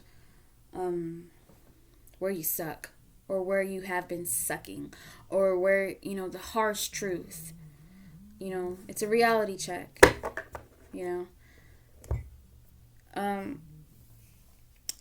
All the other piles are getting it, so are you. So if you feel like you can't handle that, then you're going to want to click off. Or just pause it to where you can like regroup. Because to get upset about what the intention of this video is, if you're getting upset, it's probably because it's absolutely true and it's triggering.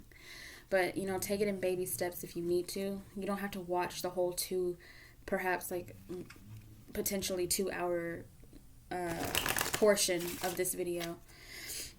Nonetheless, for people who can stomach it, who are ready to face it, if you clicked on this video energetically, you're ready to face it.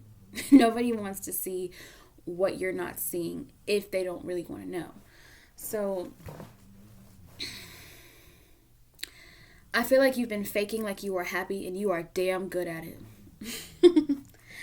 You could be a Gemini, Libra, or an Aquarius, or just have like a Gemini, Libra, Aquarius flavored chart, like a lot of air placements. It doesn't matter if it's houses or if it's literal planets.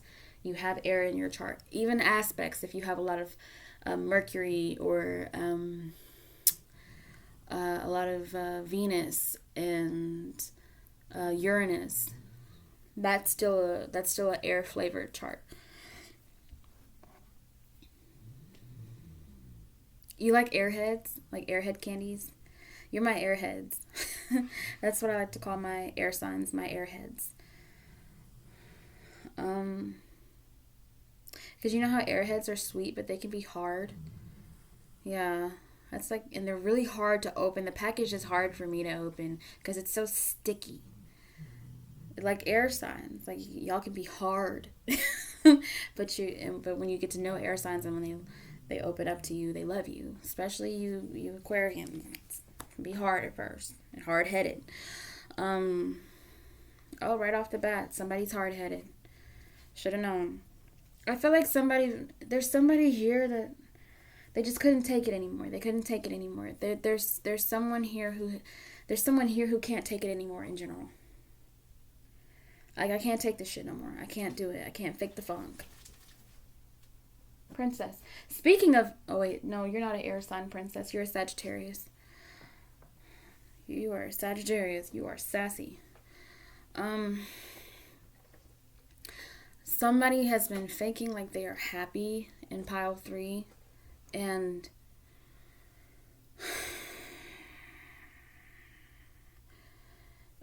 it's a dangerous thing because when you're faking like you're happy,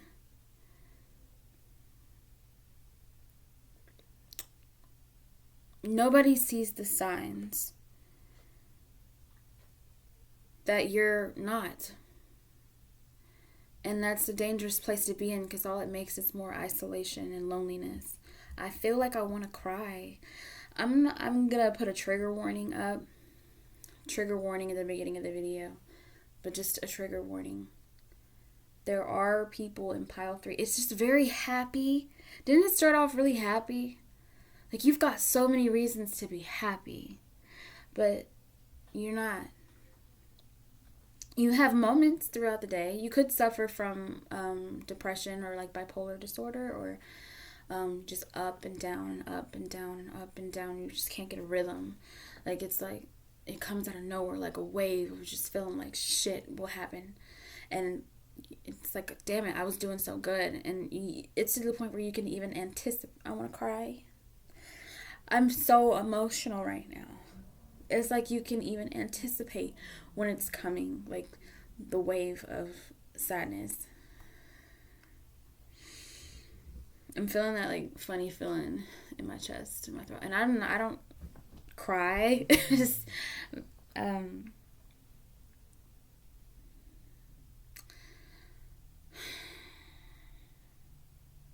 it's just heavy, and the way I'm trying to find my words is how you feel when you're around people. It's like I really cannot let anybody know that I am feeling depressed or I'm doing not okay. There was probably recently like a celebration or something, and there were a lot of people around and nobody could tell that you weren't happy, because I feel like you have like a very strong presence, or like there's like a that bitch or bad motherfucker energy to you, or you just have it all. It just looks like you have it all together. Like, no tears, never let them see you sweat. Everything's good. I'm good. I'm good. Those are your words. I'm good. I'm good. Hey, pile 3, how are you? I'm good. I'm good. How are you? Kind of thing. I'm good. You're not. You're trying to be. But I feel that you'll feel better if somebody knows. There's got to be somebody that knows that you are not doing okay. And it can't just be your mom. It can't be your mom. It has to be somebody has to know that you're not doing okay. Because even if you're like, I don't want to tell anybody, if you get it off your chest, it doesn't really matter if the person is listening. Not to say that you're trauma dumping, but sometimes if you say it out loud, you can finally admit, I need to do something about this.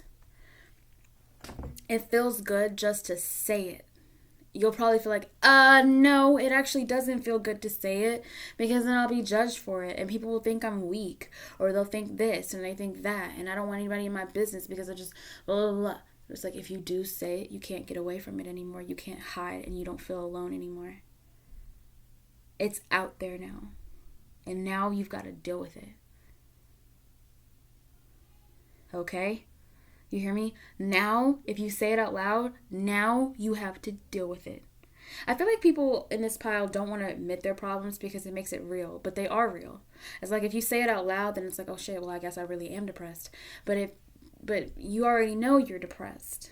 So there's no need to put on this like face or facade that everything's okay, because I'm seeing things in this pile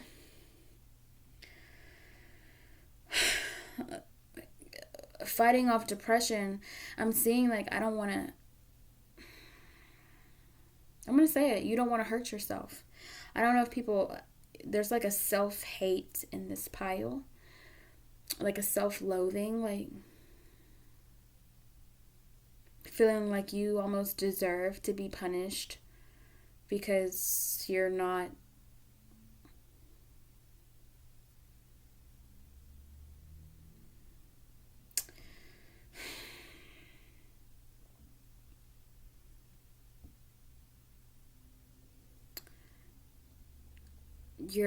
you think, or I don't really think you believe this, but I think you perceive that you're not worth checking in on, or like you don't really matter in the grand scheme of things. You're just like you're a little like meaningless speck in this universe, and there's really no point for you, which is ridiculous. I'm not trying to be judgmental when I say that. I feel like you know what you need to do. Like, you need to cut out the toxicity. There's people in your life that Spirit is calling you out. One, don't you think for a second that you can get away from me. I don't know what you believe in, who you believe in, but you can't get away from me. I'm not trying to say that to be scary, because I know some of you probably do suffer from paranoia and maybe schizophrenia, or like or thinking that you're seeing things, especially if you are air sign. If you are Aquarius, Pluto conjunct Pluto in Aquarius, y'all are getting your worlds rocked right now. Everybody is. Anybody who has Pluto on their ascendant, anyone who has Pluto heavy wherever you have your Uranus at, Pluto in Aquarius is doing its big one, and it's uncomfortable. You've probably noticed that you're way more uncomfortable than you have been. You just feel like you're losing your fucking mind. You're not crazy. You're not being spiritually attacked. You're not. I do think, though, that you are surrounded by people, pile 3, who do not have your best interest. I think you are avoidant of that because you don't like to be alone. Maybe you like your alone time, but you don't like to feel like an outcast, and nobody does. I think you're afraid to let people go because you're very codependent. And unfortunately, there's people who recognize this, that you are so unique and so beautiful and one of a kind, that they're actually jealous of you, and it's hard for you to admit that people are jealous of you, because you just want you want people to appreciate you and love you for who you are and be able to be authentic. And it's hurtful to have that energy come to you, because jealousy, people do awful things in the name of jealousy, because some people don't even want to admit that they're jealous. So they put it in the back of their subconscious and they act in ways that are very harmful to the person that they are jealous of, which would be you, pile 3. This could also have been you in the past, and now you feel like you're getting your just deserves or your karma for how you treated people in the past. Or maybe you just wonder, like, why are people always so evil? Like, why are they so mean to me? And you try to come off like you're unaffected, or like you probably haven't. Pile 3, I'm just gonna say it, you drink a lot. You've been drinking to cope, or you party, you smoke too much, you drink too much. And hey, this is not me judging you at all, because I love to drink. My favorite thing to say, it's never too early for a drink, and it's never too late to cut a bitch off. And I'll admit it, I love to drink.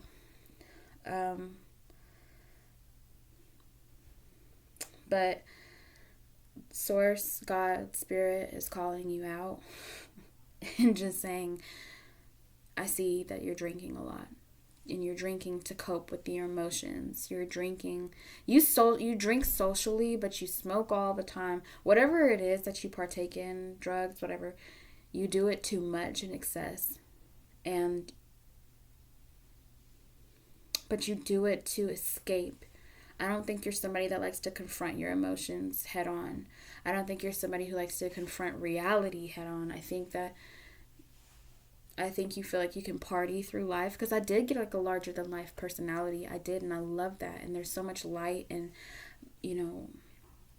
like it's a high vibe, but it's also, there's darkness here.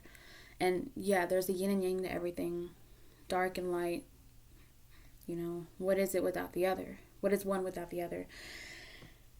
However, I feel like it's excessive, because you stay up at night, especially at night. It's just when the thoughts take over, or when you feel like you've been alone for too long. You might think that you're even hearing voices in your head to do something harmful to yourself. And you drink and you smoke to stop the noise in your head. And every day is, here it comes, prepare yourself. Every day you're fighting suicide. A suicide attempt, you're fighting it. I know that sounds very dramatic, but it's not, because I see it here.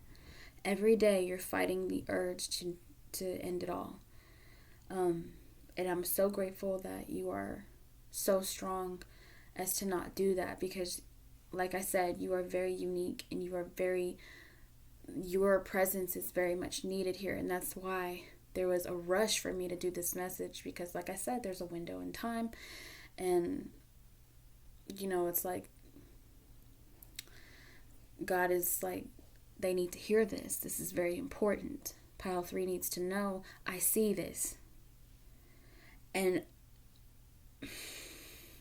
I feel like some of you wonder, like, why am I not good enough? Why am I not perfect enough? Why do people leave me? Why do I get treated like shit? Why do I feel like shit? Why do I feel like this and that and that? And I just feel that I saw the Chariot, I saw the Ace of Wands in reverse. There's something that needs to change in your environment. You're around people that are not like you. Let me say that again. You are around people that are not like you, and actually siphon off of your energy. You are a very happy person. You are a high vibing, excitable, happy-go-lucky, beautiful, awesome person. And there are people around you who wish they were you, and they're just not at a point in their life where they are willing to do the work they don't know how to be that way. You have an authenticity that people are more so born with. If people would really take time to get to know themselves, they could get in touch with their authenticity and the authenticity. You probably got some big ass titties. You got some knockers. Authenticity. And if they were to ever just, not focus on others and focus on themselves. But a part of you feels like you're not being true to yourself, like you're being inauthentic, which is partly or hugely, mostly to do with the people who you are around, who you surround yourself with, because you don't like to be alone. You've been waiting for the person who is just like you, your soulmate, your best friend. It doesn't necessarily even have to be like a partner per se, but I feel like you want it all in one. You want your best friend, you want your soulmate, you want your romance, you want your lover, you want your everything you've never had before in one person, and you are good if it is just one person. However, I think you feel like you've been let down a lot, but I feel like how you're not realizing that you keep getting let down, it's because you're letting yourself down. And I think you're aware of that, but you're going about it the wrong way. And when I say wrong, I mean as in you're punishing yourself rather than just seeing it for what it was, stepping out of yourself and seeing your reality in a different way, where it's not that you need to be punished for anything. You don't. It's not even, thank you, princess, for shaking your hair all over me. It's not even, fuck. Excuse me. Thank you. Goodbye. Please just lay down. Lay down. Yeah, thank you. I heard just get some clarifiers. I just feel more so that instead of punishing yourself, step out and just try to shift your perspective. You're in your head a lot because you're my airheads. You could be like a double Aquarius, double Gemini, or Gemini moon. Or like, I'm seeing lots of Aquarius here. I'm seeing lots of Aquarius in general. I think it's just because Pluto is an Aquarius and it's bringing on the Aquarians to me, and I love it. Hi, Aquarius. I love Aquarius. It's my opposite sign. I'm a Leo, so I very much love the Aquarian energy. However, one of the toxic traits of Aquarius is that they overthink to nauseum. And y'all are harshly critical of yourselves. But that's not to say that everybody here is an Aquarius. Aquarians don't only have to be the only ones who are critics to themselves. But I feel like you criticize yourself more than anybody, and it's so detrimental to your mental health. I also see someone you could possibly self-abuse, like cut. Or maybe you had a history of cutting, you're trying not to go back to that. Some things are just like really triggering around you. And I just feel like there are people who have such toxic ways about them, who are purposely, my ear is ringing, my left ear, who are purposely trying to bring you down and make you feel like shit and encourage you to make bad choices for your life. Because they are making bad choices in their lives. You could feel like you're just at rock bottom with all these people that you don't even really know if you can trust them. And I feel like if you were to listen to your intuition, come out of your head and just listen to your intuition, you would know these people really don't like me. And I really don't like them.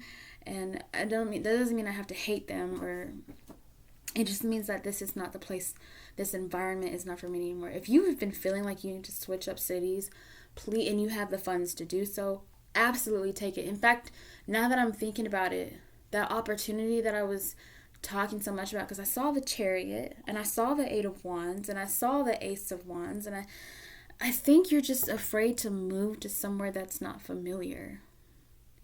Like, you don't want to leave alone. However, you dream about it. Like, you dream of being independent on your own without anybody else. Not that you want to be on your own and be independent, not need anybody else, and be happy and be fulfilled.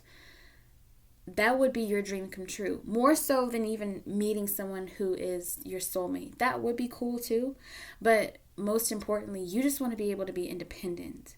Not just financially independent, emotionally independent.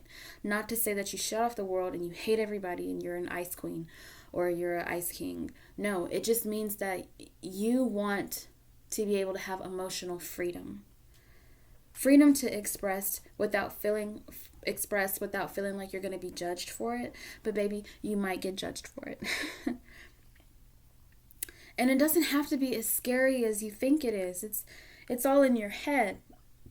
And, you know, I feel like a lot of your problems could be based off your past, but I'm seeing now that there's nothing to be scared of. I feel like you've been in a place for so long where you are fearful of the opinions of others and, you know, judgments and that's why you try to like always look like you have it together and be perfect so nobody can say anything about you. However, you're betraying how you really feel and how you really want to express yourself, because whenever you're betraying yourself and not being who you truly are, it always ends up backfiring anyway, because people are always going to have their opinions and their judgments.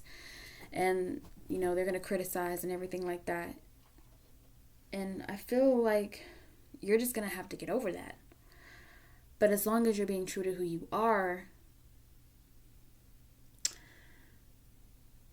nothing they can say can hurt you, because it takes a lot of courage in this world to be yourself. And after I'm doing it too. I've gotten so comfortable in myself to where, and I used to be very much like popularity conscious, like socially aware of the pyramid here, the social pyramid, and, you know, scoping out everyone before I started talking and just seeing who's who and everything, or just being like overly dominant, being that alpha bitch when I never needed to do that. I have always been a leader, and then it just changed to like, I don't care about leading, I'm damn sure not a follower. But I used to be codependent, and I'm still working out codependency things, because sometimes I don't realize that I'm codependent, and then whenever I'm not with someone, I get like separation anxiety. I did not realize that I was attaching so. So it's a learning progress, but I am so much better, and I'm so proud of myself for the strides that I have taken. And it's not like it was like an overnight thing. Every season has a reason. So seasonally, with every season, something new happens. I learn more about myself, but I do spend a lot of time, and I've spent a lot of time alone, so I can get to know myself, so I can do more prayer. And it seemed like I was missing out on all the fun, but I'm actually having way more fun now. Like, I'm actually like wanting to get back out, and I'm not talking about myself so much so that way I can just hear myself talk about myself. I really don't like to talk about myself, but I feel like it's helpful for people to know that it can be done, because I used to be in this where every day I would go to sleep, I would hope the next day at school that I would finally be accepted, like magically overnight be accepted and be the cool girl or something. Which is weird, because mean girls have always loved me. I don't know what that is, but I just never felt like I could be myself, because maybe I was like awkward or like whatever. But now it's just when you just get comfortable with who you are, and a lot of that is spending time alone. You get comfortable with yourself, and, you know, whatever shows you like to watch, you find out what you like. And so stepping back out into the world, you know, talking to people, so easy, you know, because I'm not looking for a damn thing. I'm not looking for validation. I'm not looking for acceptance. I already accept myself. I'm my own best friend. So a lot of people just take to me. They're like, you're so awesome, Stacie. I mean, you're so fun. You're so this. You're so that. And I'm like, thank you. but I know that. You know, it's not like before I used to just love that, like, because it was so validating. And but now I'm just like, yeah, I know. I know. And so my social list is, it's never dry. Ever, ever, ever, ever, ever. And I'm still looking, well, not still looking, but I know I'll be led to the people that are meant to be in my life, like soul family, soul tribe, or whatever, my best friends and everything like that. And in due time, because I'm still in my, like, I'm coming out of my hermit phase. I'm coming out of my cage and I'm doing just fine. Okay? All right, now let's see. But yeah, pile 3, you just have to, I encourage you and uplift you to just change your mindset. And I know that's hard. You just can't get comfortable, princess. Just change your mindset, because you really have so much to offer in this world to so many of us. There's something very unique about you. I don't know if it's just the way you dress, the way you come off. Maybe you have like this, like, quirky it girl, it boy. Like, there's something artistic about you. But I also saw that it's time. I think it's time to leave. No, I know it's time to leave. It's time to switch up cities. It's time to switch up where you live. If you have the means to do so, I think you're like, where do I even go? The Page of Pentacles was assigned to me that you need to go somewhere where it's completely different from where you are now. I feel like there's like you live in a society or a place where opinions are everything and everybody's kind of fake. Like, people are not who they say they are. They're not loyal. They are not, I'm not trying to be rude, but it's giving like LA, like Los Angeles, or like some kind of bougie side, wherever, where the opinions are too much. It's like we have to be, like, I live in Texas, and in Dallas there's like a Dallas society. I've been around that before, and I've worked a charity event for a fashion show, for my mom's job, because, you know, she just did some like volunteer stuff. And the shit people care about is absolutely ridiculous. But I will say there was a lot of juicy gossip, and that was fun. I got a whole lot about the women that I'm watching on the show right now. One of the housewives like her ex-assistant for a famous family, or like a Dallas Dynasty family, I was talking to, chopping it up with, and bitch, when I tell you I got so much tea, I was jotting that shit down and taking notes. I was like, oh shit, let me have a glass of wine, honey. But they didn't have a glass of wine for volunteers. Nonetheless, it was super bougie. It was super, like, I'm not even gonna lie, I had fun. I felt like a jackass. Like, I felt like if I was to actually attend one of those events, I would get drunk off my ass and laugh at everybody. Because what the fuck are y'all doing? Y'all are so full of yourselves. Shit, it's hilarious. It is hilarious. But I feel like that's where you live. Like, your environment is full of fake ass people who are not authentic, who are absolutely performing for one another. And for what? People make judgments all the time. They don't have to know shit. They just take other people's word for it. Gossip, blogs, all this stuff. It's crap. So I feel like you should move somewhere where it's completely the opposite of that. Like, somewhere humble. Like, I don't know. It'll come to you. Like, small town still has its gossip, but at least it's somewhere that it's more rural and not so city-like. For instance, like Austin. Well, Austin is city-like, but it's accepting. There's lots to do, and the people are so fucking cool. Maybe just get away for a while. Take a vacation. And just have some alone time. And focus on you. It is absolutely okay for you to focus on yourself. I give you permission. I feel like sometimes y'all feel guilty about, like, stealing away and just being on your own, because there's so many people who, like, accuse you of being fake, or like, why are you not speaking to us? Why are you, like, you don't have the right to have alone time. That's bullshit. You have the right to not be available at any given time because you live your life. People need to live their own lives, okay? You're not responsible for raising anybody else's babies. You're not responsible for babysitting. You're not responsible for clocking in for a coworker who decided not to show up. You're not responsible for paying anybody else's fucking bills. You're responsible for yourself and yourself only, because whenever it's time for you to need somebody, who the fuck is around? All right, that's what I thought. Is you and God. Okay? Because God, after all, got me up off my ass to come give you this message. Okay? Oh my God. I feel like I just got winded there. I was talking so much, I didn't even give myself a chance to breathe. Hold on, give me a second.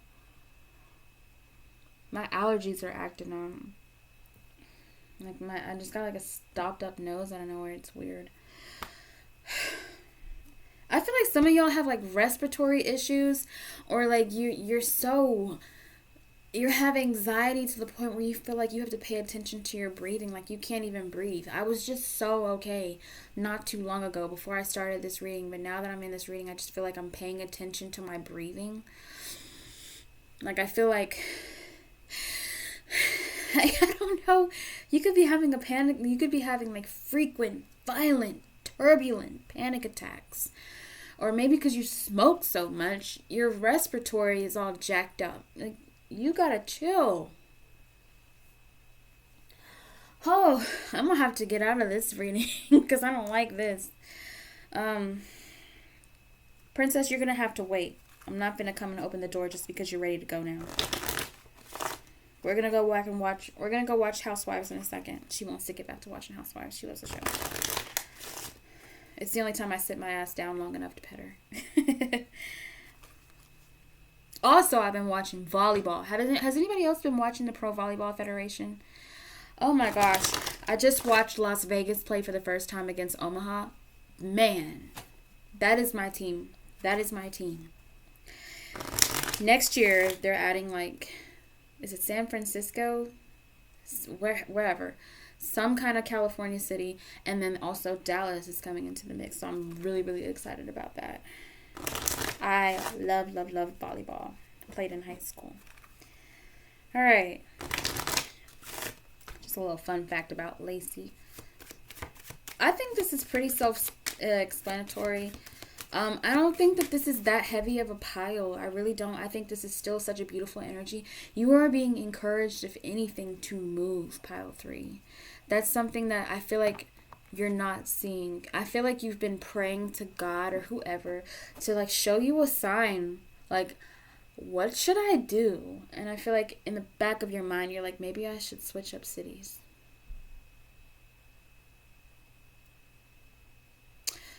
I agree. God agrees. You have got the God, I can't breathe. You have got the green light to get up off your ass and move somewhere else. You know what? That is your opportunity. It's now or never, because if you don't leave, you're never going to. You're somebody that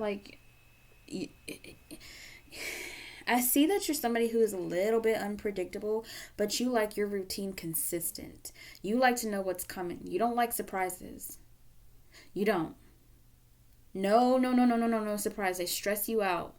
It stresses you out. You have a routine. It has to be done this way and right at this time. I don't like surprises. I don't. And I think that's also why you haven't left yet, is because it's I don't know what that is. I don't know what life is outside of these bougie ass walls. Oh my God, my ear just went out. I'm saying it. Left ear just went out. I'm on the money. 9:39 p.m. It's I'm not familiar with that. I don't know. This is all I've ever known. And that's probably what the problem is. You need to experience things. You need to experience new things. And I feel like you feel like a loser, or you feel super lame, which really eats you up because you're anything but lame, pile 3. It eats you up that maybe you haven't experienced. I don't know how old you are, but I feel like maybe you feel like shitty because you kind of like, I think you pride yourself on being maybe rebellious or just really excitable and wild and fun, but you turn into like a chicken shit when it comes to trying new things because it's just so unfamiliar. And I think that's also been like something that kind of aggravates you about yourself. Like, that's hypocritical and you know it. I don't know why you have this idea to like always be perfect. That's your business. I'm not even going to get into that because that would make it very long. I heard yes you are. I think I'm going to have to break this up into 2 parts because I can't breathe right now. And I was doing just fine before. Hold on, let me stand up and see what the fuck. Because I just can't. Ugh. Here, I'll let you out, missus. Even though I kind of like you in here. You know what? I'm hearing that song by Michelle Branch. Does anybody remember her? I'm not even trying to be rude when I say that song by Michelle Branch, Breathe. She says, if I just breathe, let it fill the space between, I'll know that everything is all right. If I breathe in every little piece of me, I'll see that everything is all right. Just breathe, pile 3. Just breathe. It always seems to suck while you're going through something. But I don't really see that you're really going through anything. I think this is of your own design. All you have to do is just cut out toxic people. That's what you're not seeing. You have got to cut out everyone. I don't care. You've got to start from scratch and rebuild that list. I did it. I cut off everyone. I feel like I'm about to have a panic attack. Huh. Here, let me close my blinds. I'm going to turn my heater on just to get some, like, I don't know, maybe it'll help. It's not that loud, so don't bitch and moan about it. You need to cut off everybody and then just start from ground zero. If you are an air sign, that will not be hard for you to do. Because y'all are the cutoff queens. And I have recently embraced my Mars in Libra and became the cutoff queen. Because fuck being around people who make me feel like shit or who, are jealous of me, who want to bring that type of fucking energy to me. I don't want to guess. It ain't going to be no guessing work when it comes to bitches being in my life. Either I know you fuck with me and you're loyal and you're sweet and you uplift me and I can do the same for you, or you get the fuck out. I don't need you. I don't need it. I don't. I'm not finna guess. I'm not finna think about, was she being fake to me? No. You go, bitch. Gotta go. Gotta go. I ain't got time for it. This is not what we're doing in 2024 going forward. We are not tolerating fake ass energy, fake ass people. We're not. Life is too fucking short, especially if you're feeling like this. Panic attacks, not being able to breathe, drinking too much, smoking too. This is not living. Escaping and running away from your problems only to go back to your problems, it's not living. And it's not going to work. And eventually you're going to crash and burn, pile 3. So it's now or never. You got to get the fuck. You need to revamp your life. Didn't I say that? It's time for a switch up in every way possible. I'm telling you, it's uncomfortable. It seems uncomfortable, but when you're just save your money or any money that you have saved, go for a trip or make a plan to move. And go somewhere is not bougie. You hear me? Go somewhere is not bougie.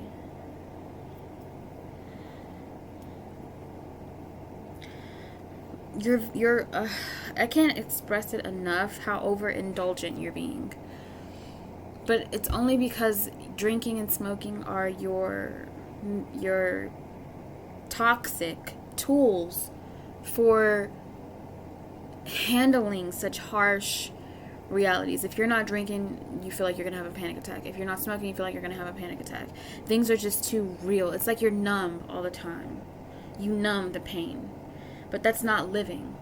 And you know you're not doing it. You know you're not living. You know better too. You can feel it. Just like I felt like I should not have just been sitting on my ass procrastinating. You have been procrastinating on doing what you know you need to do to turn your life around. Every step away from your bullshit is a step in the right direction. It's a step to your prosperity. And just because it's little baby steps doesn't mean that it's not still progress. Okay? And you don't have to I'm hearing also move in silence. You talk too much. Ironically. Because you don't talk about what's really bothering you. You just talk too damn much. And you talk to people who don't like you, who don't give a fuck about you, much less themselves. And they gossip about you behind your back. All these so-called friends you think you've got, I'm sorry, but they're not. If you didn't know that, surprise! But I feel like you already knew it. You just didn't want to accept it. You didn't want to face it. You know, these are not your friends. They're just not. I'm feeling like God is saying, it's time to go. It's time to go. You need to move. You need to make that move. I have been trying to move you. I'm speaking as if I'm God. I've been trying to move you.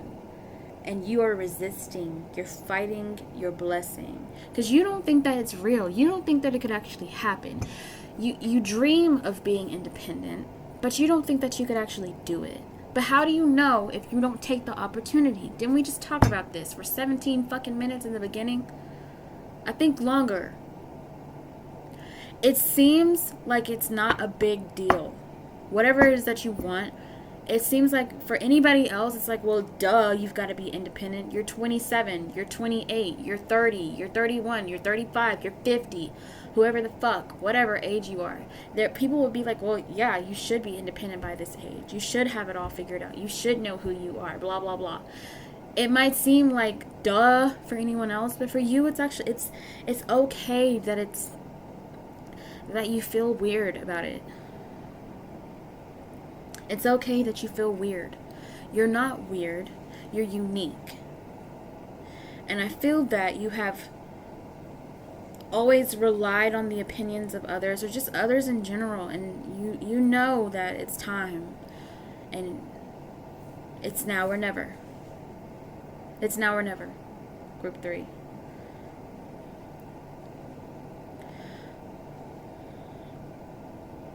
What you're not, and this has really been all of the piles, but this is of your own design.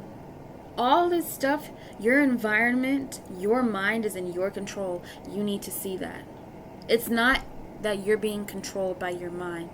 You are actually in control, pile 3. You have to change your environment. It's not to say that, well, what should I do every time I feel like shit? I should just keep moving cities. No, it just means you should get in a place where you know that because you're not this person. I'm sorry. You might like the aesthetic of it, but you're not this person. You're not fake. Okay? You're far from it. You're very authentic. And this is why it's fucking with your authenticity. You feel like you don't know who you are because you're surrounded by people who don't know who they are, and you're empathic. Surprise, if you didn't know that, you're an empath. You soak up everyone around you, and you are who you surround yourself with. And so of course you feel like shit. Of course you feel like you have no soul, or you feel vapid. This is not you. These are the people you're around. Believe it or not, they're siphoning off your energy. Your precious, beautiful energy, pile 3. And you're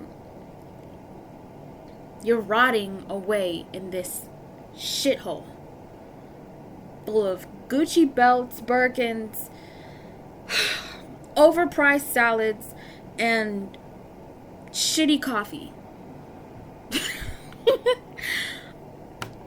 Yeah.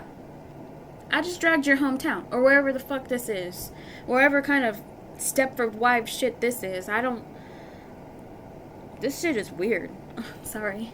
It is weird. No, I'm not sorry. This is the most soulless ass shit. The devil is here in reverse. This is fucking... There's no connecting with people where you are. People aren't looking for that here. Where you live, I'm sorry. And it might be very beautiful. That's probably why. And you know, everybody's home is home. You know? But this is the kick in the ass that you need to switch it up. If you really want to be who you are, find out who you are, you got to get away from these people who want to hold you back, because they might smile in your face, but believe me, behind your back, they are absolutely cheering for your downfall, praying for it. Some of them might even be into some kind of witchcraft, and they're trying to do work on you. I'm not trying to make you paranoid, okay? I'm not. You're protected in the one true God. We put that over you. I put that over you. You have God's grace. Because honestly,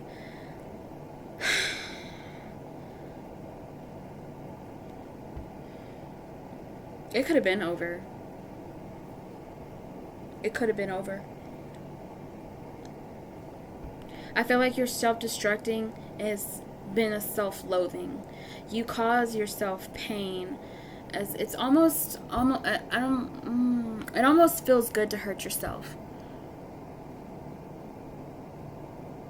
That's not for everybody, but for some of you, Pile 3, it feels good to hurt yourself. I feel like you've gotten addicted to hurting in some kind of like sadistic, masochistic way. You might like rough sex.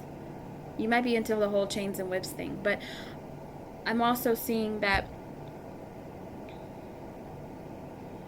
you get into abusive relationships because you feel like you deserve it. You are mean as fuck to yourself because you feel like you deserve it. This is somebody who's just dying inside. Plain up, like straight up. Plain and simple. That's what I'm seeing. Someone who is dying inside. But this is not the way your life has to be. It's really not. You have not even really, truly been living. You have not. And you know that. You can feel it. Like, there's gotta be more to life. Well, I'm gonna put that song. Why are all these, like, old songs coming to me? Remember that song? There's gotta be more to life. Chasing at every temporary high to satisfy me. 'Cause the more that I'm making these playlists because music is another way I channel messages. And they just come to me. I really like this pile a lot. And Pile 3, I like you. I feel kind of like a kindred soul here. But I really, really wish you would. Because you're being told to, by the way. Not by me. You do whatever the fuck you want to do. But you're being told by Spirit, by God, by Source, whoever you believe in, whomever you believe in, that it's time to move. It's time to go. It's been time to go for a very long time. And that's why you feel like you're running out of time. Remember I said that in the beginning? Like, you feel like you're running out of time, like you're too old for something now. But that's not the truth. Your life is just about to begin, but you've got to take this opportunity and stop holding yourself back. You either take the chance somewhere else, learn about who you are, fresh start, new people, new experiences. You don't have to leave the house and meet new people, but you will. But you don't have to overly commit to anything. These people, this shit is spent. They are so in debt in their spirit. They are spiritually bankrupt where you are and the people that you talk to. They are done. It's over. There's nothing else that can come from this. I'm sorry. No, I'm not fucking sorry. You need to hear it. There is nothing else that can come from this environment. Nothing can these people give to you. Nothing you can give to them. You've already given so much of your energy to this. I mean, there's nothing left. You're about to be you're having panic attacks every day.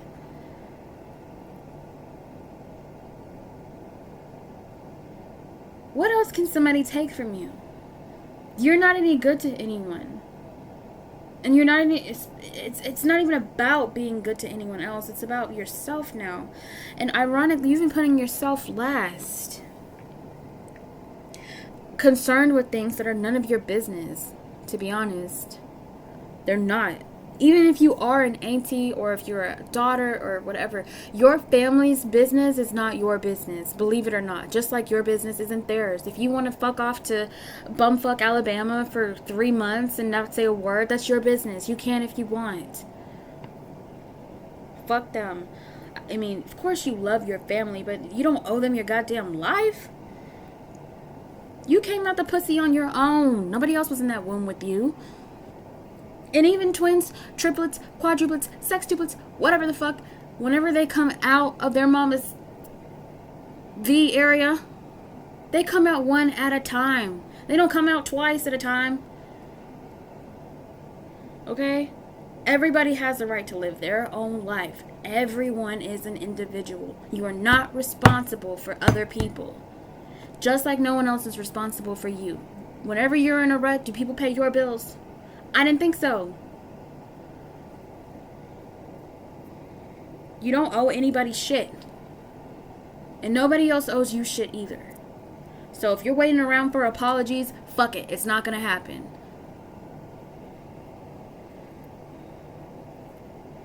Just screamed at you there. I feel like you're waiting for somebody to apologize to you, and it's not gonna happen. Yeah, you sit up and daydream about shit that's just not real. Sorry. Your friends aren't your real friends. Your ex isn't going to say they're sorry. Your parents aren't going to say they're sorry for neglecting you. You're not going to get an apology from the person that, traumatized you when you were little. Fuck all that. It's not happening. You have to take responsibility for where you are right now. You do. Not anybody else. No one is going to make you feel happy. You have to do it. It's no one else's job to make you feel happy. It is not your job to make anybody else happy. It's not my job to make you happy. And it's not your job to make me happy. We are responsible for ourselves. And if you want to be miserable, that's your choice. Because you can't say that you don't know anymore. You know. You're here. You listened. You can't run. You can't hide. And you can't blame anybody else. You can't keep saying, God, why, God, why, God, why. God has been saying, get the fuck out. I've been telling you to get out. I have this girl, Lacey, telling you to get out. I got her up off her ass so that she would tell you, I said, get the fuck out. Cut them off. Fuck them all. It's time to go. Move your ass. Pack your bags and leave. I feel like you've saved up a pretty penny with that Page of Pentacles. It ain't everything. You ain't super rich, but you ain't broke either. You can make choices. You have a financial freedom that most people don't. For some of you in pile 3. There's something monetarily where you have an advantage. And you could absolutely move tomorrow. Not everybody has that, but you do, pile 3. There's something here where you're wasting your time with the 6 of Pentacles in reverse. You're trying to waste your time in this environment, thinking that something's going to happen. This shit is, as far as I'm concerned, this environment is burned to ash. It's going to take forever for plush green life to regrow. And you don't have that kind of time.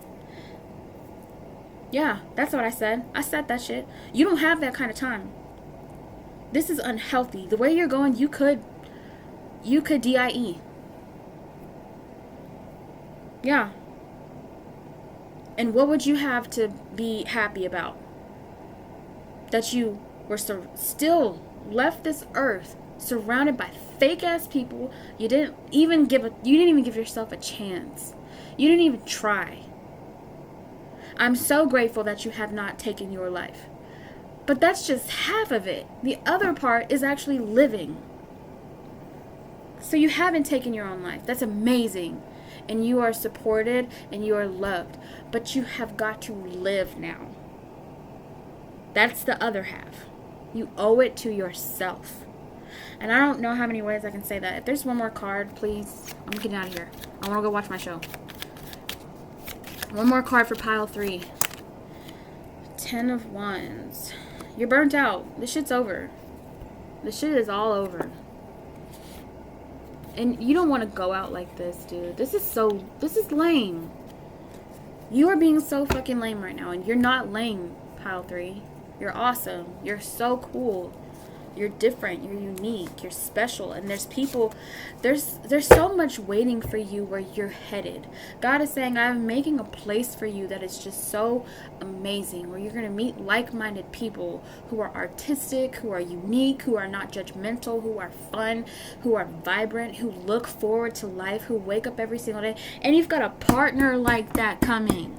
I see the lovers here, reuniting with somebody that you fell out with. Didn't I say that earlier on? That there was somebody that you... Not somebody that treated you like shit. I'm saying somebody that ghosted you because they had no choice. You left them no choice. There was somebody that you missed. Like, somebody that left your life abruptly. And it's like, where did you go? And you know... I think you really like this person, but they... Let that inspire you. I don't think you realize how much the person that left your life, who just up and left, I feel that there was something about them that inspired you. There was something about them that was different, something that you were lacking in your environment, and you clung to this person. You expected to hear from them, and I feel like you've had separation anxiety from them, and that made you feel like, well, what the fuck was wrong with me that they didn't stay? Why was I not good enough for them to stay? See how people treat me? Once I let somebody in, blah, blah, blah, blah, blah, victim shit. I think that person was sent into your life. They probably just saw how destructive you were being and thought, damn, this woman, like this girl, this guy, pile 3 is not who I thought they were, because they seem so awesome, full of life, vibrant, and then they're fake around all these other people. They're just, I can sense, this person could sense that you were not being your true self, and it gave them the ick, and you started treating them differently. Maybe you're not who you are with them when you're around other people, or they just saw you at your worst, and they were like, you know what, I've actually worked too hard on myself to come to a healthy place, and I've got to go. That's what I got immediately whenever I said somebody ghosted you. Then I went into something else, into all this here. But somebody ghosted you, but not because they thought you were just a terrible person. I still don't think that you're a terrible. They could see that you were not being authentic. And this is a person who, they don't like that fake shit. And so they left. I feel like you've lost a lot of people this way. And I feel like a lot of people have lost you this way, but I feel like there's like a reunion with this person somehow. And let that be God's business if y'all two are relinked together. But there's somebody that is just like you but you've got to leave this behind. It's like God's like, I have a land of milk and honey for you, pile 3. Where you don't think that it's possible. But oh, you little faith. A mustard seed of faith. Y'all are like Bible lovers. Y'all like all that shit here, because I don't know a whole lot from the Bible. And here's one. I know this one. Psalm something. Yea, I walk through the valley of the shadow of death, I will fear no evil, for thou art with me. For me, close book. I don't need to see anything or read anything else in the Bible. That pretty much says it for me, because right now I feel like you are walking through the valley of the shadow of death. But there's nothing to fear. Nothing. And where you're going, God is with you. You're being led to where you're supposed to be. What do you want me to do, God? You want me to give them another card for them? Yay! No, I've said it all. I can go and watch my TV show now.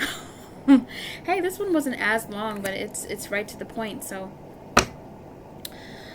you need to just leave this environment. Leave this fake-ass, village, town, city, whatever, and move on to somewhere where people are more humble or, modest. And maybe try not to be judgmental to people that are like that either, pile 3. I see that you're very critical of yourself, which means you could possibly be very critical to others as well. And, give it a chance. Don't just run back home to this toxic ass environment just because you're like, oh, it's just too weird. I don't know these people. I don't know this environment. I don't know my way around. It's making me actually more nervous. No, that's just your ego getting in the way.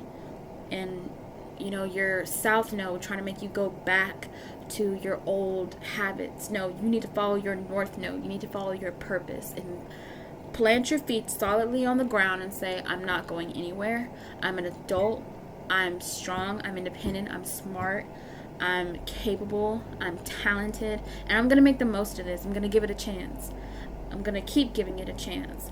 Because you gave that toxic shit a chance over and over again. You can't give something new. You can't give something new a chance. Please. All right. All right, pile 3. That's my reading for you. Thank you so much for coming to this video. Give it a like, share, subscribe, notification click. I said all that shit before. Also, go check out my astrology channel, and if you like my videos, go check out my Patreon. I put it all in the description box, so you can't miss it if you actually go and look at it. Stay tuned for the next video, and leave me a tip if you liked it. So, thanks, pile 3. See you in the next video. Hi, pile 4. Just some quick notes before I start your reading. If you like this reading, show me and give it a like. Also, if you're feeling like you want to tip a bitch for a job well done, you can do so at my PayPal, which will be posted in the description box below. There you can find a link to my astrology channel as well as my Patreon for bonus content. More kick-ass readings are coming, so be sure to subscribe and give that notification bell a click so you'll be up to speed on all the good shit to come. Thanks in advance for your support. Now, whatever I was saying, my little script, I was saying everything will be posted in the description box below, but I almost said prescription. So somebody could be picking up their medication. Maybe you just picked up your medication from the pharmacy. Maybe you picked up somebody's medication from the pharmacy. Maybe you need a prescription renewed. Maybe somebody stopped taking their medication. And I'm not a doctor. I'm not a medical professional. However, if you feel better without being on meds, that's a good sign. Maybe you were scared to come off of your prescription medicine, or maybe I think somebody's tired of feeling always buzzed or something. And then there's some of you who have probably been abusing your prescription. Like your injury or whatever has been long gone, but you keep getting it renewed, like refilled. So that's for somebody. Keep in mind, if you did not watch the intro, which you should have, always watch the intro to the reading so you know what the fuck is up, what the topic is, you can see the title, but these readings, I let you know what it's really about. And there are things that can be triggering.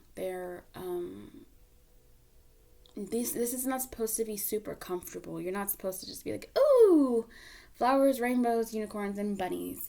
This is something that's supposed to, things that you don't know that you're not seeing. Some probably even avoiding. It's something that you might not even want to hear. You clicked on this video, so I'm sure that there's some part of you that know you needs to hear something. You're looking for a way. That's what this is. You're not really supposed to be comfortable whenever you're hearing this. I'm not attacking because I don't know you. I am relaying the message. So don't shoot the messenger. Okay. And my cards just fell all over the place. See, now that's something to me. Some of you can be described, no offense, pal 4, I swear I'm not trying to make you I'm not trying to be offensive, but you can be a little unhinged. You tend to spill all over people. There's something that's overwhelming about you. I'm not feeling an overwhelming energy. I feel like I'm hearing that song, I want to be sedated. I want to be sedated. What is with something with the prescription, okay? I think it makes you a little bit, you're either heavily sedated or you are off the charts. You could possibly have ADHD or something, or some kind of diagnosis where you attention deficit or something, which isn't that ADHD? neurodivergent or something, where, or maybe you just have one of those balls to the wall personalities. I wanna be sedated. Nothing with you, nowhere to go. Nowhere to go home. Nowhere to go home. I wanna be sedated. Interesting.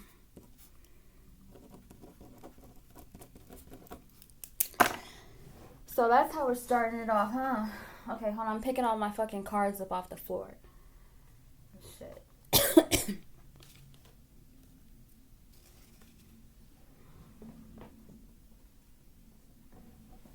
You know, sometimes I can get like a really good read on energy before I even start. I feel like you want to go all in, Pal 4. Like, you want to go all in. It's like the other ones, the other pals, I do like a kind of I kind of like psychically pick up on that person or the pal's energy, who I'm speaking to, who the message is for. And it goes on about 17 minutes, but I'm not feeling that with you. I just feel like you want to go right in. I feel like you're somebody who, you're not an intense person, but you're very all or nothing kind of person, which can make like an intense personality, but I'm not getting that from you. I just feel like there's something that, I don't know, it's just like you want to get it done. And not necessarily in like a responsible way. It's just like, just tell me. Just tell me, I want to know. Just tell me. What the fuck? Okay. Chill out, first of all. We'll get to all that. Yeah, there's something about you that needs to be like 100 miles an hour.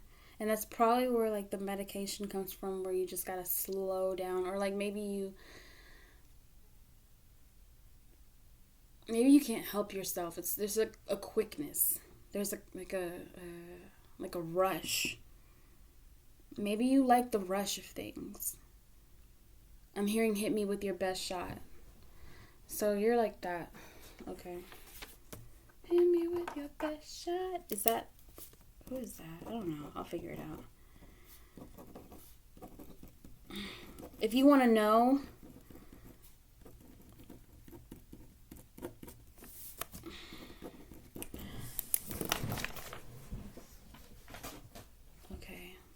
actually, we're just gonna get right into it. You don't need all that other shit. Which I'm actually pretty happy about. Because I want to go watch TV. I won't even lie. Hit me with your best shot. Why don't you hit me with your best shot? Hit me with your best shot. Far away. Ah.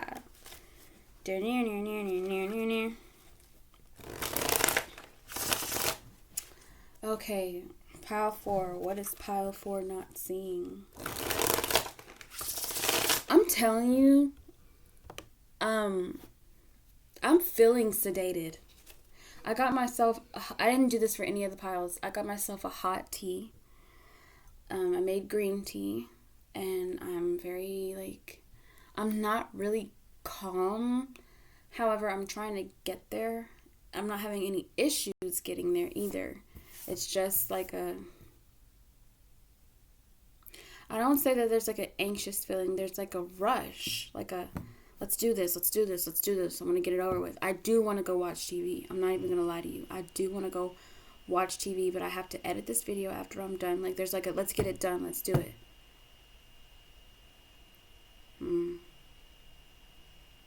Maybe you feel like you have a lot on your plate. And so you just tackle things head on so that way you can have time to relax. But I feel like maybe you're someone who works hard, plays hard kind of thing. But I didn't get someone who's like overly serious, because those type of personalities tend to be type A and really serious. But I don't feel that from you. I just feel like you're someone who's very boss of the wall, all or nothing. And I don't know.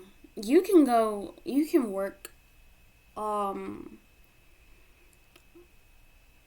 work really hard at, and then when it comes to like, you can sneak away for a break, have like 3 cosmopolitans, or 3 cocktails, slam them back, and then it's like you're fine. I don't know what the fuck this is. I'm not gonna lie, it's a bit of a weird energy. I haven't felt this kind of an energy before. Like you're not affected. It doesn't affect your work.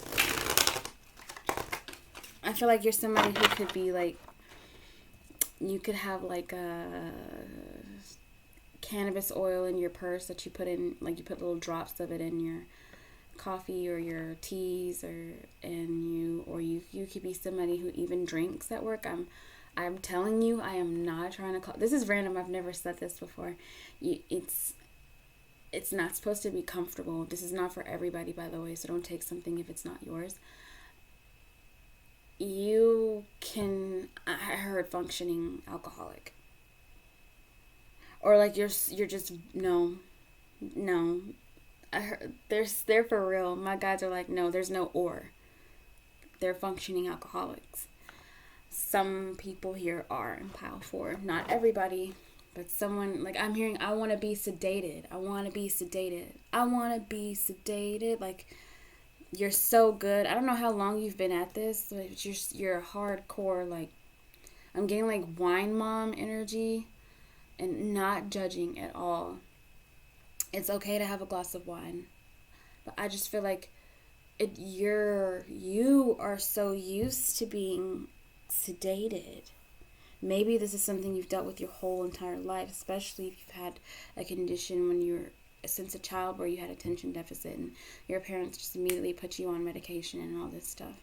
I feel like this is not something that's new. I feel like you've been on this medication or numbing train for a very long time, so you know how to be on it. You're functioning. You function high. Like, people wouldn't know that you're not really with us in the present moment. You're very good at hiding it. You're not sloppy. You're just sloshed. Your pile 4 is checked out. They're here with us, but they're not here with us. And at the same time, you can get shit done. But you gotta have your drink. You gotta pop your pills. You gotta have your little candies, meaning, your pills, your happy candies, or your downers. Like I said, this is not for everyone, but that is for someone. Like, I think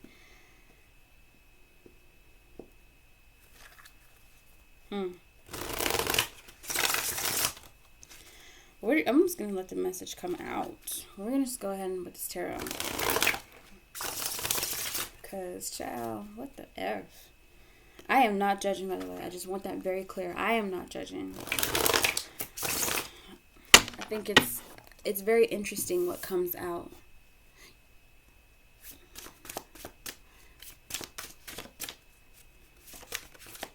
There's this show that was on, I think, HBO. Julia Roberts was starring as this woman. I cannot remember, but it was like during the 60s times. Her name was Martha. I forgot. She was married to somebody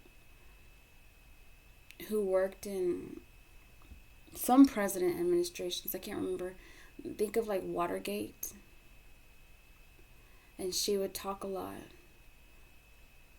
Like, you spill. Like, that's what I was getting. Like, even my tea over here, when I sat it down, it kind of spilled a little bit. So, maybe I would go watch that show if you haven't seen it. Let me see. Julia Roberts. Martha. Okay, so the show is called Gaslit. It was actually on Stars. And Julia Roberts stars in it. And she has the thing where she is, like, wants to be accepted and stuff like that. And she's a big gossip. But she,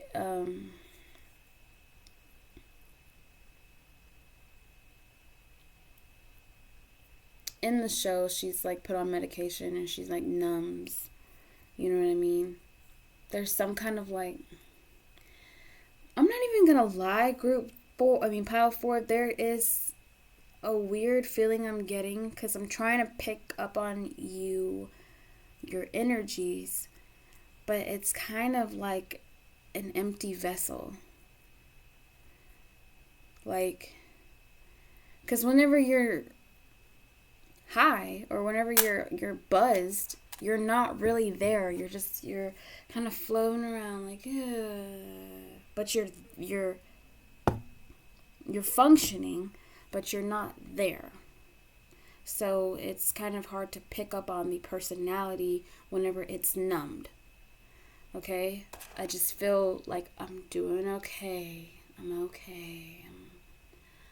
I feel so good. I just feel really good. I'm not really here, but I'm not here though. Like, I could have a polite conversation where I'm like, yeah. Oh, that's really nice. Okay. Because it's calming, but at the same time, I'm also paying attention. So there's a teeter-totter. Like, it's like a weird seesaw of balancing being high off my ass and functioning and making sure people aren't, saying, what the fuck is up with her? Or what is up with him? And nobody's home. Like, the lights are on, nobody's home. That's what I'm getting. Okay? So we're gonna... There's some overindulgent shit here. I get somebody who doesn't want to be left out, but I don't. I feel like there's an addiction here. Like... And I'm not the only one who does it. I'm not the only one that does it, though. My friends do it, too. Everybody does it. Nobody can judge me because everybody does it. And I feel like that's what... Martha was the same way. You need to go watch that show. She had so many secrets on people. And people were pissed off at her because of what she would say. And I think that's why no one's really outed anyone. I don't know where you live. It's kind of giving like a place like Stepford Wives kind of shit. Or like a place where it's... Everybody does it. But no one talks about it. And if anybody talks about it, then the pin is really going to fucking drop. And Pandora's box is going to come open. And listen, you can't judge me because I'm taking you down with me. If I go down, you're going. Sorry if you can hear my dog snoring. I mean, someone is absolutely in fucking La La Land. I'm not even... Like, this energy is fucking weird. It's weird. And it's like being on a cloud. And not in like a good way. It's like absolute escapism in a... There's just such an emptiness. There's no feelings. There's just high. I'm high. I'm sedated. I'm feeling good. I don't feel anything. I don't like this. I'm not gonna lie, I don't like it. But apparently, you're not the only one. So let's get into this. If you don't feel like this is your pile, get out of here. Get out. This is for somebody else. Sometimes the messages get really specific for someone who needs to hear it more than others. Check out the other piles. There's 3 of them. 3 other ones. Alright. Pile 4. I mean, shit. You know what? I feel like there's something that could have happened, like your pills. Like you were going in your purse for something, like rummaging for something, and all your pills just fell out of the purse. Or like all your shit just fell out of the purse. Which happens to women. But it's what came out of your purse, honey. Or your wallet, sir. Or your suitcase. And someone saw it and was like, what the fuck are all those? I think you have like every letter of the alphabet in a pill case. Or it's something like that. It's just like... Or maybe like a bunch of little bottles of vodka spilled out of your purse. There's something like that. Like something just spilled and it was like, oh my god. Because when these cards came out of the box, it never happened to me before. They just fell all over the place. And I was like, are you fucking kidding me? Are you serious? my tea spilled, and I feel like there's some spilled tea.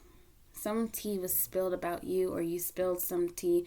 You dropped some kind of bomb, and it left everybody like, oh my God. Maybe it came to a point where you had a public, like, maybe breakdown, or you spiraled a bit, and you just blah, blah, blah, blah, blah, blah, blah, blah, blah, blah, spilled some kind of tea. And it kind of rocked everybody. Because that's so random for me to think of that show. I haven't watched that show in over a year. I feel like it wasn't that long ago, but probably not a year. Maybe I'm being dramatic, but I haven't watched it, nor have I thought of it. But I thought of it in this reading. So watch Gaslit. Let me put that. And it's on Starz Network. If you have Amazon Prime, but you have a Starz subscription, you can watch it on there. I'm telling you, I'm just feeling like somebody's foundation got rocked, turned on its head. There's some kind of society. A lot of that has been coming out. It's giving like Silicon Valley, somewhere where it's a well-to-do place that everybody pretends that things are not happening. Like, no, we're all great here. Didn't I say Stepford Wives? Like, we're all great here. Everybody's happy. Everybody smiles. But we're fucked up. Which, that's a lot of different places. Or it could be like a family that's like that. Like, you come from a line of people who probably abuse medication or who are addicted to, maybe you got hooked on Valium. Like, maybe your mom offered it to you. Your old mama, was like, you want a Valium? Or they just didn't. Well, you didn't deal with emotions. You didn't talk about emotions. You don't do that. But I can give you, maybe you need a glass of wine. How about we just have a glass of wine and forget all about it? Why don't we just go shopping and forget all about it? Why don't we just, honey, let me just give you a Valium. Mommy can't handle this right now. I mean, that's what I'm getting. Like, Mommy's really busy. Mommy's going to go out with friends. Why don't I just give you a Valium? Or why don't I just, here, take your medicine. Like it's something like dismissive. There is no way to cope with what reality is. So there's all these pills and everything else but deal with it. I don't even know if I need these cards. Like, it's like, as long as I don't have to really deal with things, I'm fine. Which, very, very bold of you to click on this video, Pal 4, if this is who you are. Very bold, because I think maybe you're having, like, a crisis, which absolutely makes so much sense. You're about to spill, or maybe you already have, and some people are saying, like, you're crazy or something, and you're really not crazy. You're just like, why do we pretend that these things don't happen? Maybe I'm getting someone who's a victim of sexual assault growing up, or there's some kind of like need to not talk about it. Like, don't talk about it. Don't talk about getting raped. Don't talk about getting that. Don't talk about that happening to you. Like, somehow when you want to talk about things, it triggers other people because they don't talk about it. Everybody dismisses. And it's just a strange thing. It's strange. I need to take a sip of my tea. I'm going to sip my tea on that. That's very interesting. Very, very interesting. Maybe you come from a well-to-do or something where there's a focus on just avoiding issues and just pretending everything is fine, and it's not. A lot of things get brushed up underneath the rug. If you're going to say something, you got to put it pretty so people can, take it. You got to say it with a smile. It's giving Stepford Wife. Silicon Valley, I don't know. What is Pile 4 not seeing? What is Pile 4 not seeing? Cool.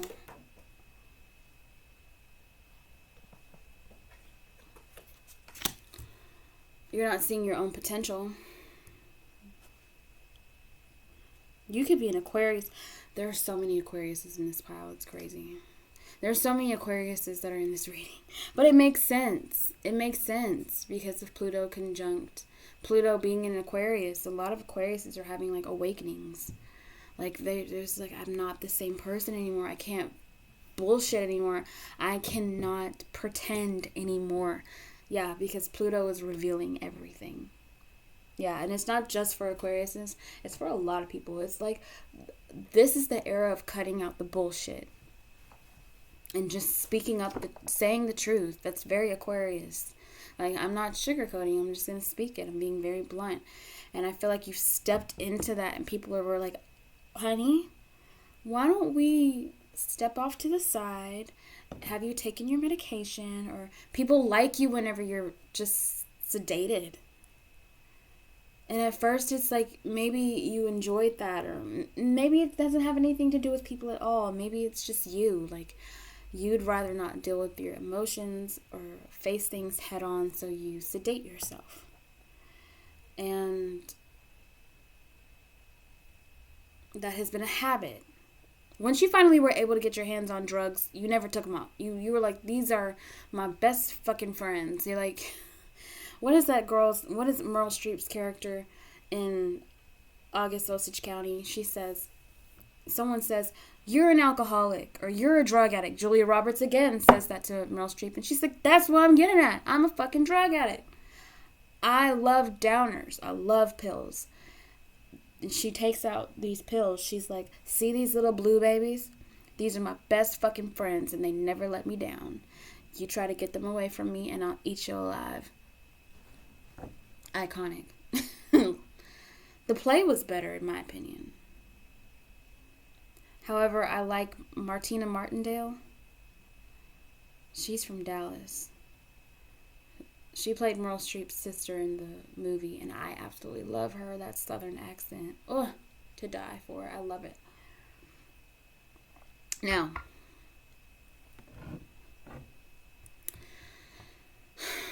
pile 4. There is just... You've been running away from yourself for so long that you have become a functioning escapist, a functioning alcoholic, a functioning drug addict. I mean, like, high functioning. Maybe even not so much. I think the most recent time that you used or that you drank, something was different about it. It wasn't fun anymore with the star and the full reverse. Before, you could get away with it, like... But now it's like you had the blinders on at first, but something about it the last time just didn't feel as good. There's something that has happened in your life that you can no longer run away from. There's something that you're seeing yourself finally. Or someone came and taught you a lesson. It was unexpected. Or you learned something about yourself. There was some kind of... Then this is why you numb. And why because you were afraid of this happening. You were afraid that if you were present and here and dealing with your shit, one thought triggers emotions. And whatever happened in the past, you're just like, I can't go there. Like, I just really can't go there. So life's a party. And it might not even be that fun. It might have been fun at first. But I feel like you're getting to a place, maybe you're getting older. Or maybe you're just at a place where you're like, I can't get away with it anymore. It just doesn't feel as good anymore. It's not as fun as it used to be. There's something off now. Maybe you're just accepting the fact that there needs to be a change. There was some kind of trigger. But I'm telling you, the last time you used, or the last time you had fun, or the last time you drank, the last time was the last time. But I'm in baby steps with that, because if you stop cold turkey, that can be very detrimental to your health. So, there's nothing wrong with getting help. Maybe you were in a rehabilitation facility. I'm also getting someone that, oh shit, like I said, this is triggering. You might have tried to commit S, and that's where I'm getting like this groggy, like, not here kind of thing. The pill bottle spilled. Like maybe you just took like a bunch of pills and you had to get it pumped out of your system. And thank God that you're still here with us. Maybe that was like the most recent episode. You know, now you're like, I need help. I need to figure out what it is that I'm doing wrong. I feel like someone was forced to take stock in their emotional, mental, physical health, spiritual health as well. And you've turned more inward, and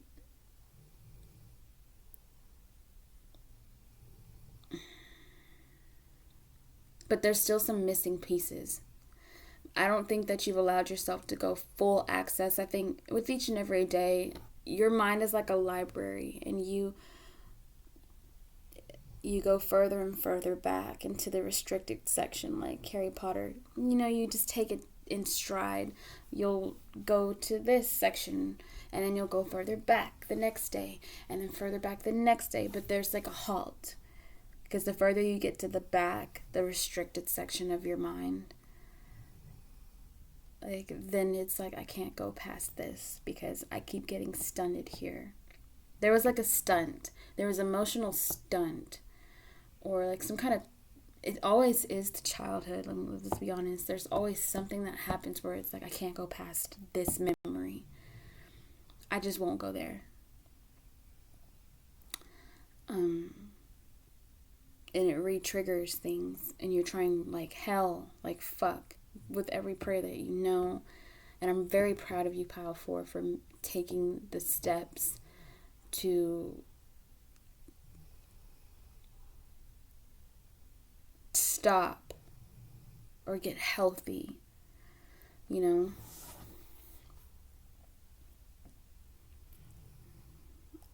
This was supposed to be a heavy reading. It was. I didn't even realize how heavy saying what you're not seeing, what that would actually bring out. What would come out of that. So this is like a very insightful pile. That's why I'm like, that is why I felt that. There's like, I need to just do this. I need to get it done. Like I have to do this. I have no choice. I want to do this. That is where it came from, because I'm like, I don't pick up a serious person. I'm not picking up a serious person at all. I didn't get a serious vibe. I just got someone who was like, I'm getting like an it's now or never. Like, I have to do this. I can't hold back anymore. I can't wait anymore. I have to do this. I'm losing myself. Like, you found, and that is such an act of self-love. That is such an act of love for yourself, which is so damn beautiful. And I'm very proud of you, because you checked in and you realized how precious you are to yourself. Maybe you haven't really felt that. Like, you maybe felt like you didn't matter, or that you weren't worthy of being loved unconditionally. Or maybe you felt like you weren't as valuable, or it wasn't necessary. Well, it was necessary. You knew it was necessary, but it wasn't worth it, or like you weren't worth being checked in on, or being taken care of, or even taking care of yourself, you know. And the cards spilling out on the floor like that was like a please, like, just give it to me. Hit me with your best shot. Just give it to me straight. Like, I can handle this. Like, I feel like that's what it is. You're taking on this, like, I can handle this. I can do it. I can do it. I can do it. I can do it. And I admire that. I respect that. But just be, you know, it's a bit much. And I don't want you to put more pressure onto yourself, so that when you feel like you face something that is actually a little bit harder than you thought, and you're making great strides, incredible strides, but if you find something that is extremely triggering, it can cause some damage that perhaps you're not prepared for. So just be a little bit more gentle with yourself. Don't be so rough. I know maybe you were frustrated with yourself, Pile 4, for having so long just glazed over, and there's probably some shame about that. And shame is such a lie. There's nothing for you to feel ashamed of. This is a very take charge, accountable energy that you have put yourself in. and you're deciding to not, you're cutting the shit, you're getting the job done. And the job, there's no job to get done. Life is not a job to get done. Take every day in stride and enjoy yourself. I feel like that's probably why you sedated before, because I feel like this is a personality that is very, it can be intense, but you're not like a bitch, or it's not like there's a need to prove something. That's it. Like you have to prove something to yourself, or just prove that you're capable, prove that you're not weak. And it's like, who are you doing this for? Of course you're not weak. Of course you're not weak. People who've been through what you've been through wouldn't be able to. Not everybody can be as strong as you. And you don't always have to be strong. It's okay to be vulnerable. Remember, you don't want to sink back into that place where you're trading not dealing with things and sedating yourself with trying too hard to see the truth, too hard to take on the hard parts of your life, or take on reality to where it causes or you punish yourself if you have any vulnerable moments, or if you feel like you're becoming quote unquote weak. And that's not fair to you, because you can easily slip back into, well, I thought I could do it, but it's too hard. And you could slip back into, using again, or, becoming an alcoholic again, or sedating, numbing. So it's a very balanced tightrope that you're walking. But it doesn't have to be severe. It's just have grace with yourself. Be patient with yourself. This is not a job to get done. It's not something you're going to check off the list. This is an everyday change of mindset, lifestyle change, a practice. That's what this is. What you're going through right now, Pal 4. It's not something that you're going to be able to check off the list like it's a fucking laundry or groceries. It's not like that. It's not a task. It's just meditation, prayer, yoga, healthy environments, healthy people, surrounding yourself with unconditional love, knowing that you are unconditional love, being kind to yourself. All that shit, So let's see what else. What is Power 4 not seeing?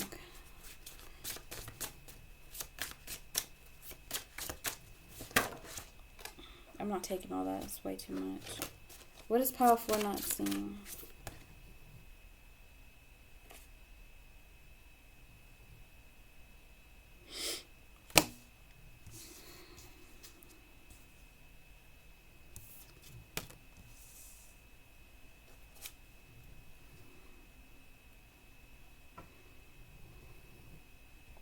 There's something about, like, the men in your life.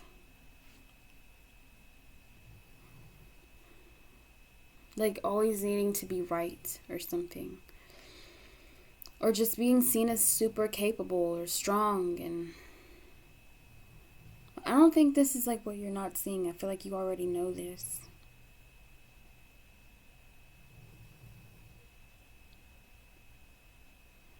Hold on. Let me sit with this for a second.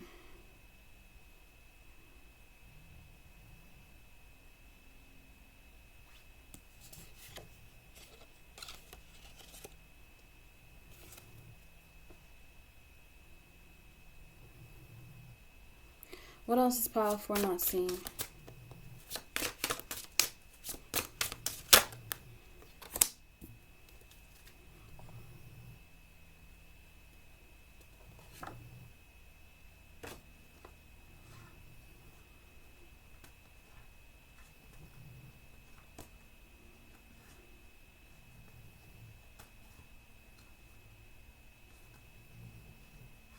You know what? Something happened very unexpectedly. I feel like it's a person. Like, I'm hearing, like, I never thought the day would come. I just never thought the day would come that I feel like you're somebody who,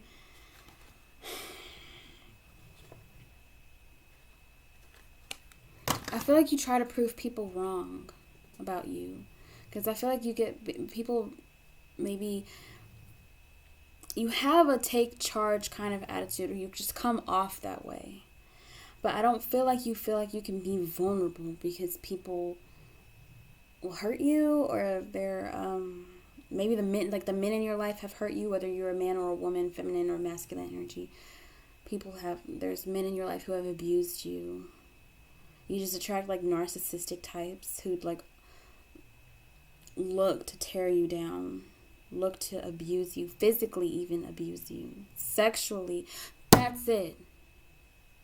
Excuse me. There is somebody in your life who was, I said it in the beginning, sexually violent. You could have absolutely been a victim of sexual abuse. And this person just felt entitled to you, and it's so upsetting.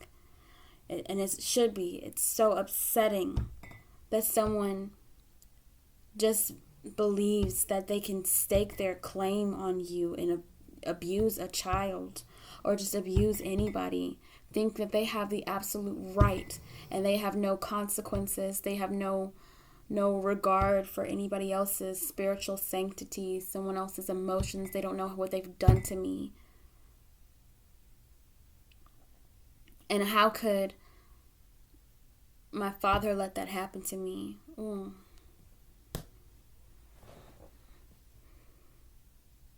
It's like, how could you let that happen to me? I feel like someone has a really strong father wound. They feel like their father should have done more to protect them. Like, if anybody should have done anything. Like, and that's why I attract shitty people. I attract shitty men to me. People who abuse me. People who take from me. People who, I feel like I attract violent people. People who are narcissists. And you feel like it's because your father was not. Your father could have been abusive, or he could have just been extremely, like he didn't take charge or something, like a wuss, or how could you let that happen? Why didn't you defend me? Why didn't you protect me? Why didn't you fight for my case? Why didn't you do this? Why didn't you? And it keeps you up at night, and that's what makes you numb. You want to numb that, because I feel like you want to. This is why you numb it. You have shame, you have guilt over something that wasn't your fault, and you don't want to hate anyone. You don't want to hate your father. You don't want to hate. There's like a father figure that you don't want to hate, but you do. And it fucks with your head. Like, the thoughts just swirl around. You think of all the people that you've been with, and it's like, I wouldn't have been through that had you stepped the fuck up. Why didn't you protect me? Why didn't you do this? Why wasn't I worth it to you? What about me made it, like, why was there no give a fuck when it came to me?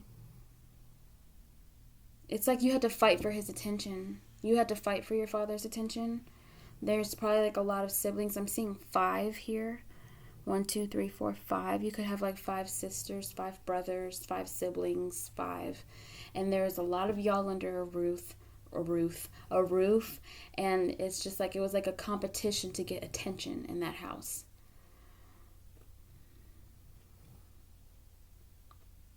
And you don't feel like you got enough at all. And so self-destructing, it's like, can't you see that I'm troubled, that I'm going through something? Can anybody see this? And it's like, what do I have to do to get your attention? Maybe you self-harmed in some way. Maybe you misbehaved, or you were rebellious, or you had an attitude, or something where like you made people chase you, But it's not because you were trying to be an attention whore or be like a bratty child or anything. It was like a cry for help. Like, if I don't act this way, you won't reach out for me. Because I don't feel like I can come to you. I feel like there's so many people in the way whenever I want to talk to you. Dad. Or whoever. Sorry, hold on. There's so many people in the way. There's so many of us, and I get that. There's so many conflicting feelings. I feel like someone is of two minds. Like, there's so much anger. There's so much resentment. But you don't want to feel that way. You don't want to feel that way. There's like guilt about it. Like guilt about having your emotions. Guilt about... Because you're not really saying it. You're not saying that. And I'm not blaming you for not saying anything. And I don't know... You don't even know how you would even say it. Like... It's like if I act like a problem child. The way people can get you, pile for, they have to chase you. Because if they chase you, it validates you. It makes you feel like, okay, so you sought me out. Now I can open up because you went through hell to find me. Like you chased after me. You cared about me. And now I can open up. It's not because you're a bad person or you were a problem child or anything. You could have been a wild child for sure. You could have been destructive, but it was like a self-harming, self-loathing. I hate everyone else. The whole fucking world owes me. And nobody talks about it. Nobody talks about it. I don't even, you like pile for, like, I don't feel like I can fucking talk about it because nobody wants to talk about it. And it makes me feel crazy like it never happened. But I know what happened. And it's just, oh my God. It's just like, is anybody seeing me here?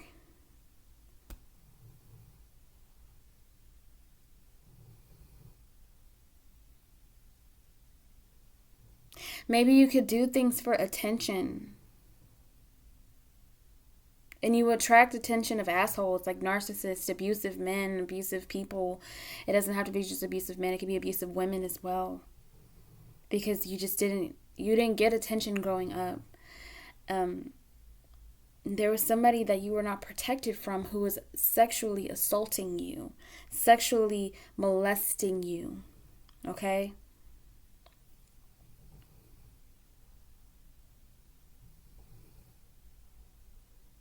And this shit ain't fair. And that's why this justice card is here. Because it's like, when will I get my fucking justice? When are the saints gonna come marching in for me? Okay? When is fate gonna smile upon me? Because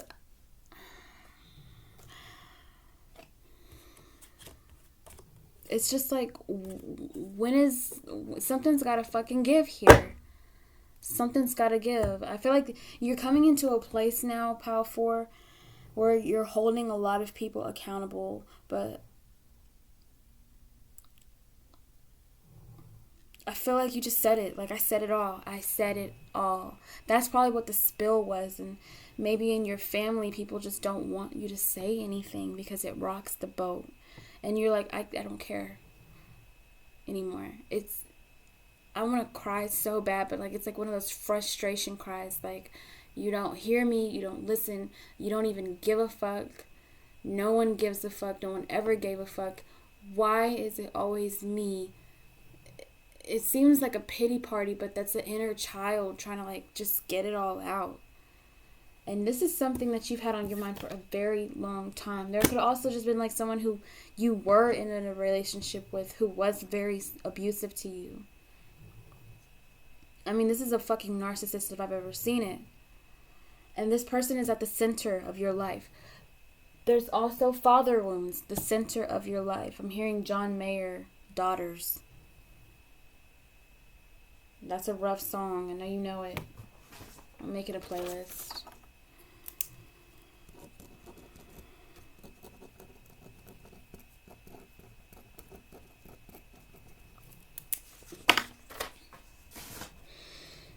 I just feel like you want to vent. You just want to vent it out. Like, you just want to get it out. And, you know, you don't care if you rock the boat. You don't care if it causes problems. You don't care if you ruffle feathers. I feel like you had to sit down with your father, especially, and you just let it rip. You ripped him to shreds. You just told him, like, this is how you made me feel. This is what you allowed to happen to me under your fucking roof. You know? And maybe you're just finally seeing things for what they are, and no amount of drugs or alcohol is going to stop it. And I feel like you realize that the last time that you got high or you drank, or it wasn't enough anymore. It's like, I can't anymore. I cannot hide this anymore. It's not doing anything for me. I'm not, you know, it was fun whenever you were like 16, 17, 18, 19, you know, 20 or in your early 20s. And, you know, being rebellious was the shit. You know, that was what you did. And, you know, you were a cool girl, or it made you, it made sense. Now it doesn't make sense. In fact, you're feeling like this is pathetic. You don't like what you're becoming. There's something that spooked you the last time, and it's like, you're seeing it. You're seeing things now. Like, hold on. What is this Justice card? Actually, what is this Nine of Swords?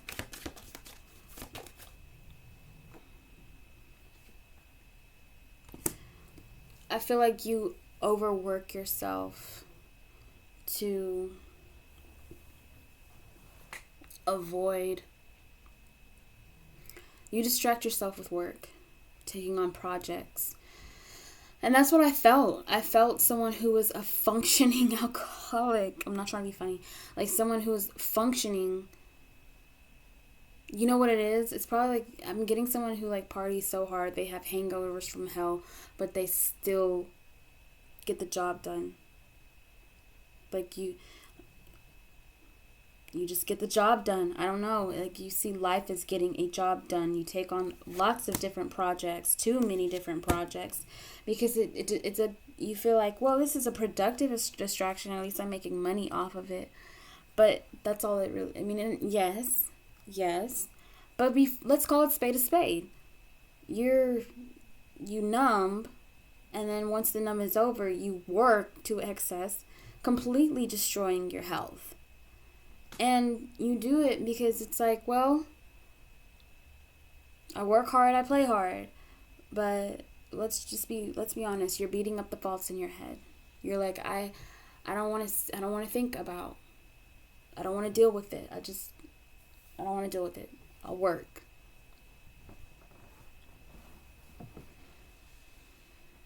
Everyone does it. You know, it's time to take accountability, Pile 4. It's really time. And I feel like you're coming up on that. I think you've had these moments many times in your life, especially if you're in your early 20s, your mid-20s to your 30s to your 40s. I don't know how old you are now, but like you're having that, like, I can't keep doing this. I know I can't keep doing this. Like, I'll die. Like, this is not living. And I'm not happy. I'm not. I feel like you wanted more for yourself at this time, at this age, at this whatever, at this checkpoint in your life. Some kind of major checkpoint. And you're like, I actually wanted more. I saw myself doing something else. But maybe you've been so avoidant that you couldn't really reach your full potential. Wake up, princess.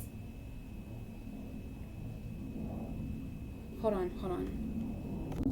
See, what's interesting is that I heard my dog sleeping, and I could tell that she was having like sleep paralysis. I can see when my dog is having a nightmare, and I can hear it. It's like, you know what sleep paralysis is, whenever you feel like something's like on top of you and you can't wake up, and you try to wake up and you can't. I feel like maybe you've been having that a lot, Pile 4. I think this is a pile that is very self-aware, but also very avoidant. It's like, I'd rather not deal with it. I know what I need to work on, but I don't want to do it. I don't want to think about it. So you bury your head in the sand and you get to work. And all I can say about this pile, the word that comes to mind is resilience. But it's just such an emptiness, though. Like, lights on, nobody's home. And it's so fucked, because I feel like this person, you're like pile 4, you have a personality that is rather cut and dry. You can be curt. And almost, I feel like stoic. Or there's anger here, but I don't see you as an angry person. I don't think you are.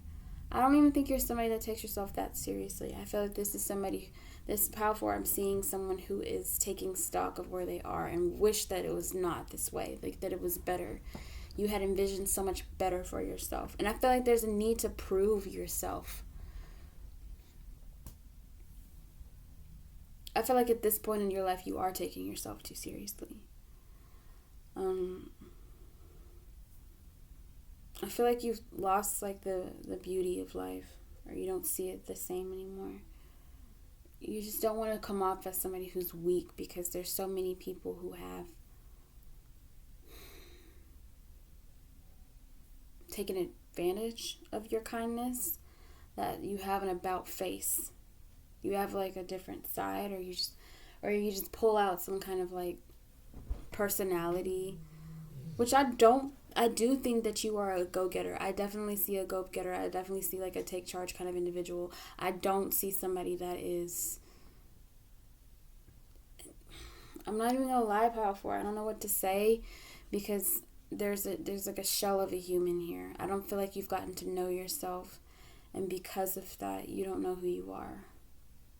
That's what I'm feeling like. Somebody who just, because normally I can pick up on a personality and just like go like carry on with it and have so much fun with describing this person. I'm not gonna lie, I'm not having fun describing you, because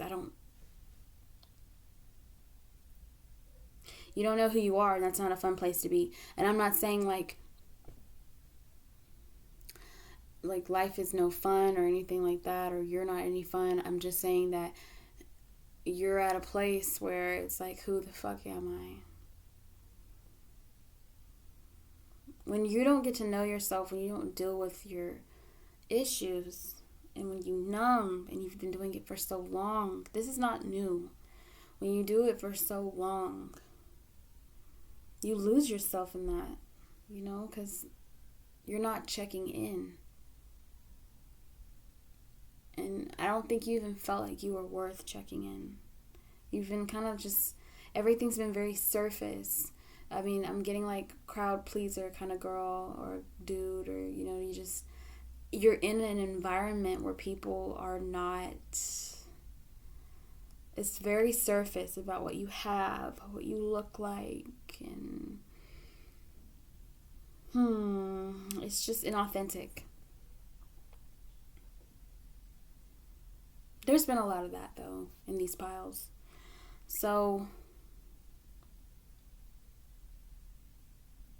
I feel like you need to just go within and find out who it is you are. Take a chance on yourself.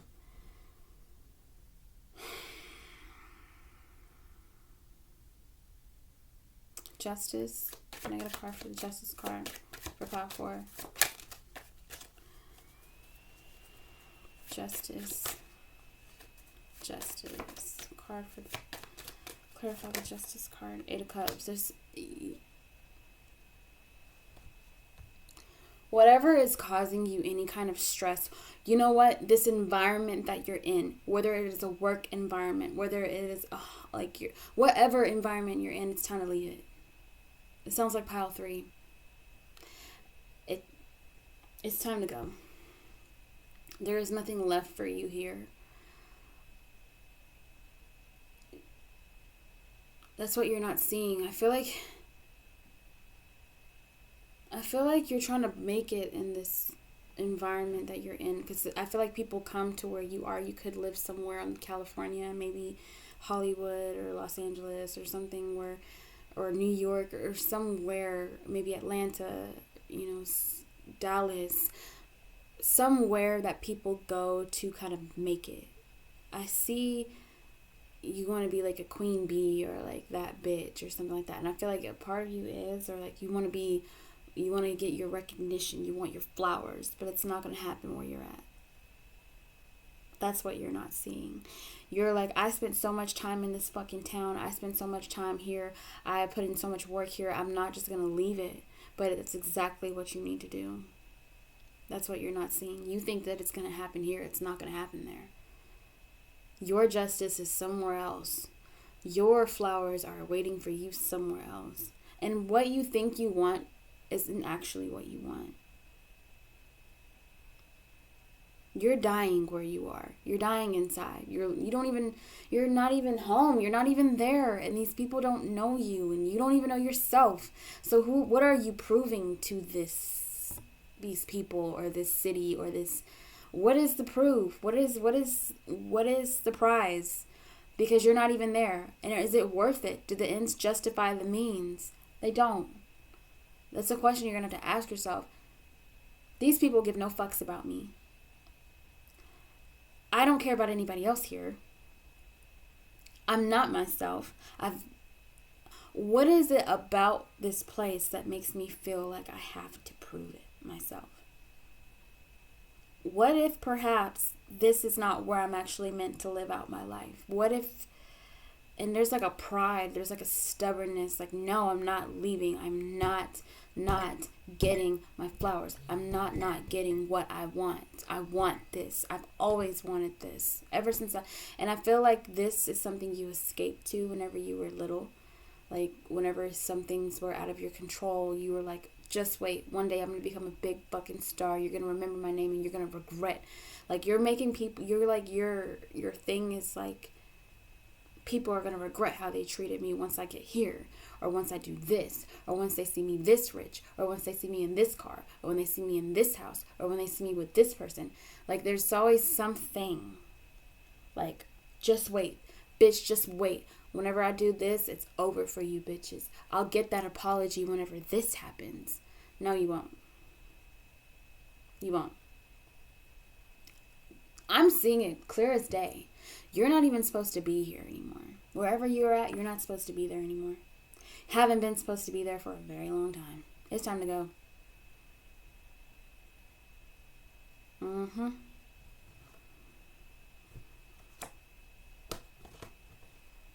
But you're stubborn.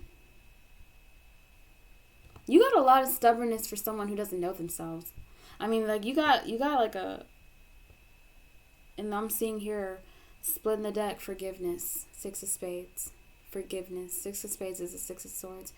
You got to forgive yourself, and you've got to forgive your father. You've got to just forgive it and just say, you know what? I throw in the white towel. And you don't want, there's like no surrender in your game. You're like, fuck that. I'm not surrendering. I'm not. I am not. No. They're all going to pay for what they did to me. It's like a vengeance a bit. It's like a come hell or high water kind of attitude. Like, you just wait, and have it your way. But what you're not seeing is that's not doing you any justice, and where you're at, it's only going to make you even more bitter. I feel like you're bitter. I see a bitter person who has been hurt a lot, but you're still in the environment where you were hurt. This is not running away from your problems. This is not. This is getting to a healthy place. And you're not in a healthy place. Your environment is not healthy. And that's like, where the fuck am I going to move? Where am I going to go? That's up for you to decide. And you know how you decide that? Going within. You're right. Where do I go? Go within. A lot of shit's going to have to be put to the wayside. All these projects and stuff, you're going to have to drop some of them. Maybe you'll have to just get them done, cash in on those checks, and then decide, you know what, I think I'm going to go on a vacation. I think I'm going to go, like, just do some soul searching and get to know me again. You know, that's the justice. Getting to know yourself again. And then when you come back to this place after you've done that, like, take a year off and just have some alone time and not in your environment. Go somewhere else. Switch up cities for a year. I dare you. Don't go somewhere that's just as bougie as the place you're at now, where there's like Stepford Wives and it's weird. Go somewhere, not Silicon Valley, somewhere like an Austin, or somewhere where authenticity is appreciated. People are really friendly in Austin, very artistic. You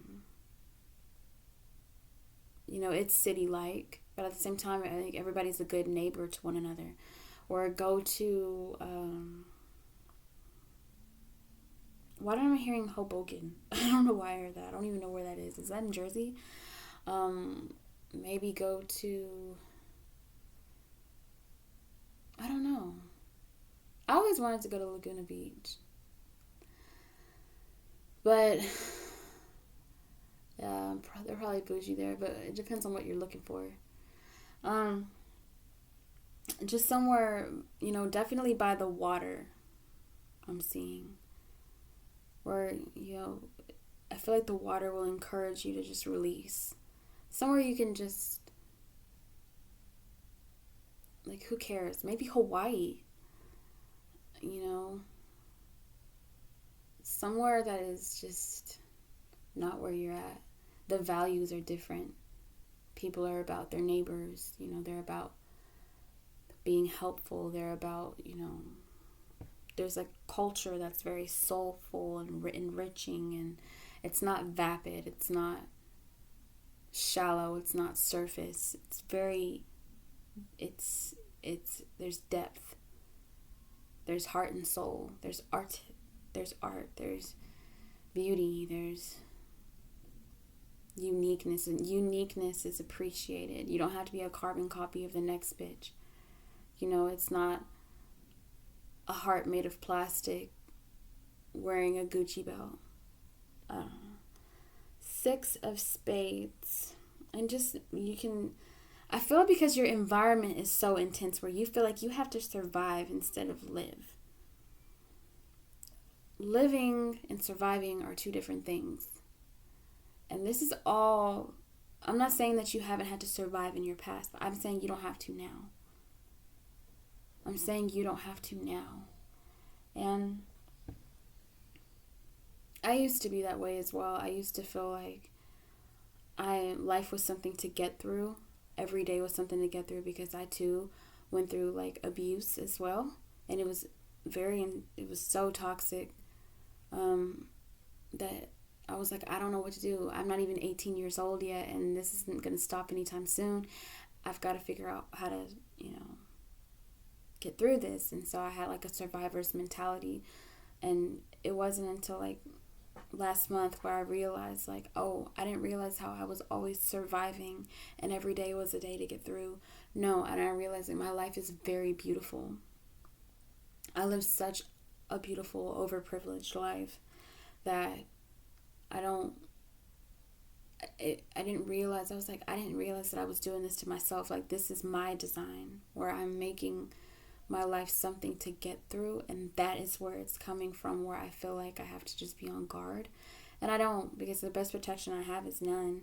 You know, I don't need any protection. I don't need any protection from anyone. That's not the kind of energy that I attract. I don't allow that in my life anymore. So there's no one that I have to be like on guard with. And of course, God is always there for me, and there is nothing that can separate me from God, and vice versa. So there's no reason at all for one true God. There is no reason at all for me to feel like I'm going to be under attack at any point. It's ridiculous. But I was patient with myself and realizing that came from my childhood. That's the survivor mentality that I carried into my 20s. I'm 26. I'll be 27 in July. So, yeah, that had to go.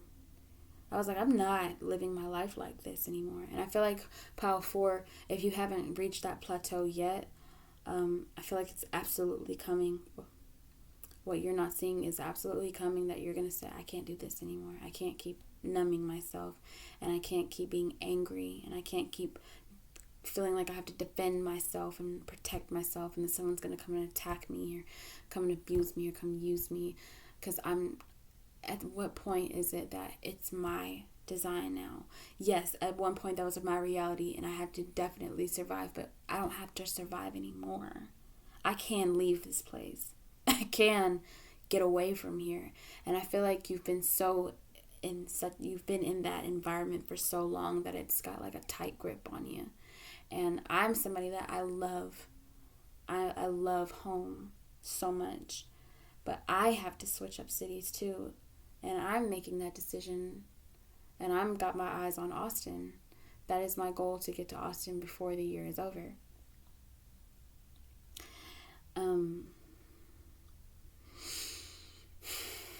So it's great to have something to look forward to, and just to accept that, yes, that is the next move. I'm getting out of here.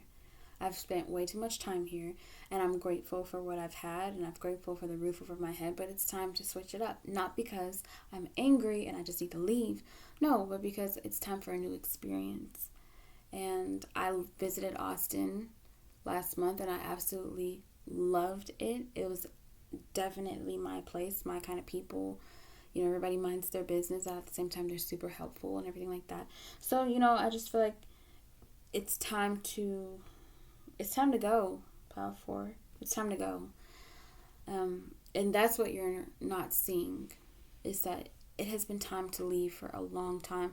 And also that you don't need to be someone who has to get through anything.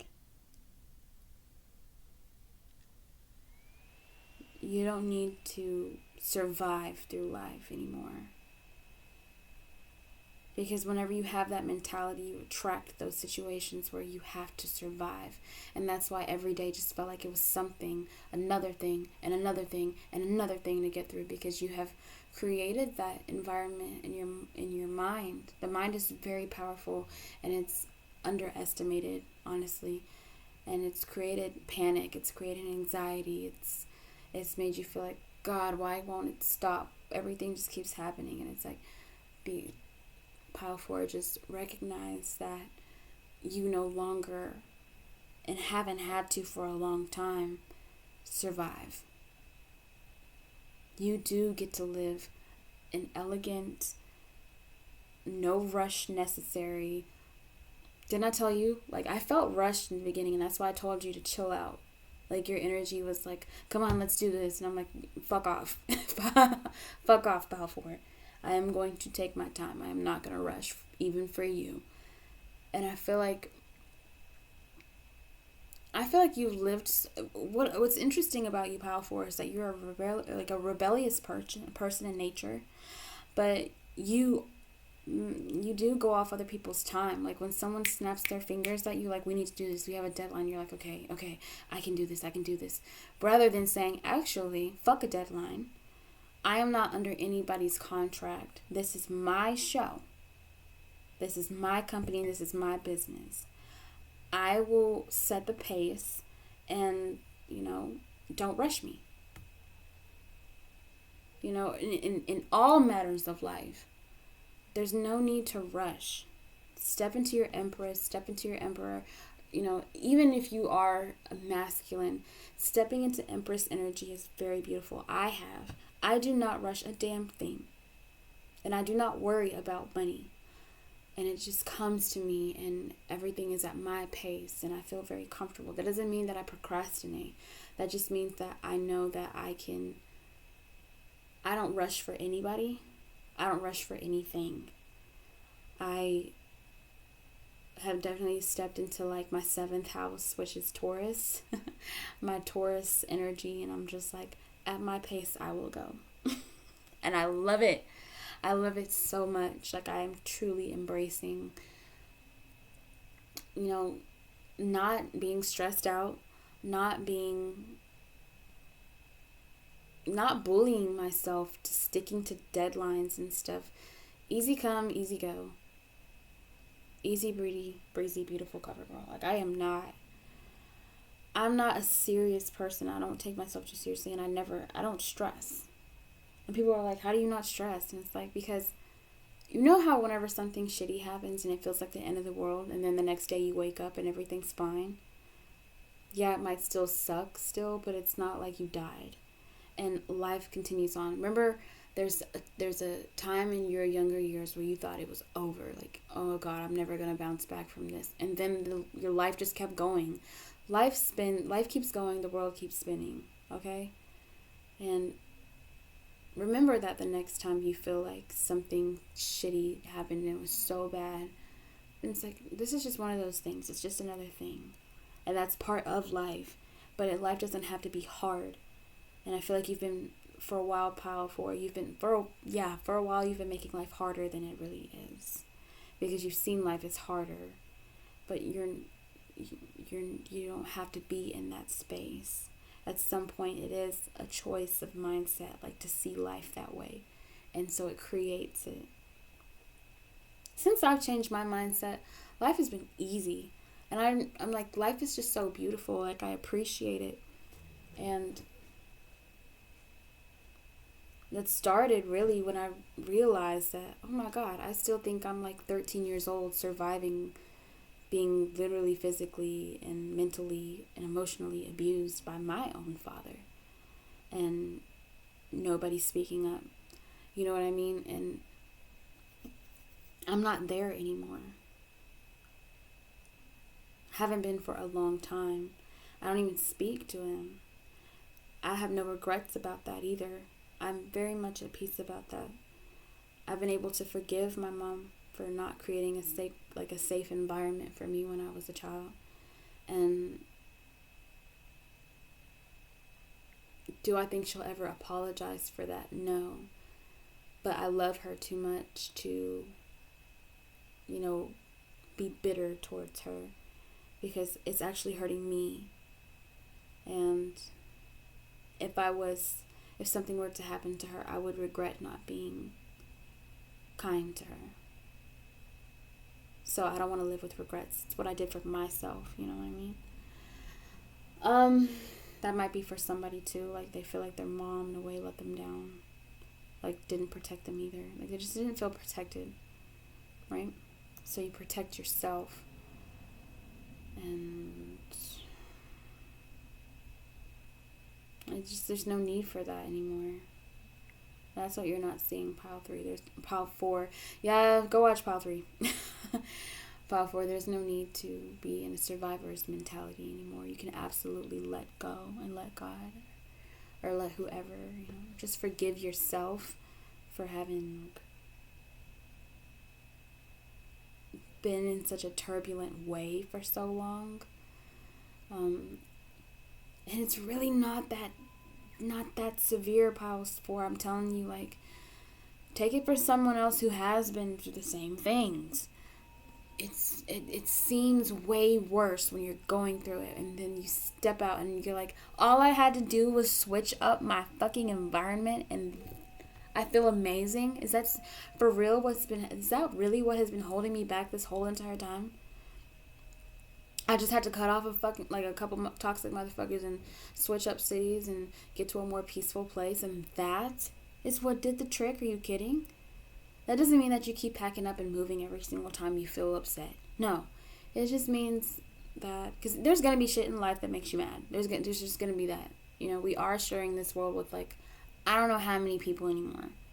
I've never counted. There's over 3 billion or something. Probably even more than that.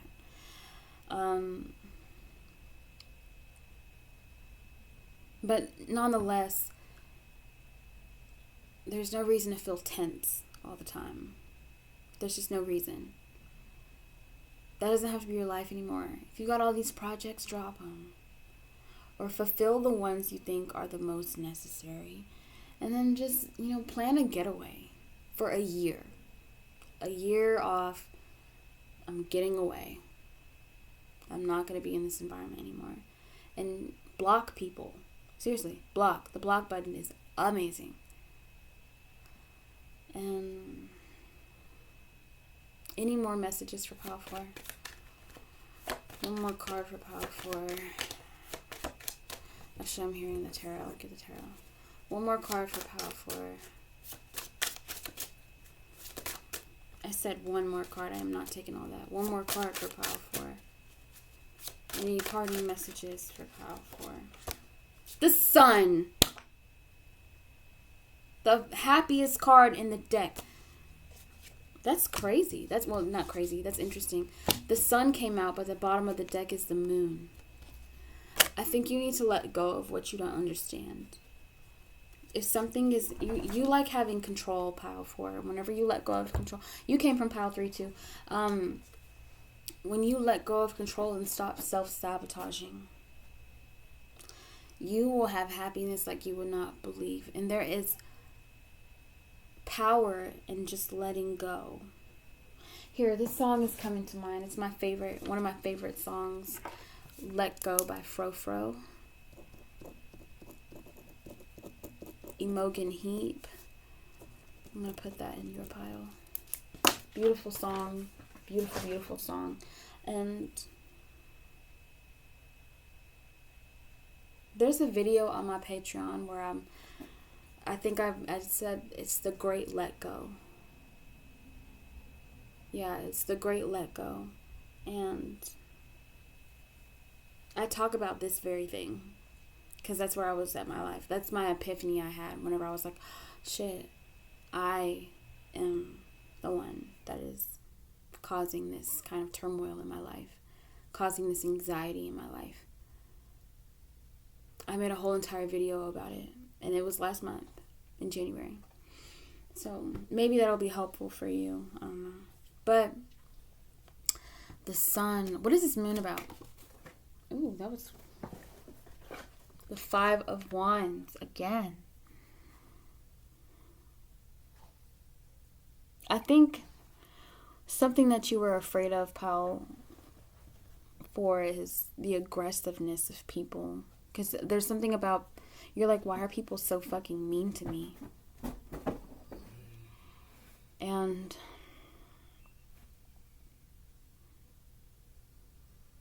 let me tell you something. It's your light. You could have Leo in your chart. Leo Sun. Leo Moon especially is here. And you're sexy as fuck, okay? You're very, very attractive. And a lot of people are threatened because their man wants you or their woman wants you. You are the sun. You shine effortlessly. You really, truly do. And people, when they try to bring you down, they just only bring you up. They just further validate you. And you are their biggest fear. It's not they're your biggest fear. You are their biggest fear. Because they actually look up to you, pile 4. People really do. They truly look up to you. They will never let you know that. But they do. Because you shine so bright. You have such a light in you, pile 4. You see, now it's coming out. Like, finally, the sun is coming out. Like, once you just leave this all behind. And you know what else? There's somebody where you're going that is just like you.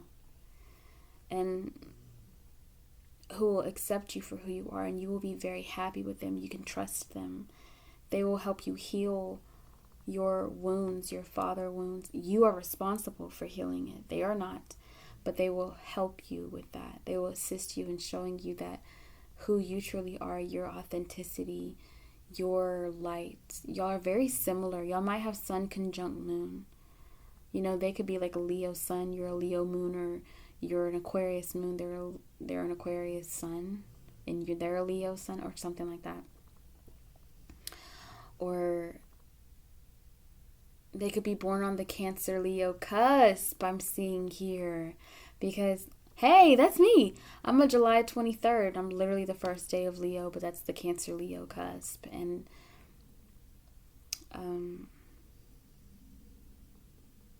yeah, interesting. This person might be a Cancer Leo cusper, baby.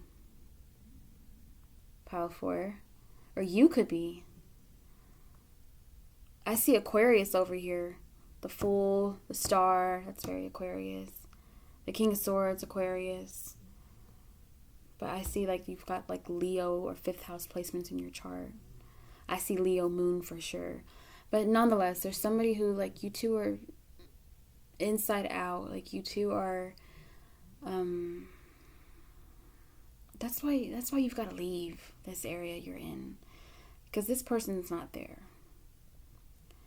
This person has so much light and they see the light in you.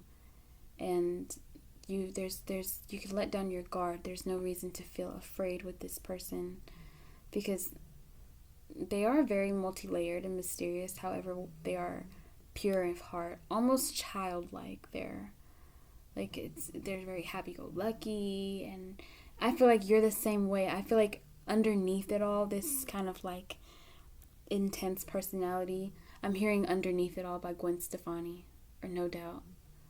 You're really lovely underneath it all.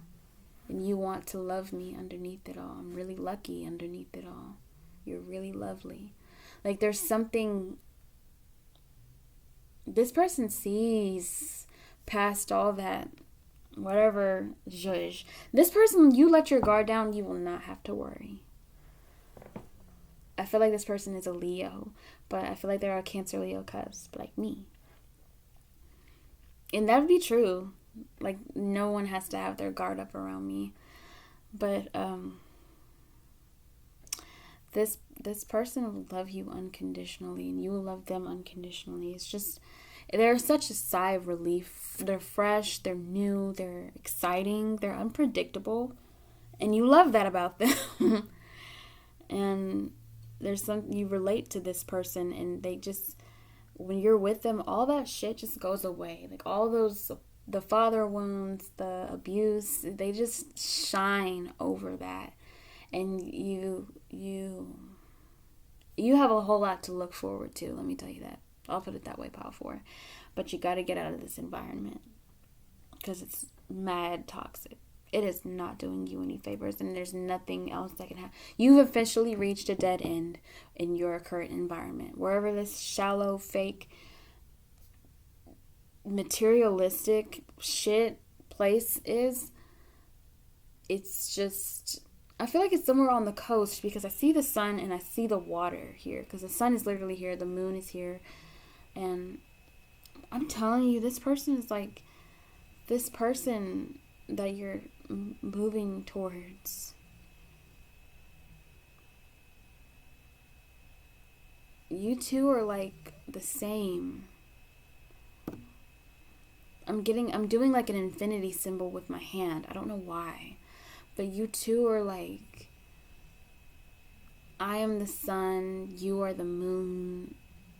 We are our own people. We are our own person, but I see you and you see me. It's giving in lakech alakin, which in Hawaiian, I think, is it? Let me correct myself. I want to have a marriage like that. In lakech.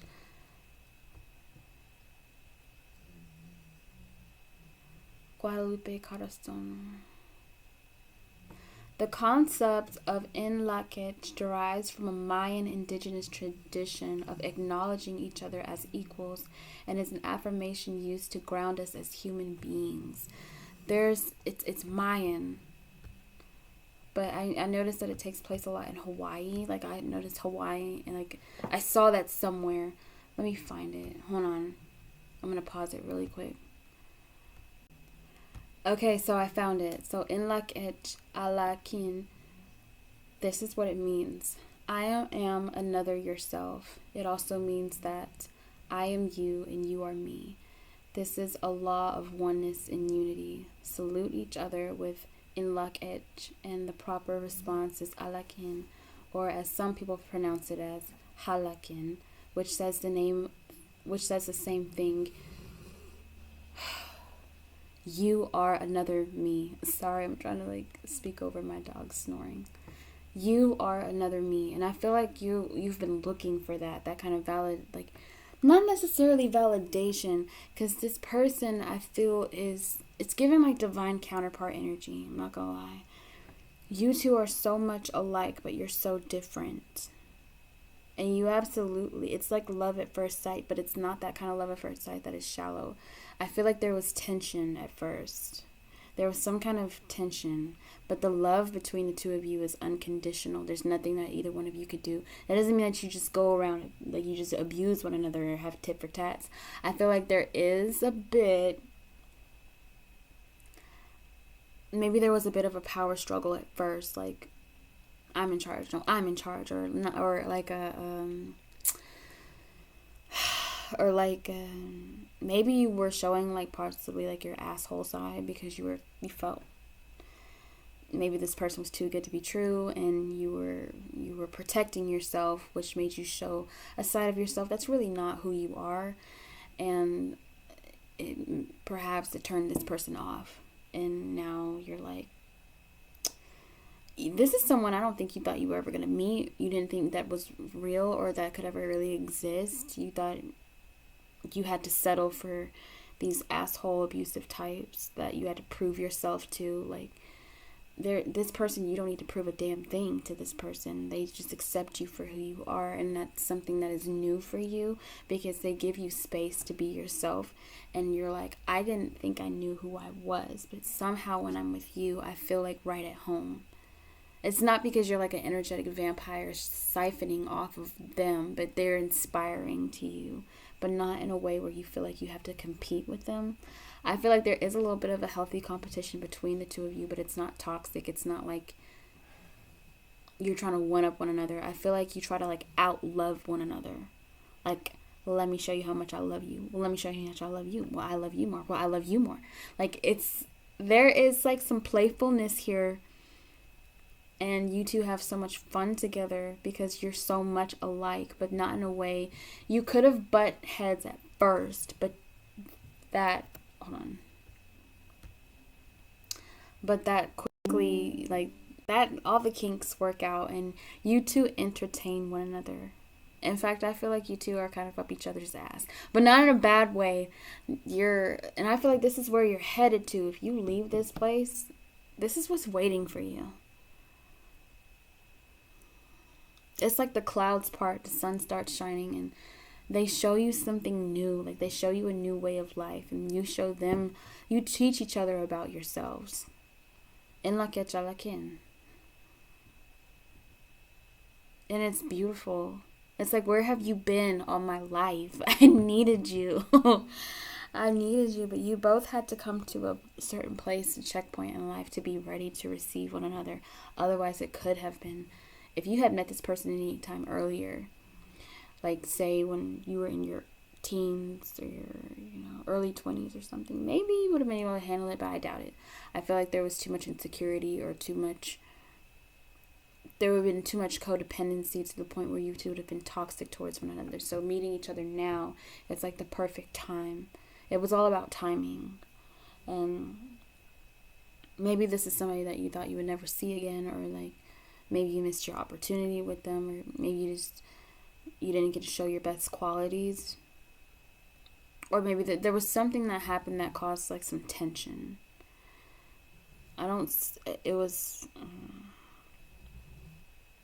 You pissed them off, they pissed you off, something like that. But it was just a misunderstanding. It was like you weren't your best person. I'm hearing Mac Miller, Objects in the Mirror. You got the most songs out of all the piles. You must really like music. Like, music might be your way of not necessarily escaping, but it's you like it a lot. Music says what you can't say because you escape. So music is one of the ways you do escape, but at the same time it's very validating because in music you are able to communicate what you can't say with words. And this person you're about to be with is very good with words. They make you feel like you're in a movie. Like, they make you feel like you didn't know that you could just be yourself with someone. They're very happy. They're very sunny. They are very funny. And they're very charming. And you know what? They think you are the sweetest thing. The sweetest thing. They think you are the most... This person does live in their own world. They've created such a beautiful world for themselves that when you're with them, you're like, how come I never saw the world like this? Of course life is beautiful. Of course the world is beautiful. I'm so glad that I left that place. You know, it's like it goes, it just dissolves. I'm hearing accidentally in love. Who else had that? Pile 2. Y'all might like watching Shrek together. This person likes Shrek, or they like cartoons, or like y'all just do things that kids do. Like y'all become kids again. Maybe because y'all weren't able to be kids when y'all were kids. So now y'all are like kids again with each other. Like it's very youthful, very fun, very playful, and I want to cry. Because I feel like you're going to be so happy that you didn't realize that you could be this happy. You'll probably be like, I don't remember any time that I can't remember the last time I was this happy. Pile 4, that's probably what you're saying. Like, you make me so happy. But just remember that don't get into a place where you're like, I don't want to lose you to this person. Or don't let this person get to that. Because I feel like y'all both have something in common where you're wondering how long it lasts. Just really be in the moment with one another and appreciate it. Let me see. Appreciate it. Don't sabotage this, Pile 4. Let me see. What was it? No doubt underneath it all. Yay! I'm almost done. No, I am done. I said everything. Do I have to say anything more, God? I'm not talking to you, Pile 4. Oh, fuck. Okay. I heard there's one more message. Should I clear the table? No, don't clear the table. What message? I apologize. What message? What else do you have to say to them? What is the next message? 6 of fucking wands, baby. Pile 4. This reading was just awesome. Everything just turns right the fuck around. People are going to be sorry. You know what? You wanted someone to feel... I feel like there's somebody that you wanted to get revenge with. Or on. Pile 4. But when you let go and move away from this, just let go, you're not going to give a shit about revenge. I'm telling you, like, there's somebody that you wanted to pay for what they did to you. You wanted a lot of people to pay for what they did to you. But once you finally get to where you're going, and it's been a long time coming, but when you leave this place, because this person is waiting for you where you're going. I'm not saying they're going to be, like, right there when you touch down on the airport, or they'll be there within, the first month or something. It will take time because you have to be independent on your own.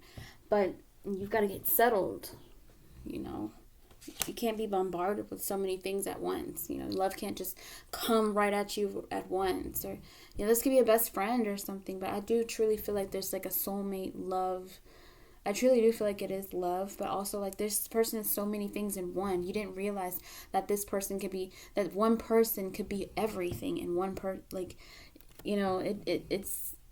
it almost seems like unfair to ask anybody to be your best friend, the love of your life, your husband, your wife, your soulmate, your spiritual, your buddy, your ride or die, your road dog, all this shit in one person. This is what is waiting for you. Isn't that awesome? Hold on. Because, again, the cards are falling all over the floor.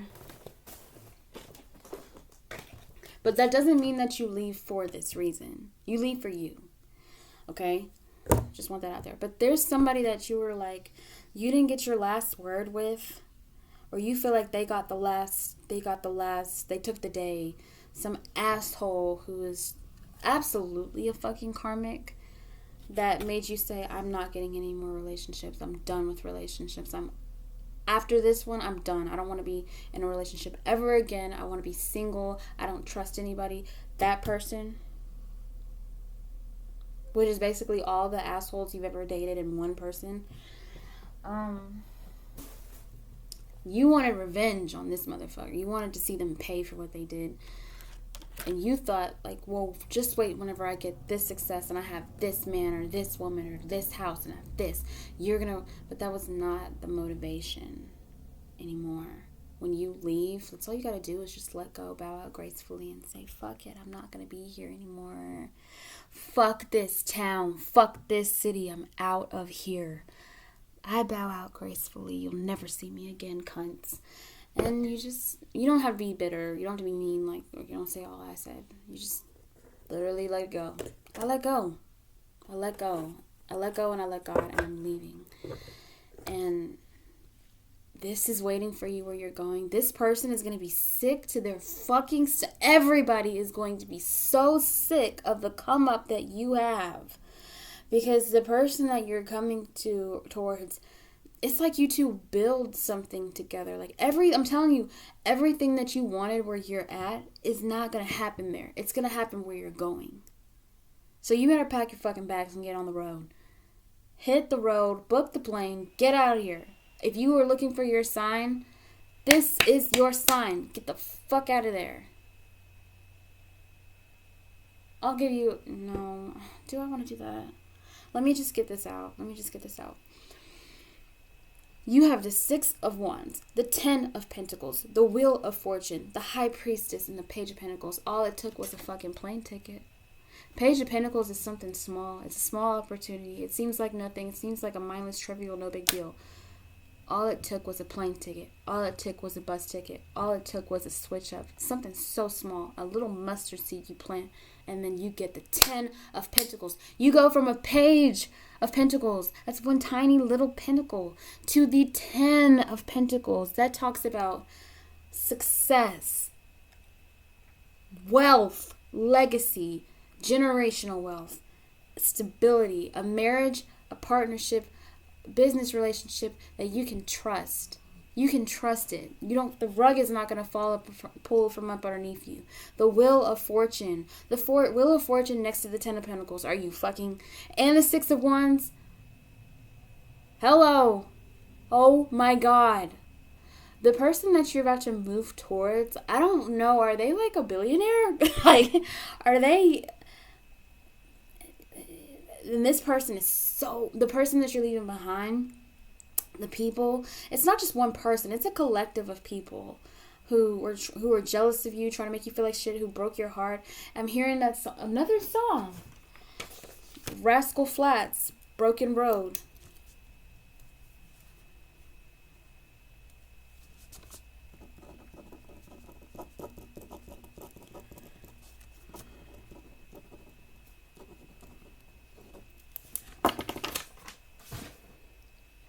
This much I know is true, that God blessed the broken road that led me straight to you. That is this person. Y'all are going to have the most wonderful, beautiful life. And this person you're leaving behind, if you won't care anymore, you will not care. This could have already happened. Or like you were just thinking about booking your ticket, and then maybe you're like, oh, I don't know, maybe I'm in over my head. Book that fucking ticket. Get out. It's time to go. Because this person is sick. These people are sick how they treated you. They reminisce over the way you feel, like how you never got your revenge, or like you just stay up thinking of all the fucked up shit people have ever done to you. That is what these people will do for so long. Your blessing is other people's karma, and you get it with the love of your life. And you don't even care. You won't even care anymore. You'll be so happy, and you'll see the world so much differently. This was such a ride. And that's what you're going to feel like about your life. Like, this was such a ride. I would have never have guessed this in a million years. Wow, pile 4. This is beautiful. People, ex-friends, quote-unquote friends, ex-boyfriends, girlfriends, toxic family members who you thought were with you but really were against you. People who just sucked. Shitty coworkers. They're going to see you live a life of, overprivileged luxury, damn near, like, basically royalty is what I'm seeing here. It just, I can't even describe to you. I can't even describe, and this high priestess here. This person you're marrying, I said marrying. Yeah, because this is the marriage card. The Ten of Pentacles talks about marriage. This, you know how you used to kind of like stick around trying to get these little pathetic ass 7 of Pentacles, 3 of Pentacles, these little fucking crumbs you used to settle for. You're about to get the fucking 10 of Pentacles. The marriage, the home, homes. Okay? That's plural. Trust. You won't ever have to look over your shoulder with this person. You can trust them. They are loyal. You can be good to them. You can finally just be good to somebody and someone's good to you. And it's fun. Like, this is your best friend and also the love of your life. And yes, you're sexually attracted to one another. And everybody wants the both of you. How did this happen? And this person is psychic. They could be a tarot reader. Okay. They could just be someone who is just very in tune. They teach you so much. And maybe it came from listening to this reading. There's just something as small as just listening to a reading that encouraged you. That's what this is for. You know? I'm so happy right now. I'm so excited for you, Pile 4. You're not going to give a shit about getting revenge on anybody. You're not going to have a bitter heart.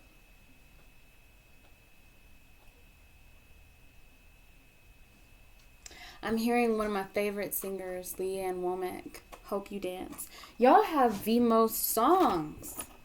Y'all love songs. I love y'all. Because I like songs too. Let's see.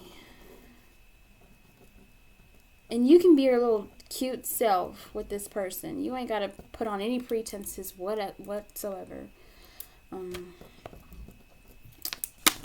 Anything else? I'm so glad that I took that. Want me to give another card? Nope, that's it. That's it.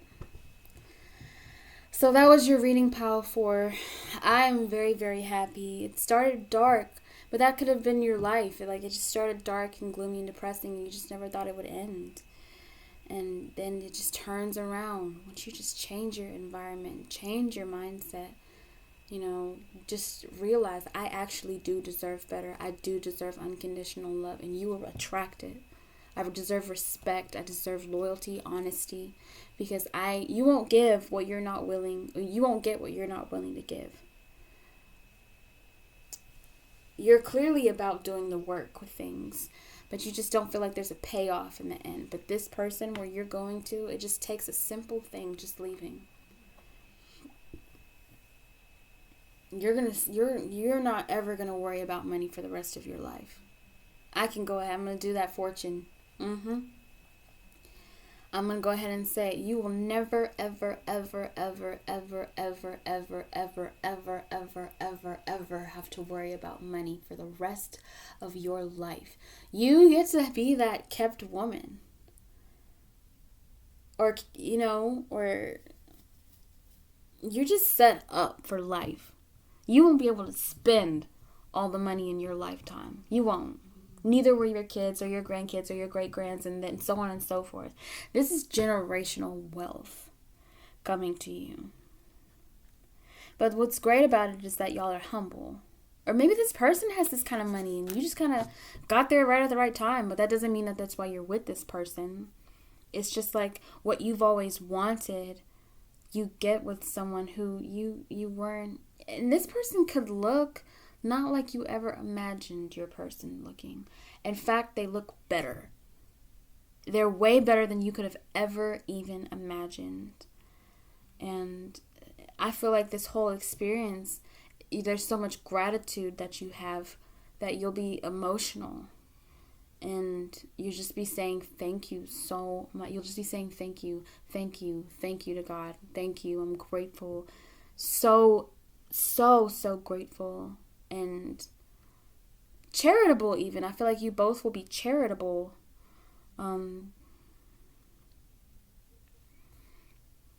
This person makes money with their spiritual gifts. They could have encouraged your spiritual awakening, or like made you see things differently, or helped you see things differently, because nobody can make you do anything. But where you doubted, they showed you how the impossible was possible. They encouraged that. They encouraged you to see. And this person doesn't force anything onto you. They just are. This person is a father figure to you. Ironically, they can still be feminine, but this person has like a masculinity to them, or like assuredness, this way more protection that you ever could have imagined. There's something about them that makes you just feel very protected and taken care of, and they're safe, and that you're safe. They make you feel you see this person as like a father figure.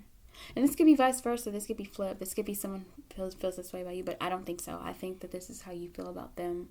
This is definitely your pile for. They are... You don't need to be protected, but you see them as someone who can protect you. Absolutely. Like, they just have that kind of clout, like that pull, or their way. You love their way. I'm hearing, ooh, baby, I love your way. So many songs. My God.